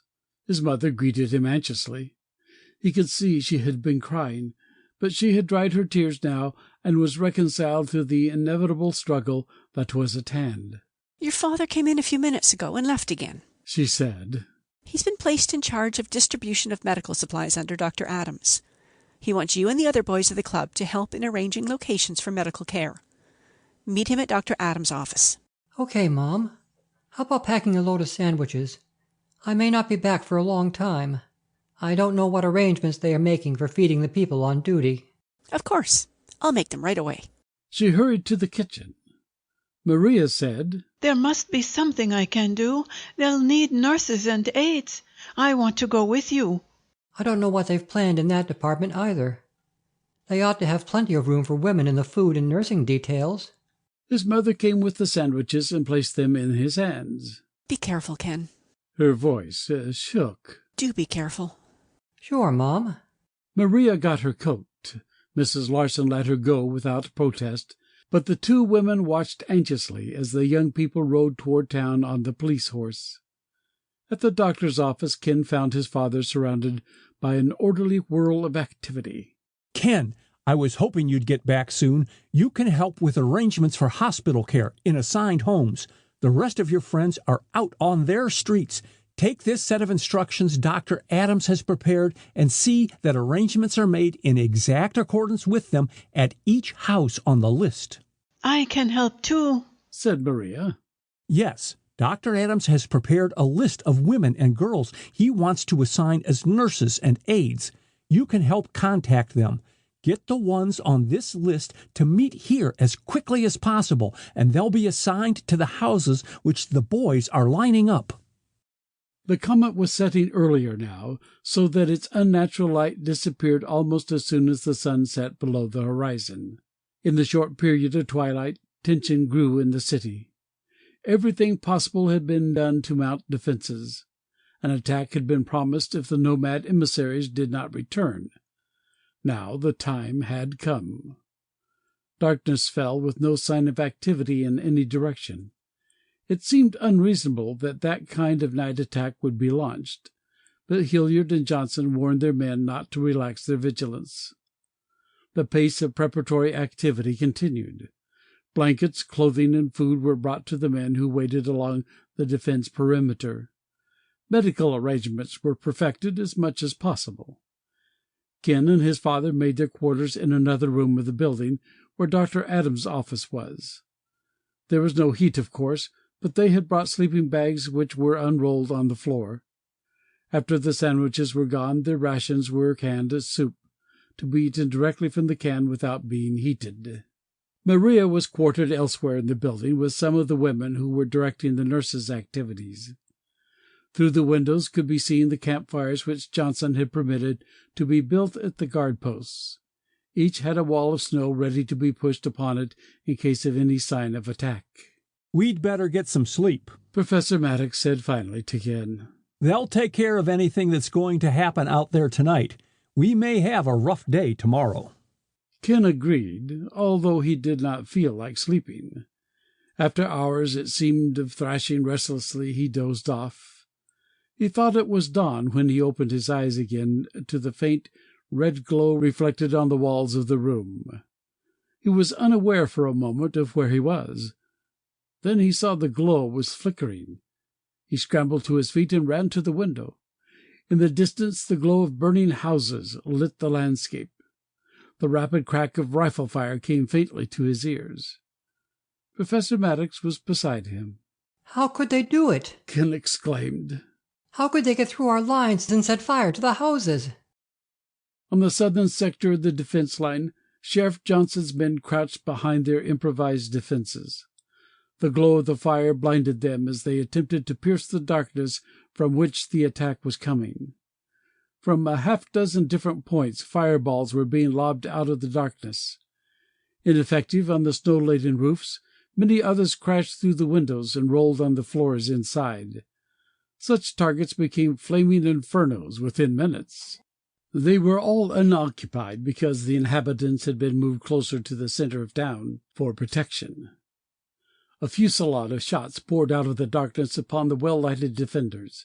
They answered the fire, shooting at the pinpoints of light that betrayed the enemy's position, and at the spots in the darkness from which the flaming fireballs came. It was obvious that the attackers were continuously moving. It was difficult to know where the launching crews of the fireball catapults were actually located in that overwhelming darkness. Sheriff Johnson was on the scene almost at once. He had once been an infantry lieutenant with combat experience. His presence boosted the morale of the defenders immediately. "Hold your fire," he ordered the men. "Keep under cover and wait until you can see something worth shooting at. Try to keep the fire from spreading and watch for a rush attack. Don't waste ammunition. You'll find yourselves without any if you keep that up." Reluctantly, they ceased firing and fell back to the protection of their barricades. Patrolman John Sykes, who was lieutenant of the sector, had been in the National Guard, but he had never seen anything like this. "Do you think they'll rush us?" he asked. "Tonight, I mean, in the dark." Who knows? They may be crazy enough to try anything. Keep your eyes open. The flames quickly burned out the interiors of the houses that had been hit. As the roofs crashed in, the burden of snow assisted in putting out the fires, and there was no spreading to nearby houses. In his room, Ken dressed impatiently. It was useless to try to sleep any more. "I wish they'd let us go out there," he said. "We've got as much right as Johnson or any of the rest." His father remained a motionless silhouette against the distant firelight. "As much right, perhaps," he said, "but more and different responsibilities. Hilliard is right. If we were knocked down out there, who would take over the work in the laboratory? Johnson? Adams? In Berkeley, there are thousands fighting each other, but with French and his group gone, no one is fighting the comet. I don't think it is selfish to say we are of infinitely more value in the laboratory than we could ever be out there with guns in our hands." He turned and smiled in the half-darkness. "That's in spite of the fact that you have the merit badge for marksmanship and won the hunting club trophy last year."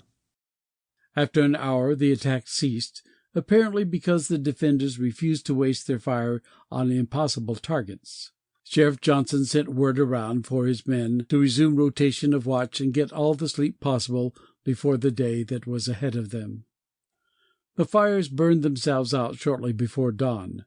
Their light was followed soon by the glow of the comet rising in the southeast. Ken watched it and thought of Granny Wicks. It wouldn't be hard, he thought, to understand how a belief in omens could arise. It wouldn't be hard at all. The sky had cleared so that the light of the comet bathed the entire countryside in its full, bitter glory. At sunrise, the faint trickles of smoke rose from the hundreds of wood fires started with the difficult green fuel, and stringent breakfasts were prepared. A thought went through Ken's mind, and he wondered if anybody was taking note of the supply of matches in town. When they ran low, coals of one fire would have to be kept to light another. It was 9 o'clock on a day when ordinarily school bells would have been sounding throughout the valley. The first war shouts of the attacking nomads were heard on the plain to the south. About 30 men on horseback raced single file along the highway that bore the hard frozen tracks of horses and sleds that had moved to and from the farms down there.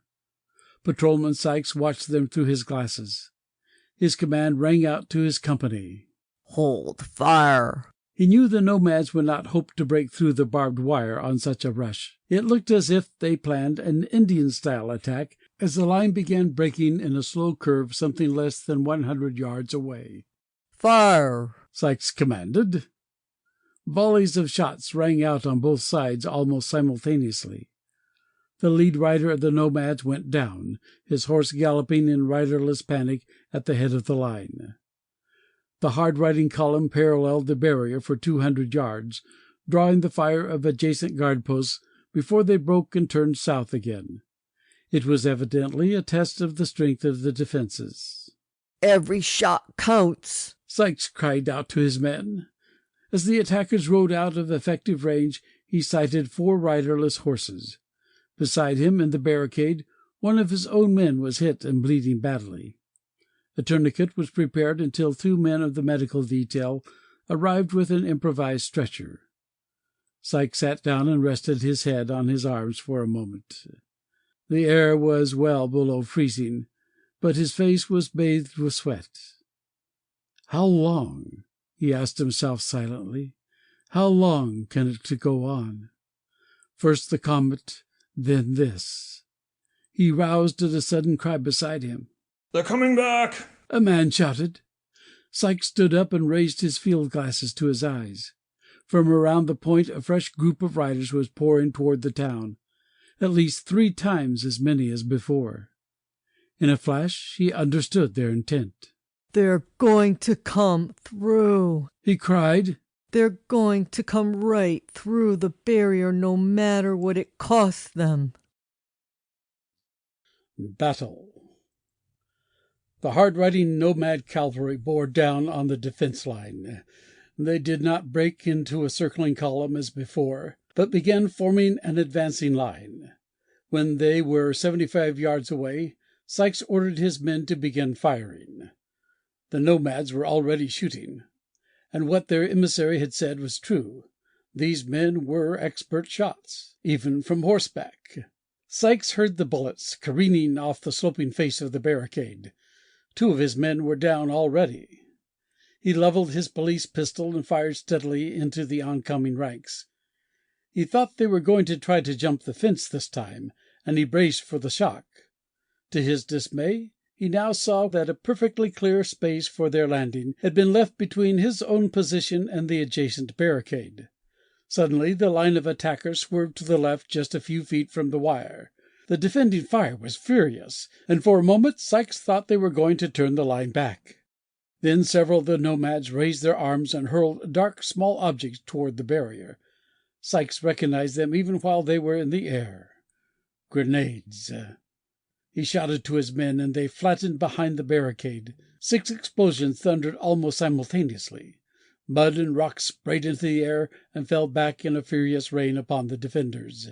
Cautiously Sykes lifted himself from the ground and got a glimpse of the scene once more. 100 feet of barbed wire fence had disappeared in a tangle of shattered posts and hanging coils. Through the opening the nomads poured over the barricades in the midst of Sykes' men.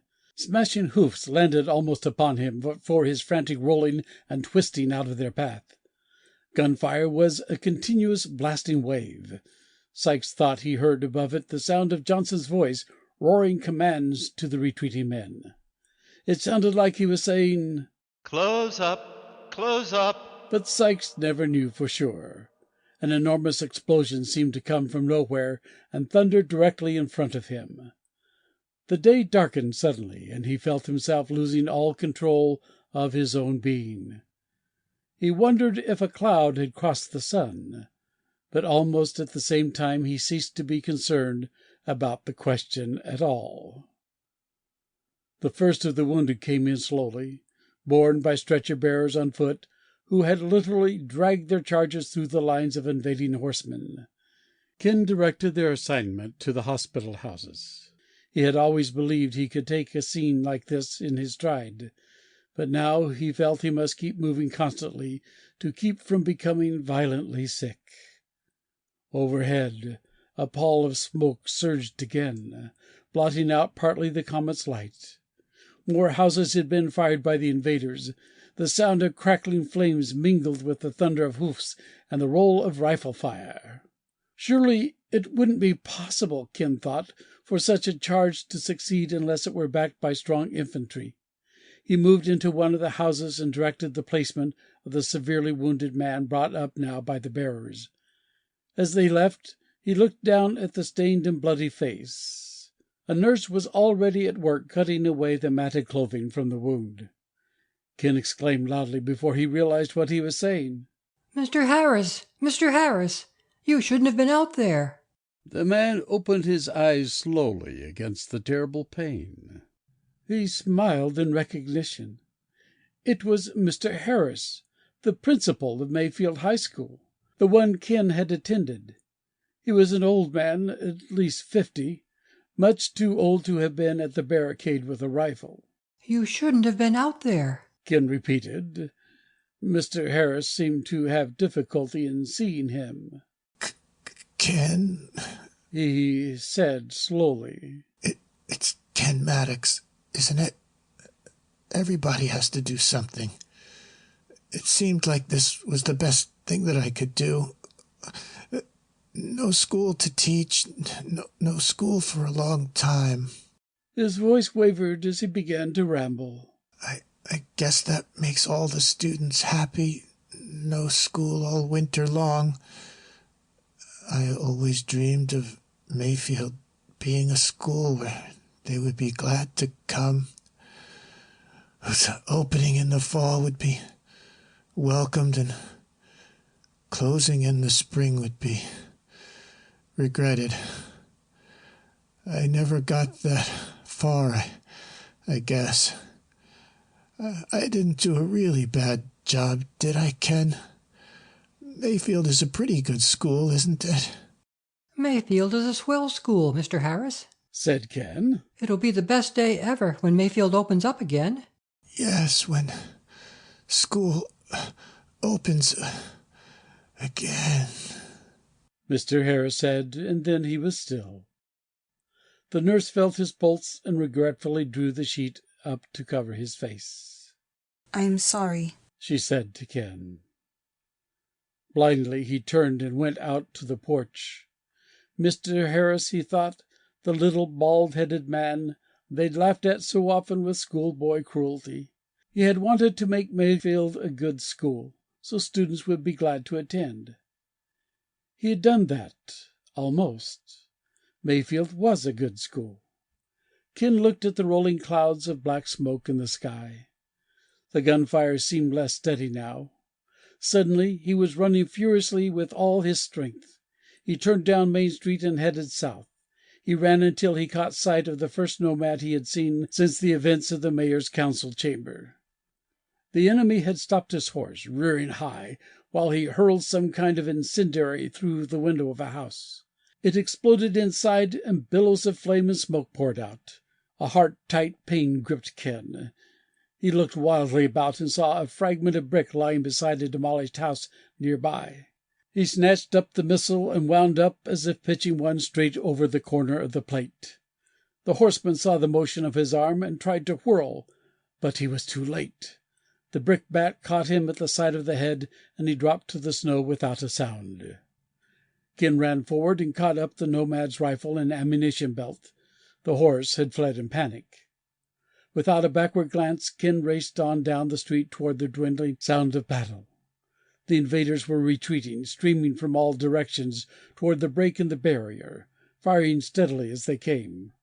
The defenders were trying to block the escape. Ken dropped behind a barricade next to an older man he didn't know. He searched for an opening and waited for a rider to cross his sights. Then he squeezed the trigger and the man fell. When he looked up again, the last of the invaders were gone. Only half of those who had come up to the attack were leaving it. The men around Ken slowly relaxed their terrible tension. From some lying prone there were cries of pain. Those who could stand did so and revealed their drawn faces to one another. Teams of the medical group began moving again. A horse-drawn wagon was brought up that had been fitted with boards across the sides so that 2 layers of wounded men could be carried at once. Ken heard sudden hoofbeats behind and turned. Sheriff Johnson rode up and surveyed the scene. His eye caught Ken's figure standing in the midst of it, rifle in hand and captured ammunition belt draped over his shoulder. You! White anger was on Johnson's face. You were ordered to stay out of the front line, he thundered. Any other man would be court-martialed for such disobedience. Get back where you belong and don't show your face in this area again. I'll jail you for the rest of the fighting if you disobey again. Half ashamed, but half only, for his impulsive action, Ken turned and moved down the street. Leave that gun here, the sheriff commanded harshly. Ken gave it to the nearest soldier. He took off the ammunition belt and handed it over too, then resumed his course. He should not have done it, he told himself, but he felt better for it. He felt he had paid a little of his debt to Mr. Harris. When he reached the hospital center, he told his father. "It wasn't a good thing," said Professor Maddox gently. "But maybe it was something that had to be done." Throughout the day they continued to bring in the wounded and the dead. There seemed to be an incredible number, but the invaders had suffered heavily too. Half their force had been lost. A dozen fine horses had been captured, which were a considerable prize. There was speculation as to why the nomads chose to attack in this manner. They had done great damage, it was true, yet the attack had not had a chance of being decisive in spite of their insane persistence. Hilliard and Johnson held a staff meeting that afternoon, while a sharp watch was kept for further attack. They considered that they had done very well so far. The chief worries were the grenades and incendiaries, which the nomads seemed to have in large quantity. Toward evening, Johnson asked for 2 volunteers to go out as scouts to try to reach the top of Lincoln's Peak, west of town, to spot the camp of the nomads and scout their activities. A pair of volunteers was chosen from the many who offered. On 2 of the best of the nomads' horses, they made their way across the frozen plain and up the small ravine leading to the ridge. Observers watched until they were out of sight in the ravine. It was agreed the 2 would return by 6 o'clock. At 5 there was the faint sound of gunfire somewhere in the hills. The scouts did not return at the appointed time. They did not return at all. Night came, and word spread among the townspeople of the disappearance of the 2 scouts. Anxiety increased as it became apparent they were under close surveillance by the enemy. Perhaps it was the intention of the nomads to wear them down with a winter-long siege of attack after attack, until they no longer had the ability or strength to fight. Hilliard and Johnson doubted this. The nomads were far less equipped for such a siege than Mayfield was. Maria continued to return to the radio shack in the evening to maintain the schedule with the network. She reported the plight of Mayfield to the other stations. From across the country came the fervent best wishes of those who had heard her. Wishes were all they could offer. The scientists were particularly anguished because they considered the Maddox-Larsen group among the most likely to crack the barrier that kept them from conquest of the comet dust. "Our prayers are with you," the Pasadena group said. They sent a new report, and Maria typed it and showed it to Professor Maddox that evening. He scanned it and put the pages in his coat pocket as he glanced out the window toward College Hill. "It seems like ages," he said. "I wonder if we'll ever get back up there." The next attack came well before dawn. Sheriff Johnson was among the first to be aware of it. The thunder of seemingly countless horses' hoofs was heard faintly out of the south, and he put his glasses to his eyes. The nomads were a black patch against the snow. How many horses have they got? He exclaimed to the patrolman beside him. This was Ernest Parkin, one of his best officers. "I'd say there must be at least 100 of them," said Parkin in awe. "They must have been gathering horses for weeks." "Feed," said Johnson, "for themselves and the animals. They may be rabble and savages, but they've had genius of leadership." Behind shelter they waited for the blow. All orders had already been given. Only the general alarm was sounded now. It had been expected that the previous pattern of attack would be repeated. The defenders had been moved back from the barbed wire. They fired slowly and methodically with a splendidly efficient barrage as the nomads swung out of the night to blast with their grenades at the reconstructed fence. The way opened and they plunged in, the defenders closing behind and retreating to the other side of their barricades. Ken paced restlessly as he heard the shooting. "I'm going up on the roof," he told his father. "There can't be any objection to that." "I guess not. I'll call you when we need you." Ken climbed the stairs of the 6-story building, which was the highest in Mayfield. He came out on the frozen surface of the roof and looked into the distance. The mounted invaders were circling like Indians about several blocks of houses, firing steadily at the defenders and hurling incendiaries at the houses. Then, as Ken turned his eyes to the northern end of the valley, he felt as if the whole world had suddenly fallen to pieces in the dim morning light. On foot, a vast host of the invaders moved toward the northern defenses of the town. Instantly he understood their strategy. While their small parties of mounted attackers had pressed the southern defenses, giving the impression they intended to make their major approach there, the bulk of their forces had marched entirely around Lincoln's Peak and come upon the northern boundary at night. That was why the peak had been so heavily guarded against the scouts. It had been a march of over 40 miles to bypass the valley. Now, however, the nomads were in a position to achieve their goal. The bulk of the town's defense was concentrated in the south. Little stood in the way of the horde advancing from the north. His heart sickened as he saw them rip through the barbed wire enclosure. The poorly manned defense posts seemed almost non-existent. Only a scattering of shots was thrown at the invaders. From somewhere a warning siren sounded, the agreed-upon signal to indicate invasion in that sector. It was far too late for that, Ken thought. The horde was already in the streets, fanning out, dispersing in the deserted streets. Ken started for the doorway leading from the roof. His responsibility to College Hill was gone now. Every man in the valley was fighting for his own life. If that battle were lost, College Hill would be only an empty symbol, where ghosts were housed, as in Berkeley, as in Chicago, as in 1,000 centers of learning the world around. With his hand on the latch of the door, he paused at a new sound that broke upon the air. An incredible barrage of firing was occurring along northern Main Street, near 12th Avenue. He put the field glasses to his eyes again and watched the scattering nomads seeking cover. Dozens of them lay where they fell headlong in the streets. Ken strained his eyes to see where the defense had come from. It was centered in the houses and buildings that lined the streets, and on their rooftops. He could see the ant-sized outlines of figures on those roofs. For a moment he failed to understand. Then he felt a choking sensation in his throat.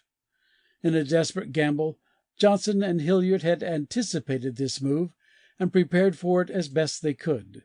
They had allowed the main body of the attackers to enter the town itself and had deployed the majority of their guns to ring them about, while offering only token defense on the south. This was it. The battle would be fought here and now in the streets of Mayfield, and before the day was over it would be known whether the city would continue its struggle to live or whether it would become another Berkeley. Black Victory. The spearhead of the nomad infantry attack broke through between two lightly manned guard posts, whose garrisons fled in retreat with a few ineffective shots. The column came through in a widening wedge.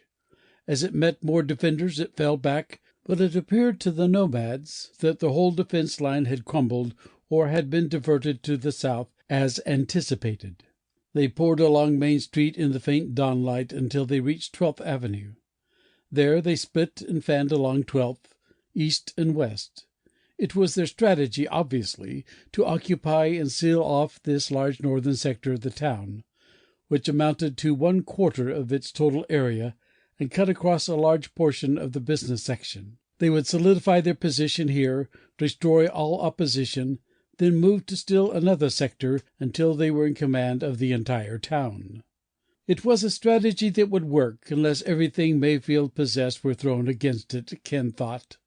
He saw now why 12th Avenue had been chosen as the line of attack. The defenders were entrenched there and were offering forceful opposition. He looked for a moment to the south again. The defenses there were light, yet the charge of the mounted nomads had to be contained, or they would drive all the way to the center of town, burning and killing as they went. If they succeeded in joining with the infantry, they would have split Mayfield's defenses in two. Johnson had mounted his best men, using the captured nomad horses as well as the town's own. Desperately this small force was trying to contain and exterminate the fierce riding enemy. Picked sharpshooters had been carefully stationed with the best rifles available. Although the gunfire was not heavy, Ken could see Johnson's men were taking a heavy toll of the invader. In the north, the lines of fixed battle had now been established. The nomads had drawn back to positions of cover in the empty houses facing 12th. Their flanks were more mobile, fighting for advantage along streets parallel to Main, but some blocks away on either side, and extending all the way back to the point of breakthrough. While he surveyed the scene from the roof, Ken watched the stealthy movements of defenders moving behind the main line to try to surround the enemy. That was the strategy of the defense, and the gamble on which their entire fate hung. If they succeeded, they would have the breach closed, leaving no retreat for the surrounded invader. The comet slowly appeared, illuminating the scene of battle as if it lay upon some other planet. The day was clear so far, but a band of stratus hung low over the western hills. It would probably be snowing by nightfall, Ken thought. Through the glasses he recognized the leader of a small patrol that was moving east on 18th Avenue. It was Tom Wiley, the barber. His men were mostly students from the college. They were trying to gain a house farther up the block to provide a covering point from which a general advance of the line on both sides of them could hinge. Tom could not see that an opposing patrol had him under observation. He led his men into the open to cross the street. Ken wanted to shout for him to go back, but it was impossible to be heard at such distance. The enemy patrol moved out slightly. They centered Tom and his men in a murderous burst of rifle fire. The barber fell. Two of the others were hit, but they managed to reach cover with the rest of their companions. The body of Tom Wiley lay motionless where it fell in the snow-covered street. Ken could see the sign just a block away that read, "Wiley's Barber and Beauty Shop." From where Ken stood, the sign, which jutted over the sidewalk, seemed to project just above the body of the fallen barber. Ken hesitated in his resolve to go down there in the midst of the fighting. He thought of Johnson's words and Hilliard's orders. Would the defense strategy succeed? The nomads were trained and toughened by their weeks of fight for survival. But Mayfield's men were only weakened by their strained effort to keep the town alive. On the eastern side of the encirclement, a burst of smoke with a core of orange flame at its center spurted upward from a house. This was followed by a second and a third and a fourth. Defending fighters ran from the rear of the burning houses to the row beyond. Behind the screen of billowing smoke the nomads crept forward, to repeat their tactics and fire the houses where the defenders now had cover. It was obvious they recognized the danger of encirclement by forces stronger than any they had anticipated. They were making a desperate effort to straighten their lines parallel to the barbed wire, with their flanks and rear clear of threat. Ken watched the success of their second incendiary thrust. They could go on indefinitely unless the defenders succeeded in flanking them. That was being attempted now. The defenders moved under the cover of the smoke screen to fire on the advancing nomads. The latter recognized their danger and held to solid cover of houses adjacent to those they had fired. North of this bulge, however, another column was forming, and Ken saw in his sudden horror that it was headed directly toward the warehouse. A house only a half block from the warehouse burst into flame. There was a flurry of activity from the defenders as they too recognized the fresh danger and brought up reinforcements before the threatened warehouse. This added resistance seemed to inflame the determination of the nomads.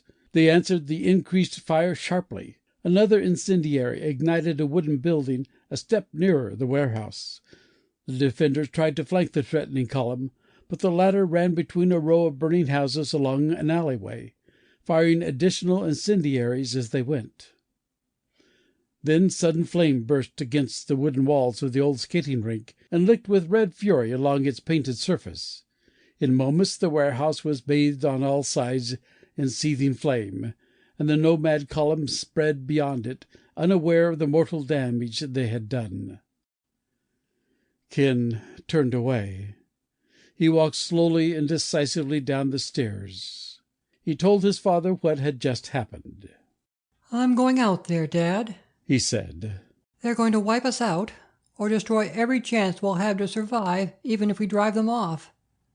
Half of our food supply is gone now. What chance have we got, even if we kill every nomad in the valley?" Ken's father turned to a closet and drew out a .30-06. From a hook he took down a hunter's jacket. Its pockets were loaded with shells, and he had an extra box he gave to Ken. "Johnson left this here," he said. "He intended it for our use if the nomads reached this far. I think maybe it had better be used before the medical center needs defending." Ken's eyes lighted with gratefulness. "Thanks, Dad," he said. "I'm glad you're willing." "I don't know if I'm willing or not. However, I think I agree with you that there's nothing else to be done." Ken ran from the building, clutching the solid, reassuring weight of the rifle in his hand. His coat pockets and the hunting jacket were weighted heavily with a supply of ammunition. There was a feeling of security in the weapon and the shells, but he knew it was short-lived, deceptive security. He went to 8th Street and turned north, which would bring him close to the burned warehouse. He could see the immense rolling column of black smoke and hear the bursting crackle of its flames. The whole town could go, he thought, if the fire became hot enough. It would spread from building to building, regardless of the snow cover.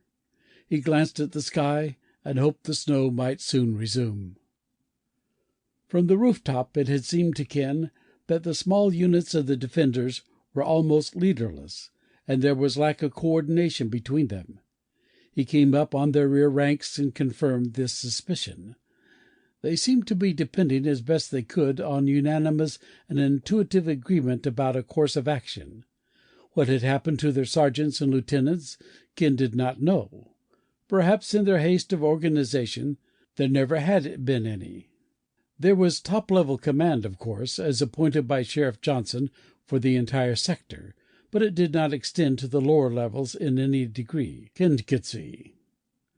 The men paid no attention as Ken joined them. He knew a few of the dozen nearby, but they seemed to regard him as a total stranger. The shock of battle was in their eyes, and they seemed wholly unaware of anything in the world except the desperate necessity to find cover and to destroy the invader. Ken followed them into the shelter of a house flanking the still advancing incendiaries. He crouched at a window with an older man whom he did not know, and leveled his rifle through an opening. A pair of figures appeared momentarily at the edge of the smoking cloud. The older man jerked his gun and fired, frantically and ineffectively. "Slow!" Ken cried. "Aim before you shoot." The man glanced at him in a kind of daze. Ken sighted patiently and carefully. The smoke cloud parted once again, and he squeezed the trigger. One of the figures dropped, and the smoke cloud closed down again. Ken's calmness seemed to penetrate his companion, who leaned back for a moment to wipe a shaking hand across his sweat-stained face. "I've never done anything like this before," he murmured helplessly. "None of us have," said Ken. "But we've got to do it now. Watch it! We're drawing their fire." Bullets shattered the window casing above and beside them. Across the room a man crumpled. Ken risked a glance through the window. "We've got to get out!" he exclaimed. "They're going to rush the house."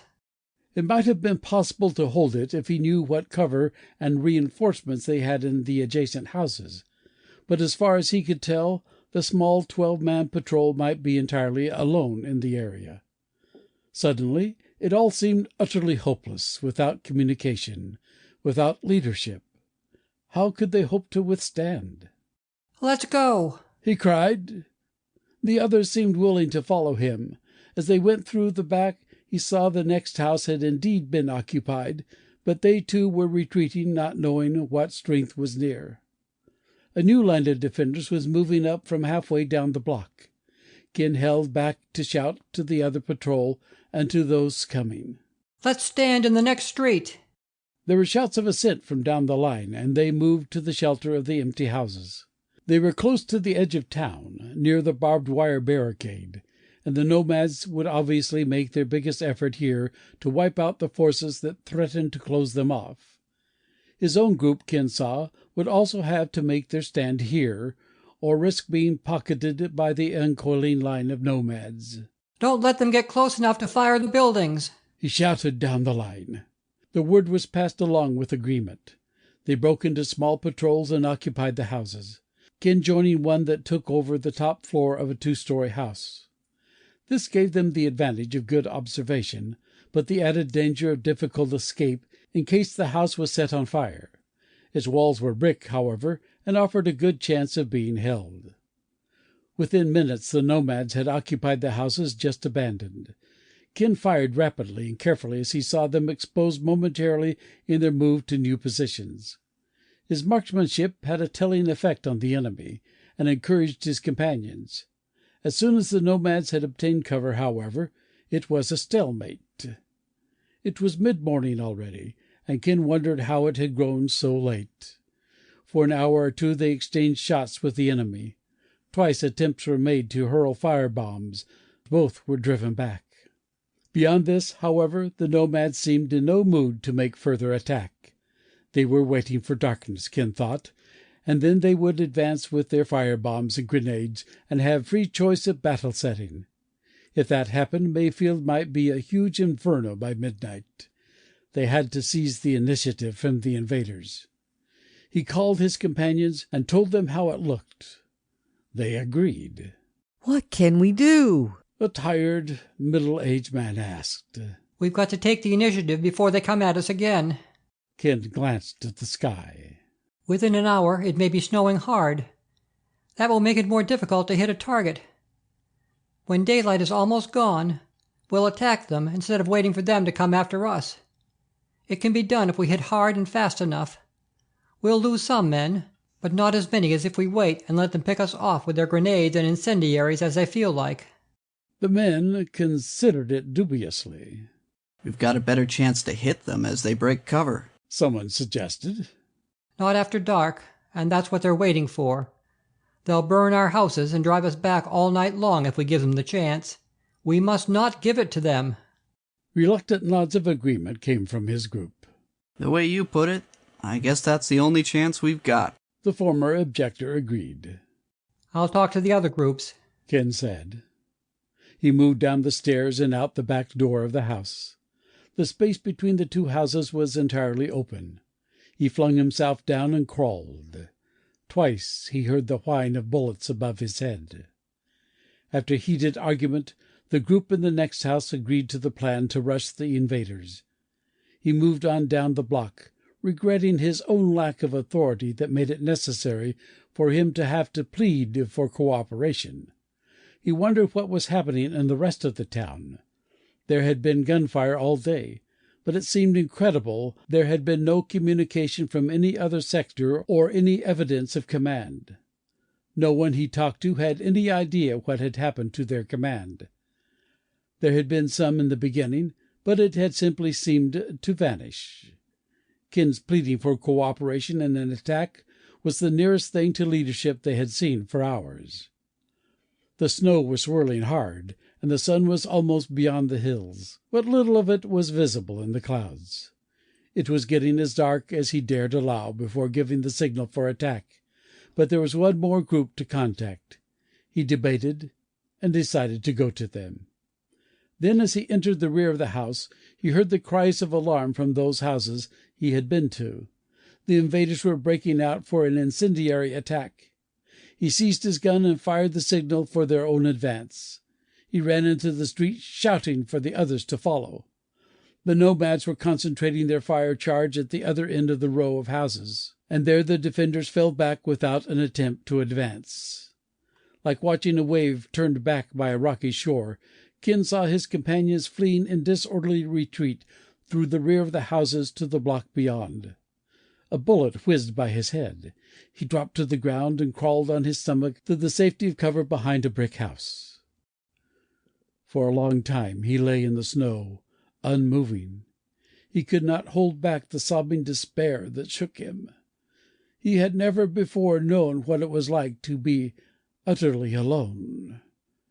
Mayfield was dying and taking away everything that was his own personal world. He had listened to news of the destruction of Chicago and of Berkeley without knowing what it really meant. Now he knew. For all he knew, the nomads might even now be in control of the major part of the town. He could not know what had happened to his father, to Maria, to anyone. The crackling of flames in the next house aroused him. He crawled inside the brick house, which was still safe, for a moment of rest. He knew he should be fleeing with the others, but he had to rest. He heard sporadic shooting. A few nomads were straggling after their companions at the other end of the street. It was too far to shoot. However, one nomad stopped and swung cautiously under the very windows of the burning house next door. Ken leveled his rifle and fired. The bullet caught the man in the shoulder and flung him violently against the wall. Ken saw that he would be buried by the imminent flaming collapse of that wall. The man saw it too. He struggled frantically to move out of the way, but he seemed injured beyond the power to get away. Ken regarded him in a kind of stupor for a moment. The man out there was responsible for all this, he thought, for the burning and for the killing. He swung his rifle over his shoulder and went out. Brands were falling upon the wounded enemy. Ken hoisted the man under the arms and dragged him to the opposite side of the adjacent house. The nomad looked at Ken with a strange fury in his eyes.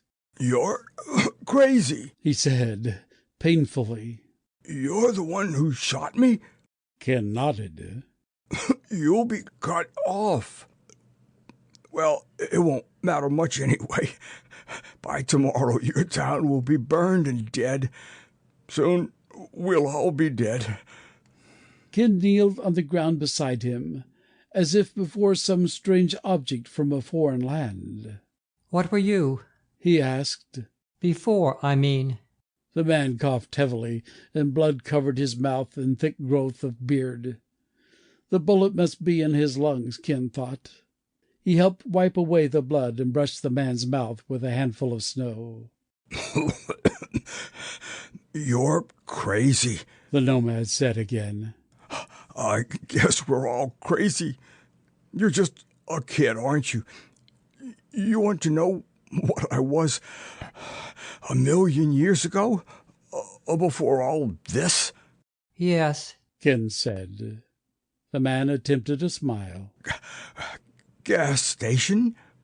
Wasn't that a crazy thing? No need of gas when all the cars quit. I owned one of the best little corner in Marysvale." "Why are you with them?" Ken nodded in the darkness toward the distant attackers. The man glared, twisting with the pain. Then his glance softened. "You'd have done it too. What else was there? I had a wife, 2 kids, no food within 100 miles. After we used what was in our own pantry and robbed what we could from the supermarket downtown, we all got together and went after some. We got bigger as we went along.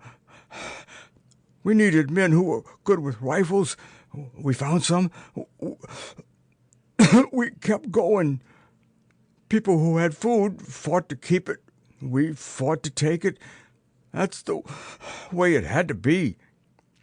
We heard about your town with its big hoard of food. We decided to get it." "Did you know you burned half of it this morning?" "No. That's tough. That's tough all the way around." Don't look at me that way, kid. You would have done the same. We're all the same as you, only we didn't live where there was plenty of food on hand. We were all decent guys before. Me, those guys out in the street that you knocked off. I guess you're decent, too. Where's your family now? 20 miles down the valley, waiting with the rest of the women and children for us to bring them food. Ken rose slowly to his feet. The man was bleeding heavily from the mouth. His words were growing muffled. What are you going to do? He asked. Get on with what has to be done, said Ken wearily. He felt sure he must be walking in a nightmare, and in just a little while he would awaken.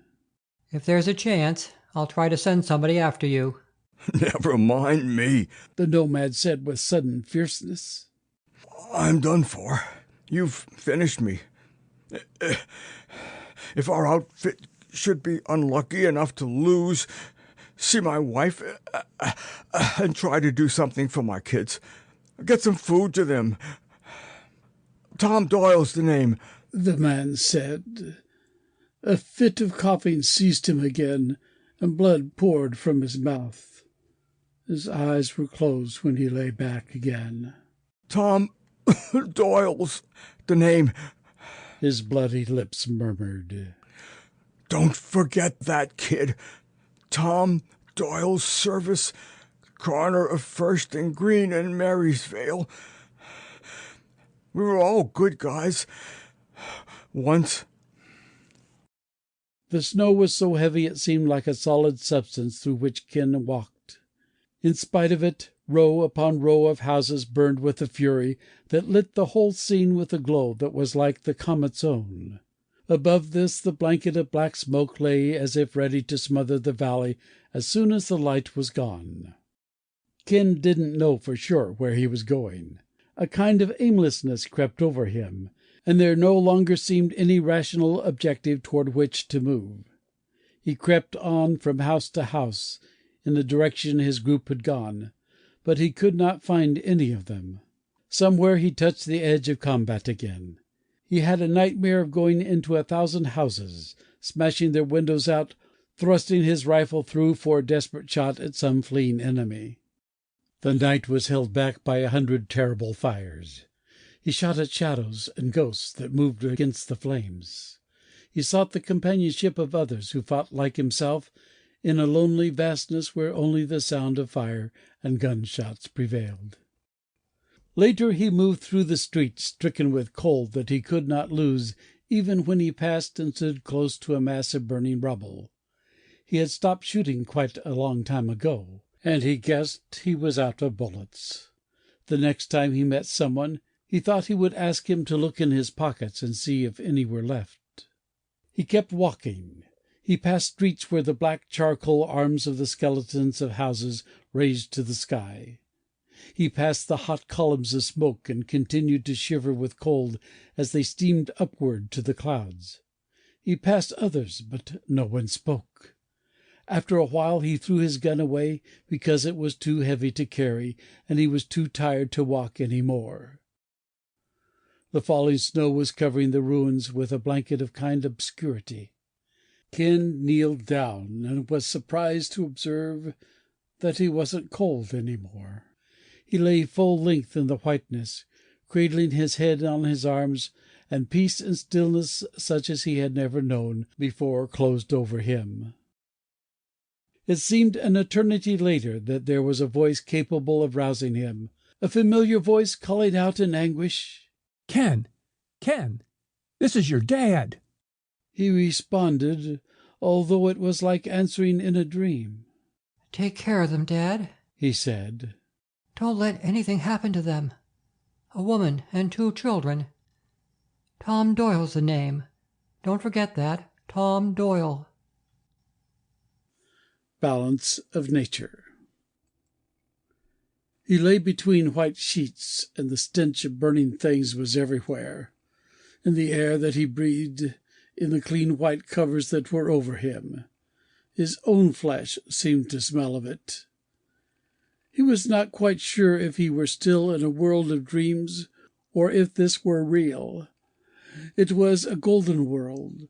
A snow-covered ground beyond the window was gilded with rich yellow light. He remembered something about such light that was not pleasant. He had forgotten just what it was. Maria Larsen stood at the foot of his bed. She smiled as his eyes opened. "Hello, Ken," she said. "I've been waiting so long. I've been afraid you'd never wake up."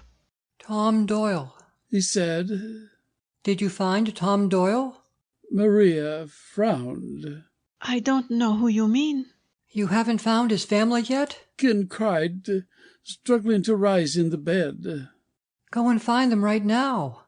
I promised Tom Doyle I'd do it. Maria approached and pushed him gently back upon the pillow, drawing the covers over him once more. Tell me about Tom Doyle, she said. You've never told me who he is. It seemed utterly stupid for her not to know, but Ken patiently told her about Doyle's service, the best little station in the world at the corner of First and Green. I told Tom I'd take care of them, he said. Now go and bring them here. Ken, Maria said. All the nomads who escaped, and there weren't many, retreated around the south end of town and picked up the women and children they'd left there. They moved on south. That was 3 days ago. We've no idea where they've gone. Ken tried to rise again against her struggles to hold him down. They couldn't have gone so far that a man on horseback couldn't find them. Why won't you help me? I promised I'd see to it. He lay back weakly, covering his face with his arm. Go and find Tom Doyle, he said. In detail he described where he had left the man. You don't believe what I'm saying. Get Tom Doyle, and he'll tell you it's the truth. He wouldn't be there now. All the wounded, including the nomads, have been moved to homes where they are being cared for. The dead, both theirs and ours, have been burned and their ashes buried. Do what I tell you, Ken implored. With bewilderment and fear on her face, Maria stood back from the bed and looked at Ken's troubled face. Then quietly she stole from the room and shut the door behind her. He had been overworking himself for weeks, Dr. Adams was saying, and had been living on a poor diet that would scarcely keep a medium-sized pup going. Then you had a shock, the kind of shock that shakes a man to his very roots. Now you're on your way up again. Ken glanced about the room. It seemed normal now, and there was only a great emptiness within him to replace the frantic urgency he remembered. What you're trying to say, Doc, is that I went off my rocker for a while? Dr. Adams smiled. If you want to put it that way, however, you're fine now. Ken stared at the ceiling for a few moments. Will you still say so if I ask again about Tom Doyle? What do you want to know? Was he found? No. Maria actually tried to find him for you. I'm afraid your Tom Doyle is among the dead. I killed him. We killed a lot of them, and they killed a lot of our people. How did it end? Asked Ken. I remember the darkness, and just wandering around the streets shooting. But I don't know what I hit or where I went. That's the way it ended, said Dr. Adams. House-to-house street fighting, and we won. Don't ask me how. You were in a sector that was cut off almost as soon as you entered it. Even where communication was maintained, things were nearly as chaotic. Johnson says it was just plain dumb luck. Hillard says he doesn't think it really happened. Dr. Aylesworth calls it a miracle, a gift, and a blessing that shows we're meant to survive. Most of the rest of us are willing to look at it his way. I could do something for Tom Doyle, Ken said finally. He was a decent guy. They all were, once. I could find his wife and children. The doctor shook his head. All who are left of that group of nomads are going to die. We've got to let them die, just as we let the people in Chicago and Berkeley and 10,000 other towns die. We have no more power to save Tom Doyle's family than we had to save them. We're taking care of the nomad wounded. We could do as much for just one woman and 2 kids. We're helping the wounded until they get on their feet, Dr. Adams said quietly. Then they'll be sent on, to wherever they came from. Ken stared at him. There is only one thing we could never forgive ourselves for, the doctor continued. That one thing would be letting the earth itself die. As long as there are people alive who can fight the comet, we still have a chance. Nothing else in the whole world matters now. Don't you see there is no other purpose in keeping Mayfield alive, except to support the few people who understand the dust and can fight it? Beyond that, Mayfield has no more right to live than any other town that has already died. But Mayfield has to stay alive to keep you and your father and the others like you fighting the dust. Dr. Adams gave permission for Ken to be out of bed for a short time. He tried, after the doctor had left, and almost fell on his face. The whole world seemed to spin in enormous cartwheels. He persisted, though, and 2 hours later he was making his way slowly up College Hill with the help of Maria, who walked beside him and lent her arm for support. At the top of the hill they stopped and turned for a look at the valley below them. The ruin was plain to see in spite of the snow cover. A third of the town had been completely burned. At the old skating rink, workmen were clawing through the debris for usable remains of food. A miserably small pile of items showed the extent of their success. Curls of smoke still rose from the ashes, and the nauseating smell of death and burning floated over the whole valley. Of his own experience, Ken felt only a numbing confusion as yet. He thought he should feel like a fool for his collapse at the height of the battle, but he did not. He felt as if he had marched to the absolute edge of human endurance and had looked to the dark pit below. He turned to Maria. I'll be okay now. It's time for you to get back to the radio station. Tell them what happened and get their reports. I'll see you tonight. It seemed a long time since he had last been in the laboratory. The workers were once more in the midst of their thousands of trials and failures to produce a colloidal, non-poisonous form of the decontaminant which could be infused in the atmosphere of the world to destroy the comet dust. He stayed until his father left at 7 o'clock, and they went home together. He still had to depend on someone else for assistance on the steep and slippery hill. When they reached home, Maria had a lengthy report ready from the Pasadena people and one from Schenectady. Professor Maddox read the reports at the dinner table. He passed the sheets to Professor Larsen as he finished them. Ken saw he was not reading with his usual thorough analysis. When he had finished, he returned to his eating with perfunctory motions. Anything new? Ken asked. The same old story. 1,000 hours of experiments and no success. I feel we're all on the wrong track, trying to perfect a chemical colloid based on the decontaminant, which will destroy the dust. I feel that nothing is going to come of it. Ken said, I had a crazy dream the other day while Dr. Adams had me under drugs. I had almost forgotten it. I dreamed I was walking along the street and had a special kind of flashlight in my hand. When I came to a car that wouldn't run, standing by the curb, I turned the beam of the flashlight on it. Then whoever owned it could step in and drive away. After I had done that to all the cars in Mayfield, I turned it on the sky and kept just flashing it back and forth, and the comet dust fell down like ashes and the air was clean. Professor Maddox smiled. A nice dream. I wish we could make it come true.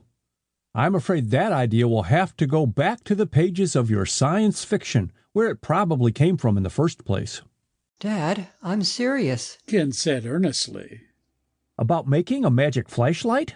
His father was almost sarcastic, which revealed the extent of his exhaustion, Ken thought.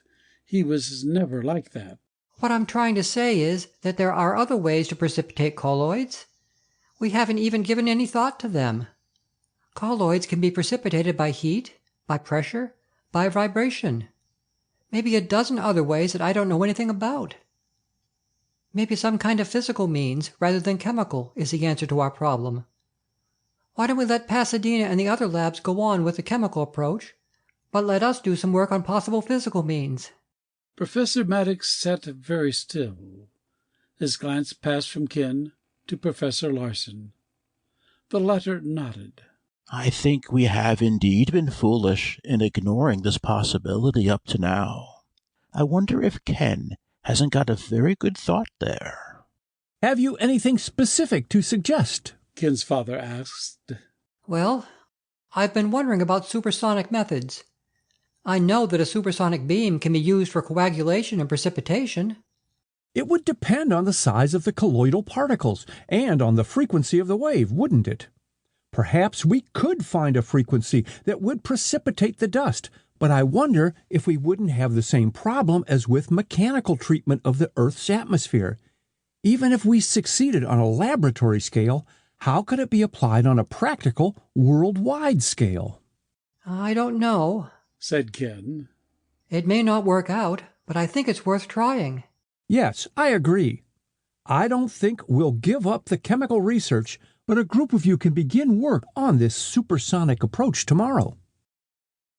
The losses of food at the warehouse were enormous. Less than 5% of the contents could be removed in usable form. Most of the canned goods had burst from internal pressure. Grain and other dried products were burned for the most part. The food supply of the community was now reduced to 6/10 of what it had been.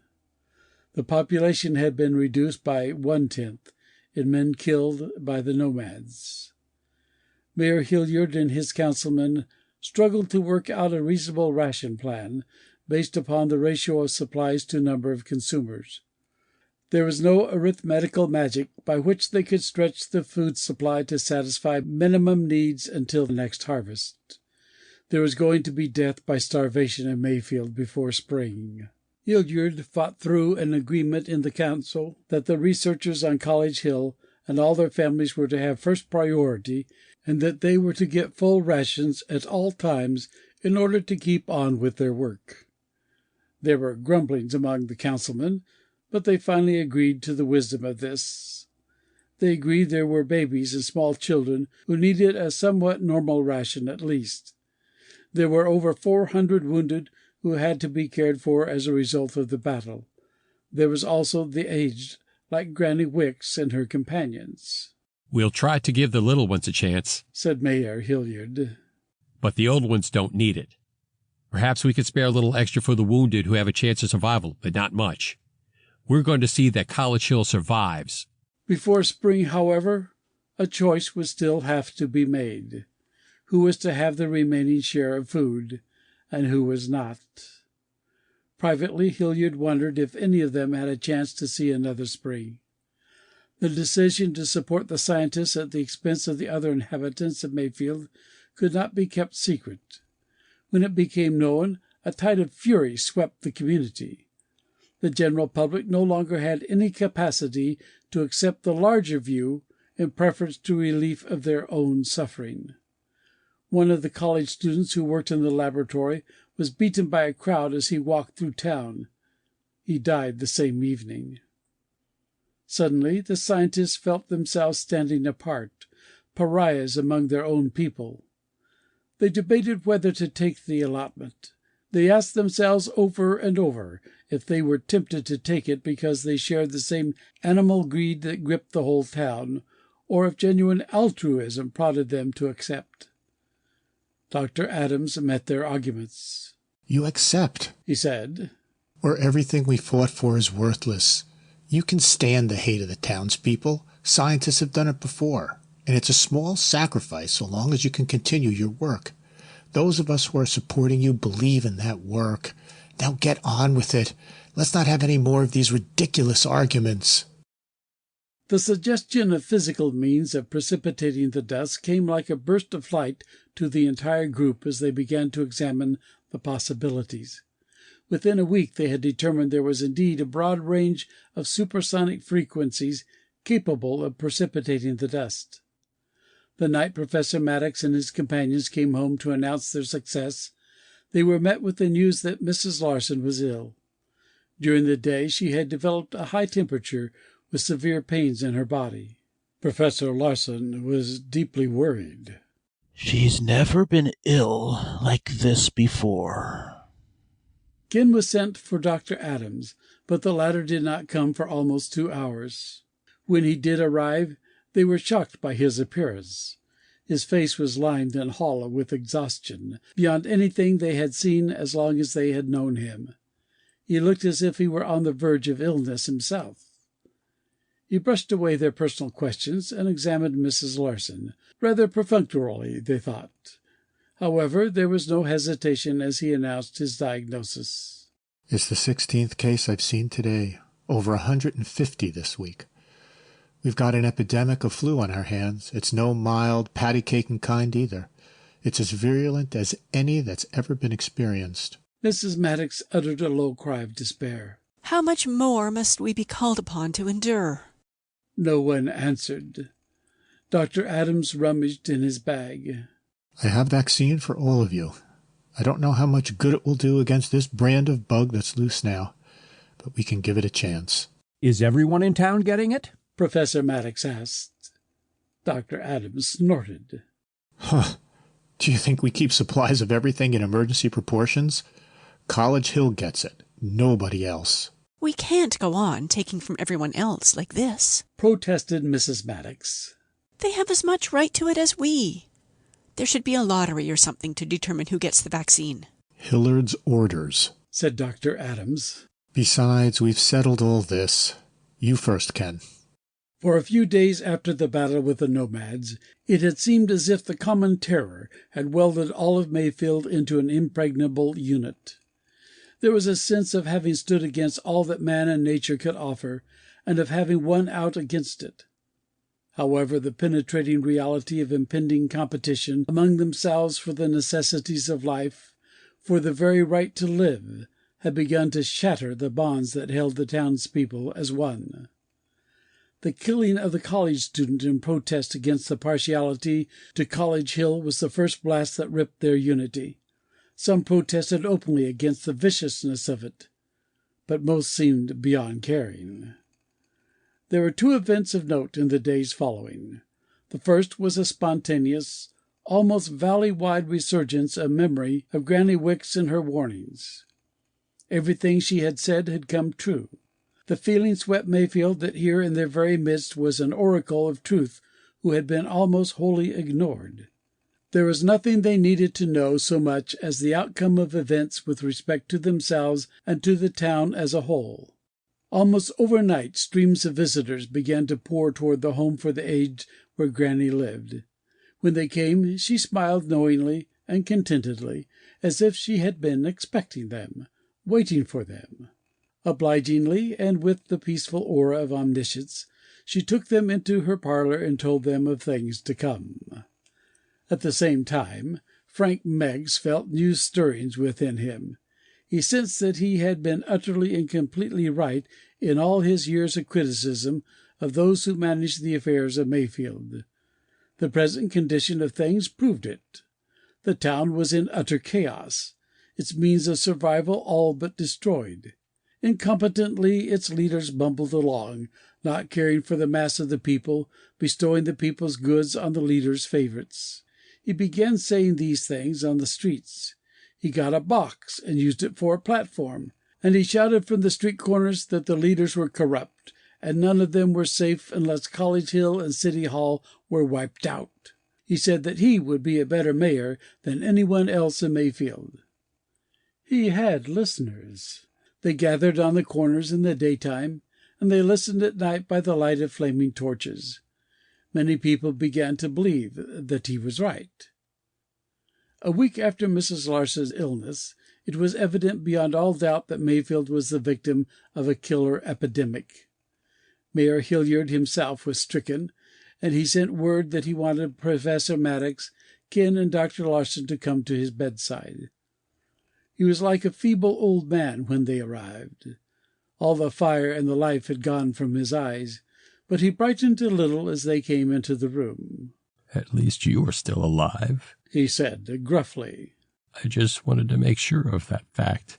And I wanted to have a final understanding that it's soaked into your thick heads that nothing is to interfere with your own survival. We hope you're not overestimating our worth, said Professor Maddox.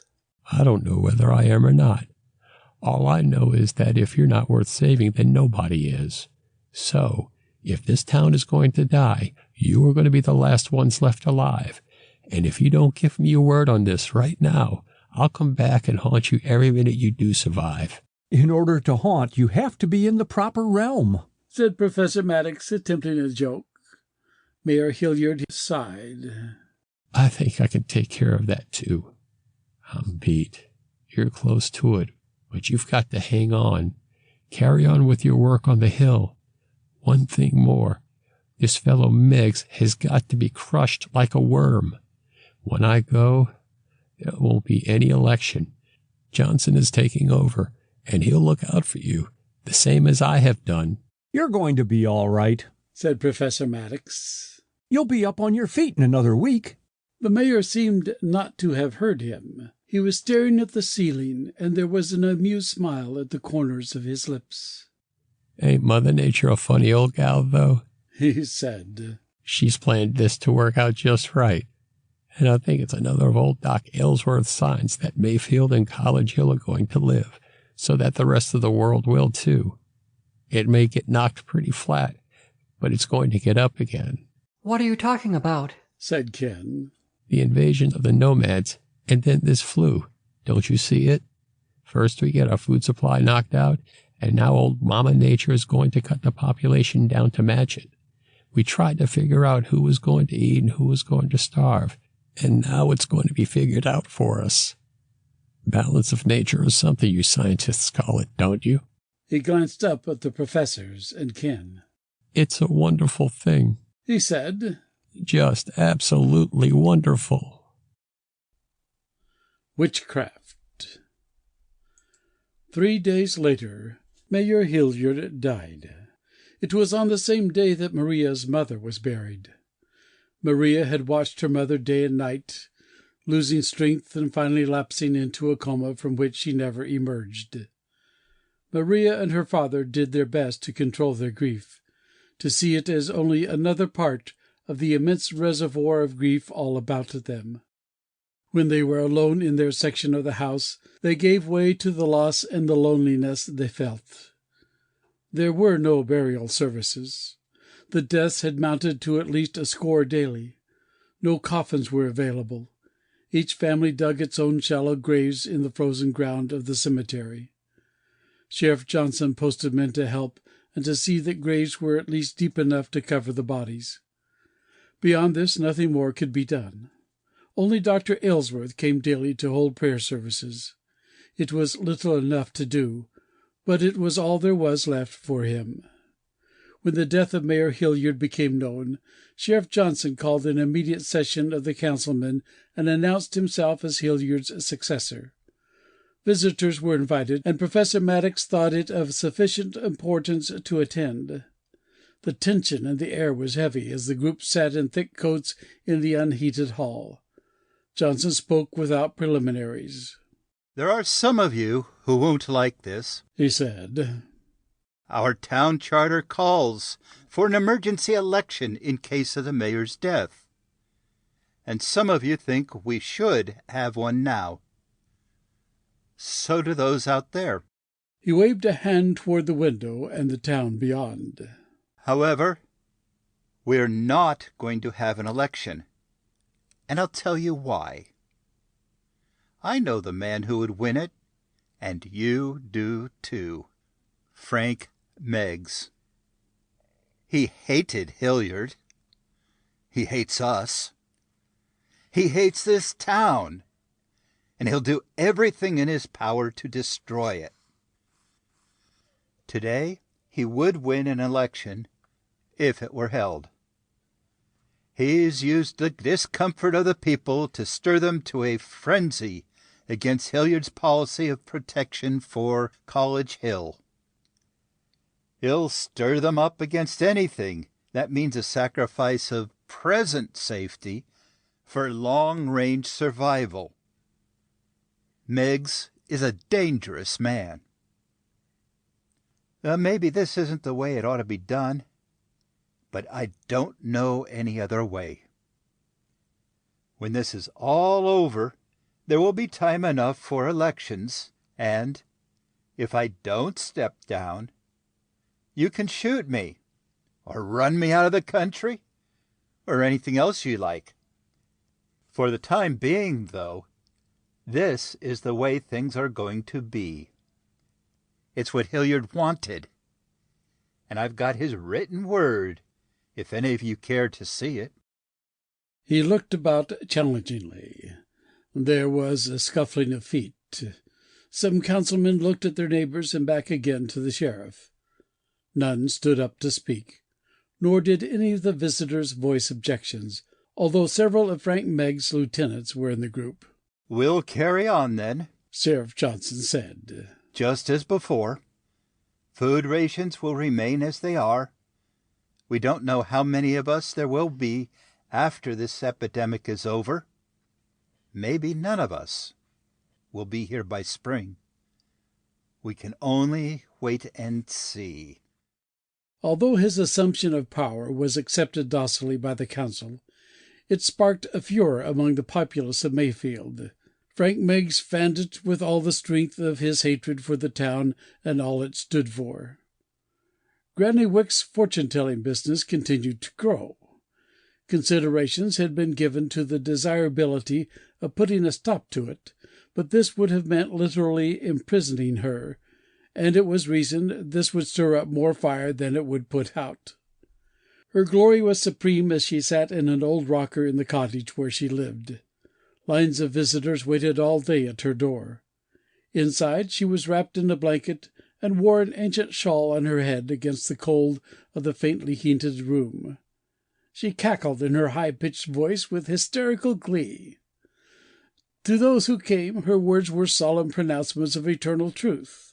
To anyone else it would have been sheer mumbo-jumbo, but her believers went away in ecstasy after carefully copying her words. They spent hours at home trying to read great meanings into her senile nonsense. It was quite a time before Frank Meggs realized the power that lay in the old woman, and he berated himself for not recognizing it earlier. When he finally did go to see her, he was not disappointed. It was easy to understand how she, with her ancient wrinkled face and deep black eyes, could be confused with a source of prophecy and wisdom in these times of death and terror. "I want to lead this people, Granny," he said, after she had bade him sit down. "Tell me what to do."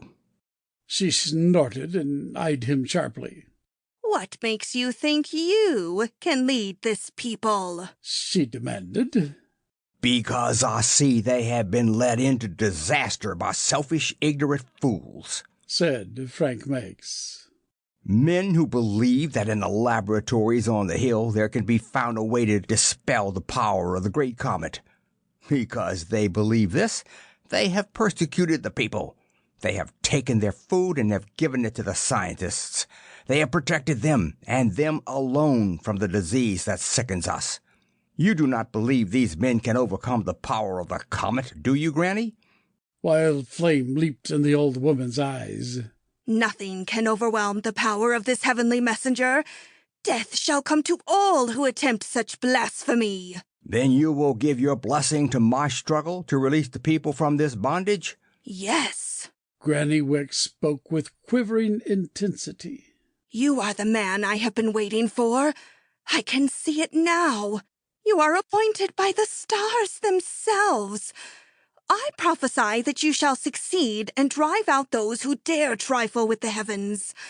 Go with my blessings, Frank Meggs, and do your great work." Elation filled him as he left the house. It was certain that Granny Wicks would pass the word of his appointment to all who came to her audience chamber. The way things were going, it looked as if that would be 9/10 of the people in Mayfield. The occupation of the mayor's chair by Sheriff Johnson gave Frank Meggs a further opening that he wanted. The crowds grew at his torchlight harangues. Even though 1/3 of the population lay ill with the flu, the night meetings went on. Sheriff Johnson has no right to the office he holds, he screamed. His appreciative audience huddled in their miserable coldness and howled their agreement. This is not the way things should be done. Our charter calls for an election, but when will there be an election? My friends, our good sheriff is not the real villain in this matter. He is but the tool and the dupe of a clever and crafty group who, through him, are the real holders of power and privilege in this town. While we have starved, they have been fed in plenty. While we have been cold, they have sat before their warm fires. While we sicken and die of disease, they are immune because the only supply of vaccine in this whole valley was used by them. You know who I am talking about. The scientists who would like to rule us like kings from the top of College Hill. They tell us the comet is responsible for this trouble, but we know different. Who has been responsible for all the trouble the world has known for ages? Science and scientists. The world was once a clean, decent place to live. They have all but destroyed it with their unholy experiments and twistings of nature. They've always admitted their atom experiments would make monsters of future generations of men, but they didn't care about that.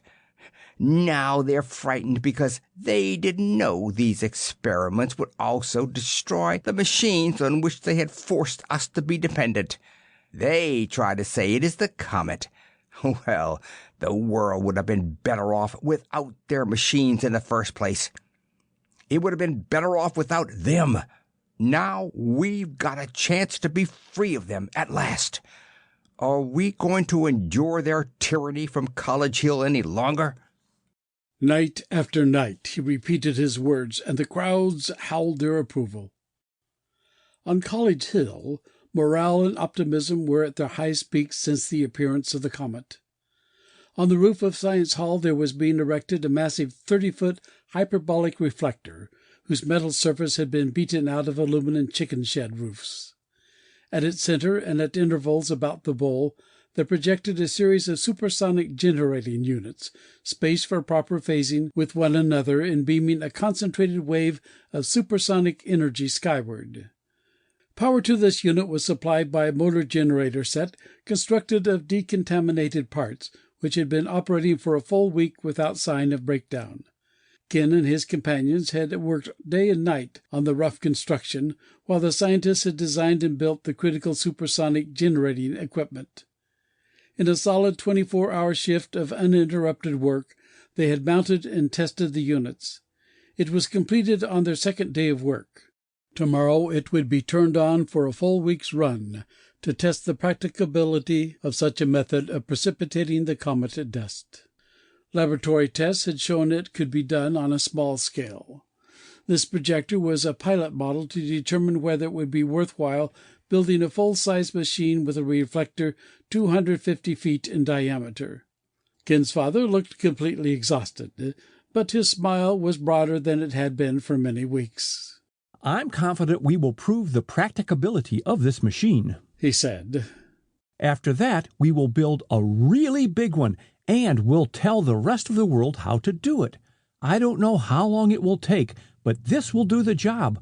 We'll get them to build big ones in Tokyo and Pasadena and Stockholm, wherever there's civilization enough to know how to do it. They can decontaminate their own metals and build new engines that will run as long as necessary. We've got the comet on the run. He hadn't meant to give a speech, but he couldn't help it. They were right, and their staggering labors were nearly over, in this phase at least. They slept from exhaustion that night. Ken was awakened in the early morning hours by the glare of his bedroom window. He sat up and looked out. It seemed to be a very long time before he could let his mind admit what his eyes saw. Science Hall was in flames, the entire structure a mass of leaping, boiling fire. Ken ran from his room, crying the alarm. In their separate rooms, his father and Dr. Larsen stared stupidly at the flickering light as if also unable to comprehend the vastness of the ruin. In frenzy of haste, they donned their clothes and ran from their rooms. Maria was awake, as was Mrs. Maddox. What is it? They called. Then they, too, saw the flames through the windows. The men ran from the house, hatless, their tousled hair flying in the night. Halfway up the hill, Ken called to his father. "You've got to stop, Dad. Don't run like that." Professor Maddox came to a halt, his breath bursting from him in great gasps. Ken said, "There's nothing we can do, Dad." Dr. Larson stopped beside them. "Nothing except watch," he agreed. Slowly they resumed their way. Behind they heard the sounds of others attracted by the fire. As they came at last to the brow of the hill, Ken pointed in astonishment. "There's a crowd of people over there, near the burning building." He started forward. A shot burst in the night, and a bullet clipped the tree over his head. He dropped to the ground. "Get down! They're firing at us!" As they lay prone, sickness crept through them simultaneously. "I know who it is," Ken cried. "Frank Meggs. That crazy Frank Meggs. He's got a mob together and fired the college buildings." In agony of spirit, they crawled to the safety of the slope below the brow of the hill. "We've got to go after Sheriff Johnson," said Ken. "We've got to fight again. We've got to fight all over again." Dr. Larson watched the fire in hypnotic fascination. "All gone," he whispered. "Everything we've done, everything we've built, our records, our notes, there's nothing left at all." They moved down the hill, cautioning others about the mob. Sheriff Johnson was already starting up as they reached the bottom. Quickly they told him what they'd found at the top. "We shouldn't let the mob get off the hill," said Ken. "If we do, we'll never know which ones took part." "There are as many down here who would like to be up there," said Johnson. "You can be sure of that. We don't know who we can trust any more. Get your science club boys together and find as many patrolmen as possible. Ask each one to get 15 men he thinks he can trust, and meet here an hour from now. If we can do it in that time, we may stand a chance of corralling them. Otherwise, we'll never have a chance at them." "We can try," said Ken. By now others had been fired upon and driven back, so that the situation was apparent to everyone. A great many townspeople, most of those well enough to leave their houses, were streaming toward College Hill. It would be futile to try to find the patrolmen at their own homes, Ken knew. They'd be coming this way, too. He soon found Joe Walton and Al Miner. They mingled in the crowd, calling out for other members of the club. Within minutes, all but 2 had been found. Word was passed to them to carry out the sheriff's instructions. It was easier than they anticipated. Within 20 minutes, a dozen officers had been given the word to find their men. At the end of the hour, they were gathered and ready for the advance. The spectators had been driven back. The armed men fanned out to cover the entire hill in a slowly advancing line. They dwindled and became silhouettes against the flames. At the top, Sheriff Johnson called out to the mob through an improvised megaphone. "Give up your arms and come forward with your hands up," he cried. "In 10 seconds, we start shooting." His command was answered by howls of derision. It was like the cries of maniacs, and their drifted words sounded like, "Kill the scientists!" Kill the scientists! Bullets accompanied their shouts and howls. The sheriff's men took cover and began a slow and painful advance. There could be 1,000 mobbers on top of the hill, Ken thought. The sheriff's men might be outnumbered several times over. He wondered if they ought to try to get reinforcements, and decided against it unless word should be sent down from the top. There was no way of telling how the battle was going. Gunfire was continuous. A freezing wind had come up and swept over the length of the valley and over those who waited and those who fought. It fanned the flames to volcanic fury. Ken touched his father's arm. There's no use for you to stay in this cold, he said. You ought to go back to the house. I've got to know how it comes out up there. Who wins? The cold starlight of the clear sky began to fade. As dawn approached, the flames in the college buildings had burned themselves out. But the gunfire continued almost without let-up. Then, almost as quickly as it had started, it died. After a time, figures appeared on the brow of the hill and came down in a weary procession. Sheriff Johnson led them. He stopped at the bottom of the hill. Was it Meggs? Ken asked. Did you get Frank Meggs? He fell in the first 10 minutes, said Johnson. It wasn't really Meggs keeping them going at all. They had a witch up there. As long as she was alive, nothing would stop them. Granny Wicks. Was she up there? Sitting on a kind of throne they'd made for her out of an old rocking chair, right in the middle of the whole thing. Did she finally get shot? Sheriff Johnson shook his head. She was a witch. A real, live witch. Bullets wouldn't touch her. The west wall of Science Hall collapsed and buried her. That's when they gave up. So maybe you can say you won, after all, he said to Professor Maddox. It's a kind of symbol anyway, don't you think? Conquest of the Comet. For the first time since the coming of the comet, Ken sensed defeat in his father. Professor Maddox seemed to believe at last that they were powerless before the invader out of space. He seemed like a runner who has used his last reserve of strength to reach a goal on which his eye has been fixed, only to discover the true goal is yet an immeasurable distance ahead. Professor Maddox had believed with all his heart and mind that they had hurdled the last obstacle with the construction of the pilot projector. With it gone and all their tools and instruments and notes, there was simply nothing. As Ken considered the problem, it seemed to him that the situation was not as bad as first appeared. The most important thing had not been lost. This was the knowledge, locked in their own minds, of what means could prevail against the dust. Beyond this, the truly essential mechanical elements for starting over again were also available. Art Matthews had been very busy, and he had parts enough for 6 more motor generator sets. These were decontaminated and sealed in protective packing.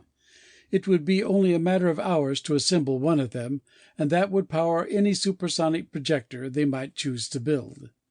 And they could still choose to build one. In the radio supply stores of the town and in the junk boxes of members of the science club, there were surely enough components to build several times over the necessary number of generator elements. In the barns and chicken sheds of the valley, there was plenty of aluminum sheeting to build reflectors. The more he considered it, the more possible it seemed to take up from where they had left off the night before the fire. There was one important question Ken asked himself, however. Why stop with a replica of the small pilot model they had built on the roof of Science Hall? As long as they were committed to building a projector to test for effectiveness, they might as well build a full-scale instrument, one that could take its place as an actual weapon against the dust.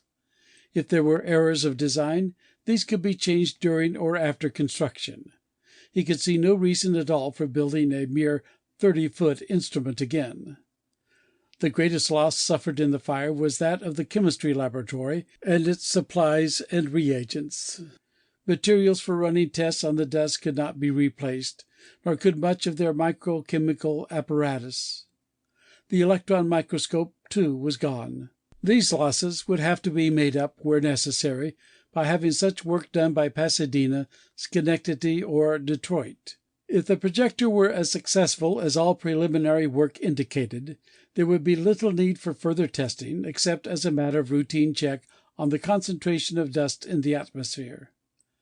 Before approaching his father, Ken talked it over with his fellow members of the science club. He wanted to be sure there was no loophole he was overlooking. Labor to build the reflector is what we haven't got, said Joe Walton. It would take months, maybe a whole year, for us to set up only the framework for a 250-foot bowl. Getting the lumber alone would be a community project, said Al. That's what it's going to be, Ken answered. Johnson is behind us. He'll give us anything we want, if he knows where to get it. I don't think there's any question of his authorizing the construction by the men here. There was nothing else they could think of to stand in the way of the project. It had been 2 days since the fire, but Ken's father still seemed stunned by it. After dinner he sat in his old chair where he used to read, but he did not read now. He sat for hours staring at the opposite corner of the room. Professor Larsen seemed locked in a similar state of shock. In addition to his wife's death, this destruction of their entire scientific facilities seemed a final blow from which he could not recover. Ken recognized, too, that there was a burden these men had carried that no one else knew. That was the burden of top-level responsibility for a major portion of the world's effort against the invader. It was an Atlas-like burden that men could not carry without suffering its effects. Ken approached them that evening, after he and Maria had helped his mother with her chores and had gathered snow to melt overnight for their next day's water supply. Dad? Ken said, I've been wondering when we could get started on the project again. The fellows in the club are all ready to go. I guess most everybody else is, too. His father looked as if Ken had just uttered something absolutely unintelligible. Start? He cried. Start what? How can we start anything? There's nothing left to work with. Absolutely nothing. Ken hesitated, an ache in his heart at the defeat he saw in his father's eyes. He held out his hands. We've got these, he said. He tapped the side of his head. And this. Professor Maddox's face seemed to relax a trifle. He looked at his son with a faint suggestion of a smile on his lips. Yes? What do you propose to do with them? Carefully then, Ken outlined the results of his inventory. Art can build up to 6 engines if we need them. We've got plenty of electronic parts, and tubes big enough to put 60 or 70 kilowatts of supersonic energy in a beam. We don't want to build a little reflector again. We want to put up a full-scale instrument. When that's done, build another one, and still another, until we've used every scrap of material available in the valley. By that time, maybe we'll have some cars running and can go to Frederick and other towns for more parts. Ken's father leaned back in his chair, his eyes closed. If enthusiasm could do it, we could look forward to such a structure the day after tomorrow. Maybe enthusiasm can do it, said Professor Larsen quietly. I believe the boy is right. We've let ourselves despair too much because of the fire. We still have the necessary principles in our heads. If Ken is right, we've got the materials. The only problem is that you and I are a pair of old, exhausted men without the necessary enthusiasm and energy. Perhaps we can borrow enough of that from these boys. I'm in favor of undertaking it. By the light of oil lamps, they planned and talked until far past midnight.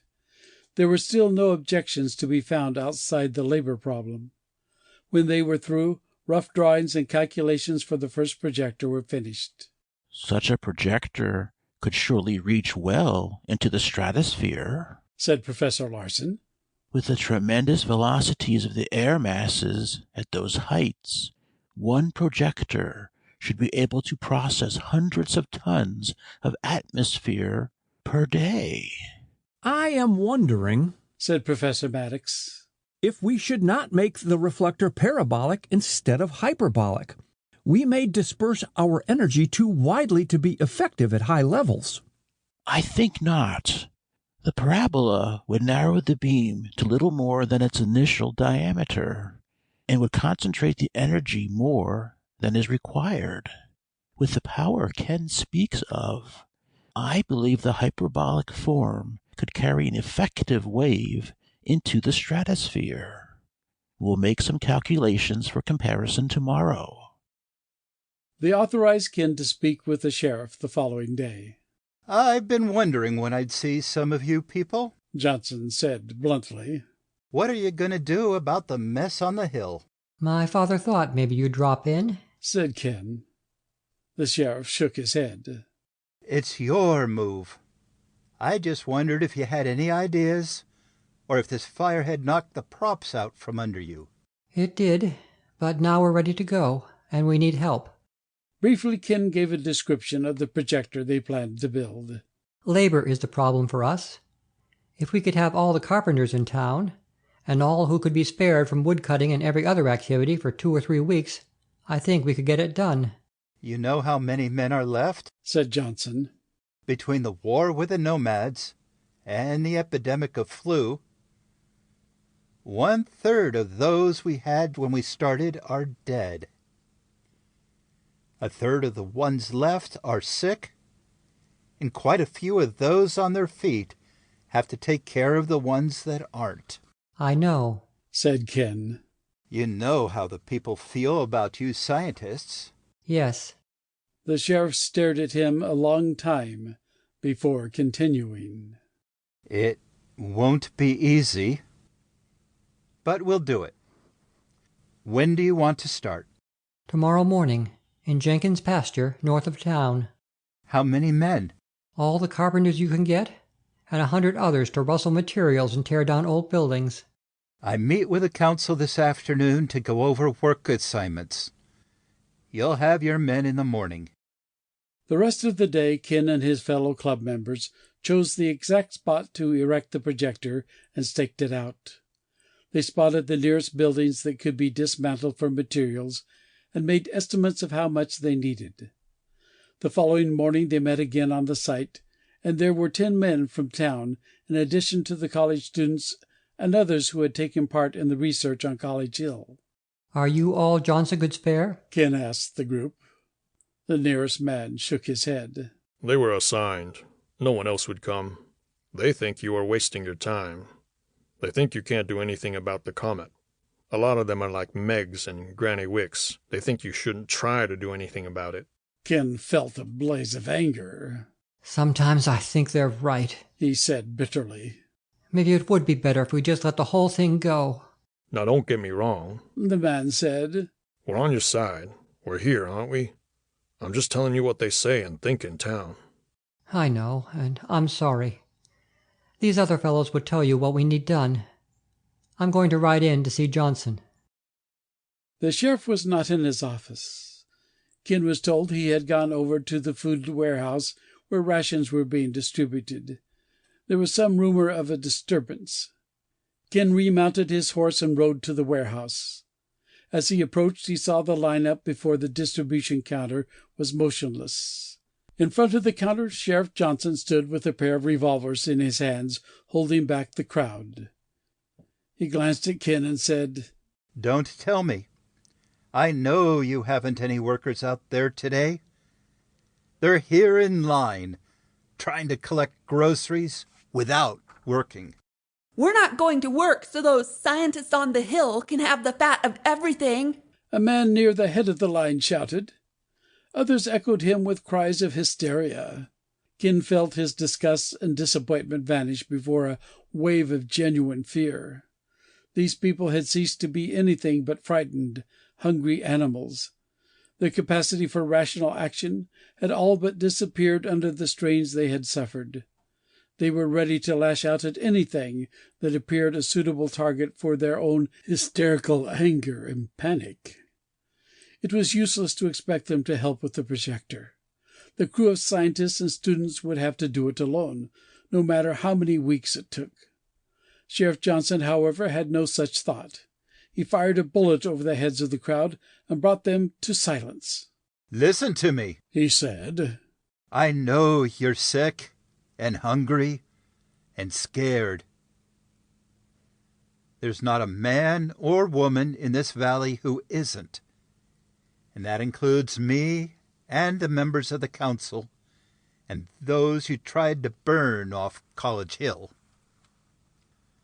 You don't know how good you've got it. You don't deserve it as good as you've got.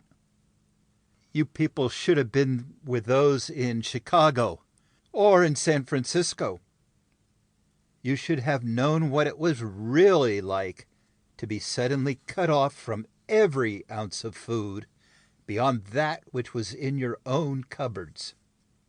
You should have known what it was like to fight day after day in the streets of a burning city without knowing why you were fighting or having any hope of victory. You've gone through your battle, and you've won. And you're still here, and there's food left. A lot of us are still going to die before the epidemic is over. We haven't the medical means to save us all. But some of us will come out of it, and every one has as good a chance as his neighbor.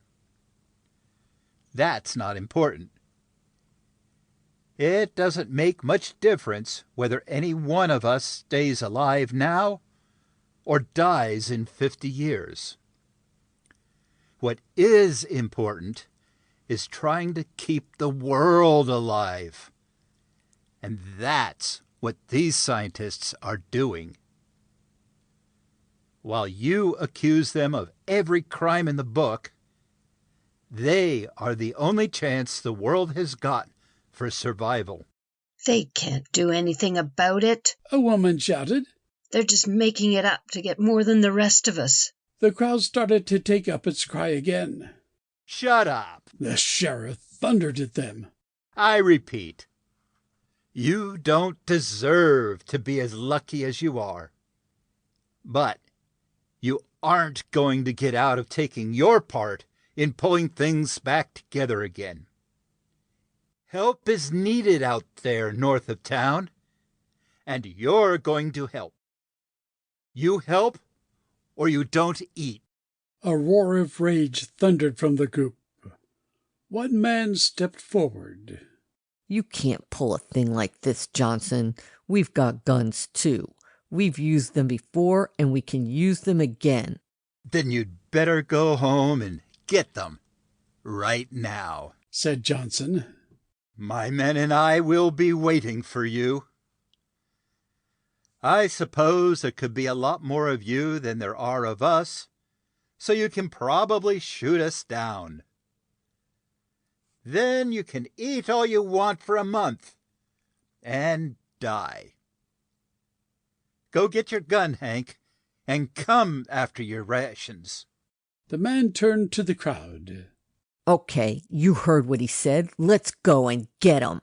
He strode away, then turned back to beckon his followers. In the empty street before the converted theater, he stood alone. Come on, he cried. Who's coming with me? The crowd avoided his eyes. They shifted uneasily and looked at Johnson again. What do you mean? Another man asked. About we work or we don't eat. Come on, you guys, Hank shouted. The assignments on the projector will be rotated, said Johnson. We'll spare as many men as we can from everything else. Those of you who have been given assignment slips will get 3 days' rations. When you bring back the slips with a verification that you did your job on the projector, you'll get an assignment somewhere else until it's your turn again. The ones without verification on the slips don't get the next 3 days' rations. That's the way it's going to be. If there's no more argument, we'll get on with the distribution. Hank, get down at the end of the line. By mid-afternoon, the scientists had their full crew of sullen, unwilling helpers. The sheriff had sent along a half-dozen of his own men, fully armed, to see there was no disturbance, but the objectors seemed to have had their say. With a gradual increase of cooperativeness, they did the tasks they were assigned, bringing up materials, laying out the first members of the great skeletal structure that would rise in the pasture. Johnson came at the end of the day to see how it was going. He breathed a sigh of relief at the lack of disturbance. "It looks like we've got it made," he said. I think so, Ken agreed. All we have to do now is see how many more of these we can get built in other parts of the world. They spoke that night to all the stations on the radio net, describing in detail what they had begun, what they were confident it would do. Professor Larsen's words were relayed to his colleagues in Stockholm. They estimated they could begin work almost immediately on 6 projectors. Others elsewhere in the country were quite probable. In his conversation with Pasadena, Professor Maddox warned, "We have not yet been able to make the tests with the big projector. Our only work so far has been with the laboratory models, but they were highly successful." "That's good enough for us," said Dr. Whitehead, director of the Pasadena work. "Everything we've done here has failed so far. A direct chemical approach seems out of the question. We'll start with 1, but I think a dozen projectors at least are possible for this area." Pasadena also reported a new radio contact with Calcutta, and promised to pass the word on to them and to Tokyo. When they closed down the transmitter after midnight, Ken totaled the number of projectors promised with reasonable certainty of having the promises fulfilled. There were 80. "It may take a year," his father said. "Or it may take 10 years. But now we know without a doubt that we can someday get our atmosphere back as it was before the comet." Reconstruction. On the 20th of January, the comet reached its closest approach to Earth. It was then less than 3 million miles away. In the realm of stars, this was virtually a collision. And if the head of the comet had been composed of anything more than highly rarefied gases, it would have caused tremendous upheavals and tidal waves. There were none of these, only the dust. Ken arose at dawn that day and went into the yard to watch the rising of the golden enemy a little before the sun came over the eastern hills. He doubted whether anyone else was aware it was closer today than it had been before or ever would be again. He doubted there would be much scientific interest in the event, anywhere in the world. In the observatory, he opened the dome and adjusted the telescope to take a few pictures and spectrograms. He remembered when he had done this, a long time ago, with high excitement and curiosity, and he remembered later times when he had looked up with a bitter hate in his heart for the impersonal object in the sky. Now he felt nothing. He was aware only of a kind of deadness in his emotions with respect to the comet. There was no excitement he could find in today's event of close approach, which was probably the only one of its kind that would be recorded in the history of mankind. He wondered if he had lost all his scientific spirit, that so momentous an occurrence could inspire him so little now. Yet he no longer hated the comet either. It was not a thing that could be hated, any more than the wind when it leveled the city, or the waters when they drowned the land and the people on it. These things were beyond hate. You could fight them, but you never had the privilege of hating them. That was reserved only for other human beings.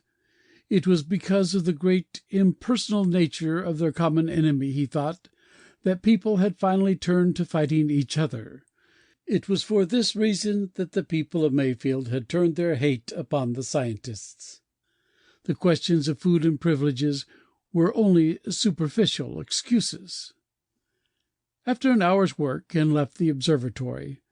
The gassy tail of the comet was a full halo of lighter yellow hue, as seen directly along its central axis. The darker yellow of the core seemed to Ken like a living heart. The light spread to the dust motes in the air and curtained the whole sky with shimmering haze. It bathed the snow cover of the earth and reflected its golden image against the trees and the walls of the buildings, and penetrated the windows. It gilded the stark charcoal skeletons of the ruins it had created. It spread over the whole earth and penetrated every pore. Ken had a momentary illusion that there was not a particle of substance in the world not permeated and illumined by the comet's light. He felt as if it were inside his own being, through his vitals, and shining in the corridors of his brain. For a moment the old hate returned. He wanted to shut his eyes against that omnipresent light, and to run with all his strength to some secret place where it could never penetrate. He recalled the words of Dr. Larson that seemed to have been uttered so long ago that they were scarcely within memory. The universe is a terrible place that barely tolerates living organisms. It is a great miracle that here, in this corner of the universe, living things have found a foothold. It does not pay ever to forget the fierceness of the home in which we live. There was no closing the eyes against this. He looked again at the comet, the representative to Earthmen of all the fierceness and terror that lay in outer space, beyond the thin tissue of atmosphere that protected man and his fragile life. He would remember all the days of his life that the universe might be beautiful and exciting and terrible, but whatever it was, it held no friendliness toward man. It could destroy him with a mere whim of chance occurrence. Man had gained a foothold, but there was a long way to go to an enduring security. On the day of the official beginning of operation of the giant projector in Jenkins' pasture, there was a little ceremony. Sheriff Johnson stood on an improvised platform and with an impressive gesture threw the switch that officially turned the power into the great instrument. It had been successfully tested previously, but now it was launched in an operation that would not cease until the last trace of comet dust had fallen from the sky and was mingled with the dust of the earth. Most of the townspeople who were well enough to do so turned out for the ceremony. During the construction, a guard had been kept to prevent sabotage of the projector, but there had been no attempts made on it. Now the people stood in the trampled snow and ice of the pasture, staring up at the giant structure, with a quality of near friendliness in their eyes and in the expressions of their faces. The sheriff made a little speech after throwing the switch. He thanked them for their cooperation and thousands of man-hours of labor, not mentioning that it had been obtained initially at the point of his guns. He praised the scientists and noted that conquest of the comet might never have been achieved without the genius of their men of College Hill. He did not mention the attempts to destroy that genius. "I think we should all like to hear," he said, "from the man who has led this vast and noble effort from its inception. He will speak for all those who have worked so steadfastly to bring this effort to a successful conclusion. Professor Maddox." There was a flurry of applause. Then it grew, and a shout went up. They called his name and cheered as he stood, a figure dwarfed against the background of the great projector bowl. Ken knew what he must be thinking as he waited for the cheers to subside. He must be thinking, "They have forgotten already, forgotten the angers and the jealousies and the fears, their attempts to destroy the small kernel of scientific hope in their midst. They had forgotten everything but the warming belief that perhaps the worst of the terror was over and they had lived through it." I'm grateful, Professor Maddox was saying, for the assistance you have given this project, although you had no personal knowledge of what it was meant to do. We asked for your faith, and we asked for your confidence that we knew what we were about at a time when we did not know it even for ourselves. We were nourished and cared for at your expense in order that our work might go on. It would not have succeeded without you. Ken realized his father was not speaking ironically, but meant just what he said. And it was true. The vengeful Meggs and the psychotic Granny Wicks had fought them and incited others who were frightened beyond reason. Yet there had been Hilliard and Johnson, the Council, and many others who had supported them. There were those who had built the projector, even though at the point of a gun, and at the threat of starvation. All of them, together, had made the project possible. It was a miniature of the rise of the whole human race, Ken supposed. More like a single individual with a multitude of psychoses, hopes, and geniuses, than a group of separate entities, they had come to this point. In the same way, they would go on, trying to destroy the weaknesses and multiply their strength. By the middle of February, the flu epidemic was over. Its toll had leveled the population to a reasonable balance with the food supply. Whether Mayor Hilliard's ironic suggestion reflected any real principle or not, the situation had worked out in accord with his macabre prediction. Ken had explained the comet's daily infinitesimal retreat, and there was a kind of steady excitement in estimating how much it diminished each day. Actually, a week's decrease was too small for the naked eye to detect, but this did not matter.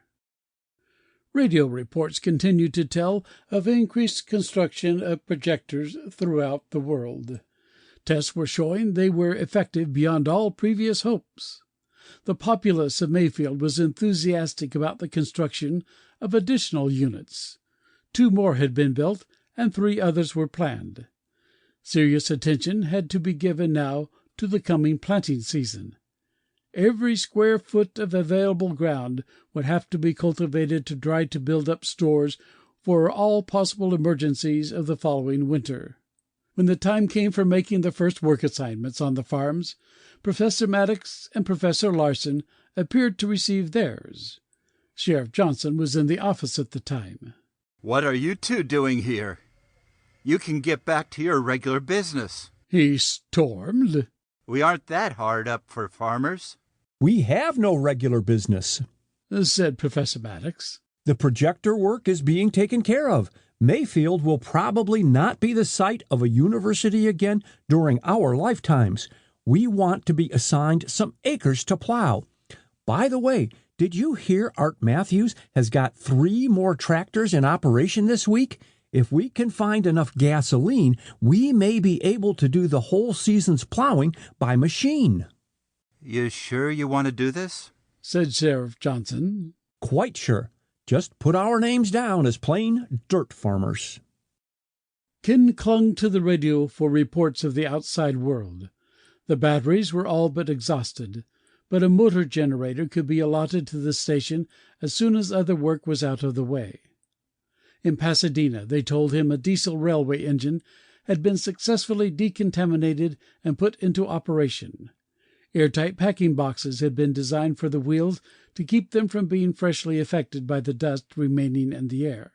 It was planned to operate a train from the metropolitan area to the great farming sections to the east and north. A few essential manufactures had also been revived, mostly in the form of machine shops to decontaminate engine parts. Negotiations were underway to try to move the great wheat and other grain stocks of the Midwest down the Mississippi River to New Orleans and through the Panama Canal to the Pacific Coast cities. Old-time sailing vessels, rotting from years of disuse, were being rebuilt for this purpose.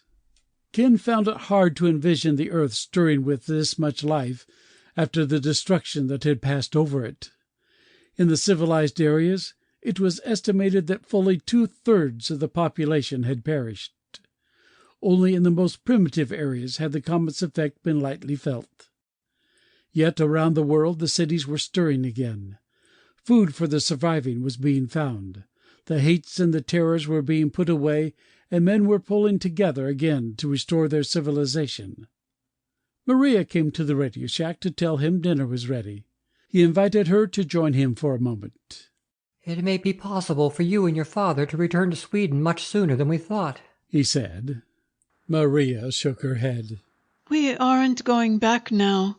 We've talked about it and decided to stay. It's as Papa always said, where so much happens to you, that's the place you always call home. More has happened to us in a year here than in a lifetime back there." Ken laughed. "That's a funny way to look at it, especially after the kind of things that have happened to you here." Maybe your father is right at that. All our friends are here now, she said. All I can say is that it's wonderful, Ken said with a rising surge of happiness in him. I mean, he added in sudden confusion, I'm glad you've decided this is the best place to live. He changed the subject quickly. Dad's even talking of trying to start up a kind of college here again. We wouldn't have the buildings, of course, but it could be done in houses or somewhere else. He says he's been thinking a lot about it and considers it would be our greatest mistake to neglect the continuance of our education. So I guess you can finish school right here. Personally, I think all the professors out there trying to be dirt farmers just got tired after a couple days of plowing and decided something would have to be done about that situation. Maria laughed. Don't be too hard on them. Papa told me about the plan, too. He says Sheriff Johnson has agreed to guarantee their pay in food and other necessities. He's stepping down now, so there can be an election. But he's demanding approval of that program before he leaves office. I don't think they ought to let him go. He'll be re-elected, said Ken. He's on top of the heap now. I even heard old Hank Moss chewing out some guys in town for criticizing Johnson. Ken closed down the transmitter and receiver for the night. Together he and Maria walked to the house. They stopped on the back porch and glanced toward the distant projector bowls reflecting the light of the comet and of the sun. Soon there would be only the sun to shine in the sky. The earth was alive. Man was on his way up again.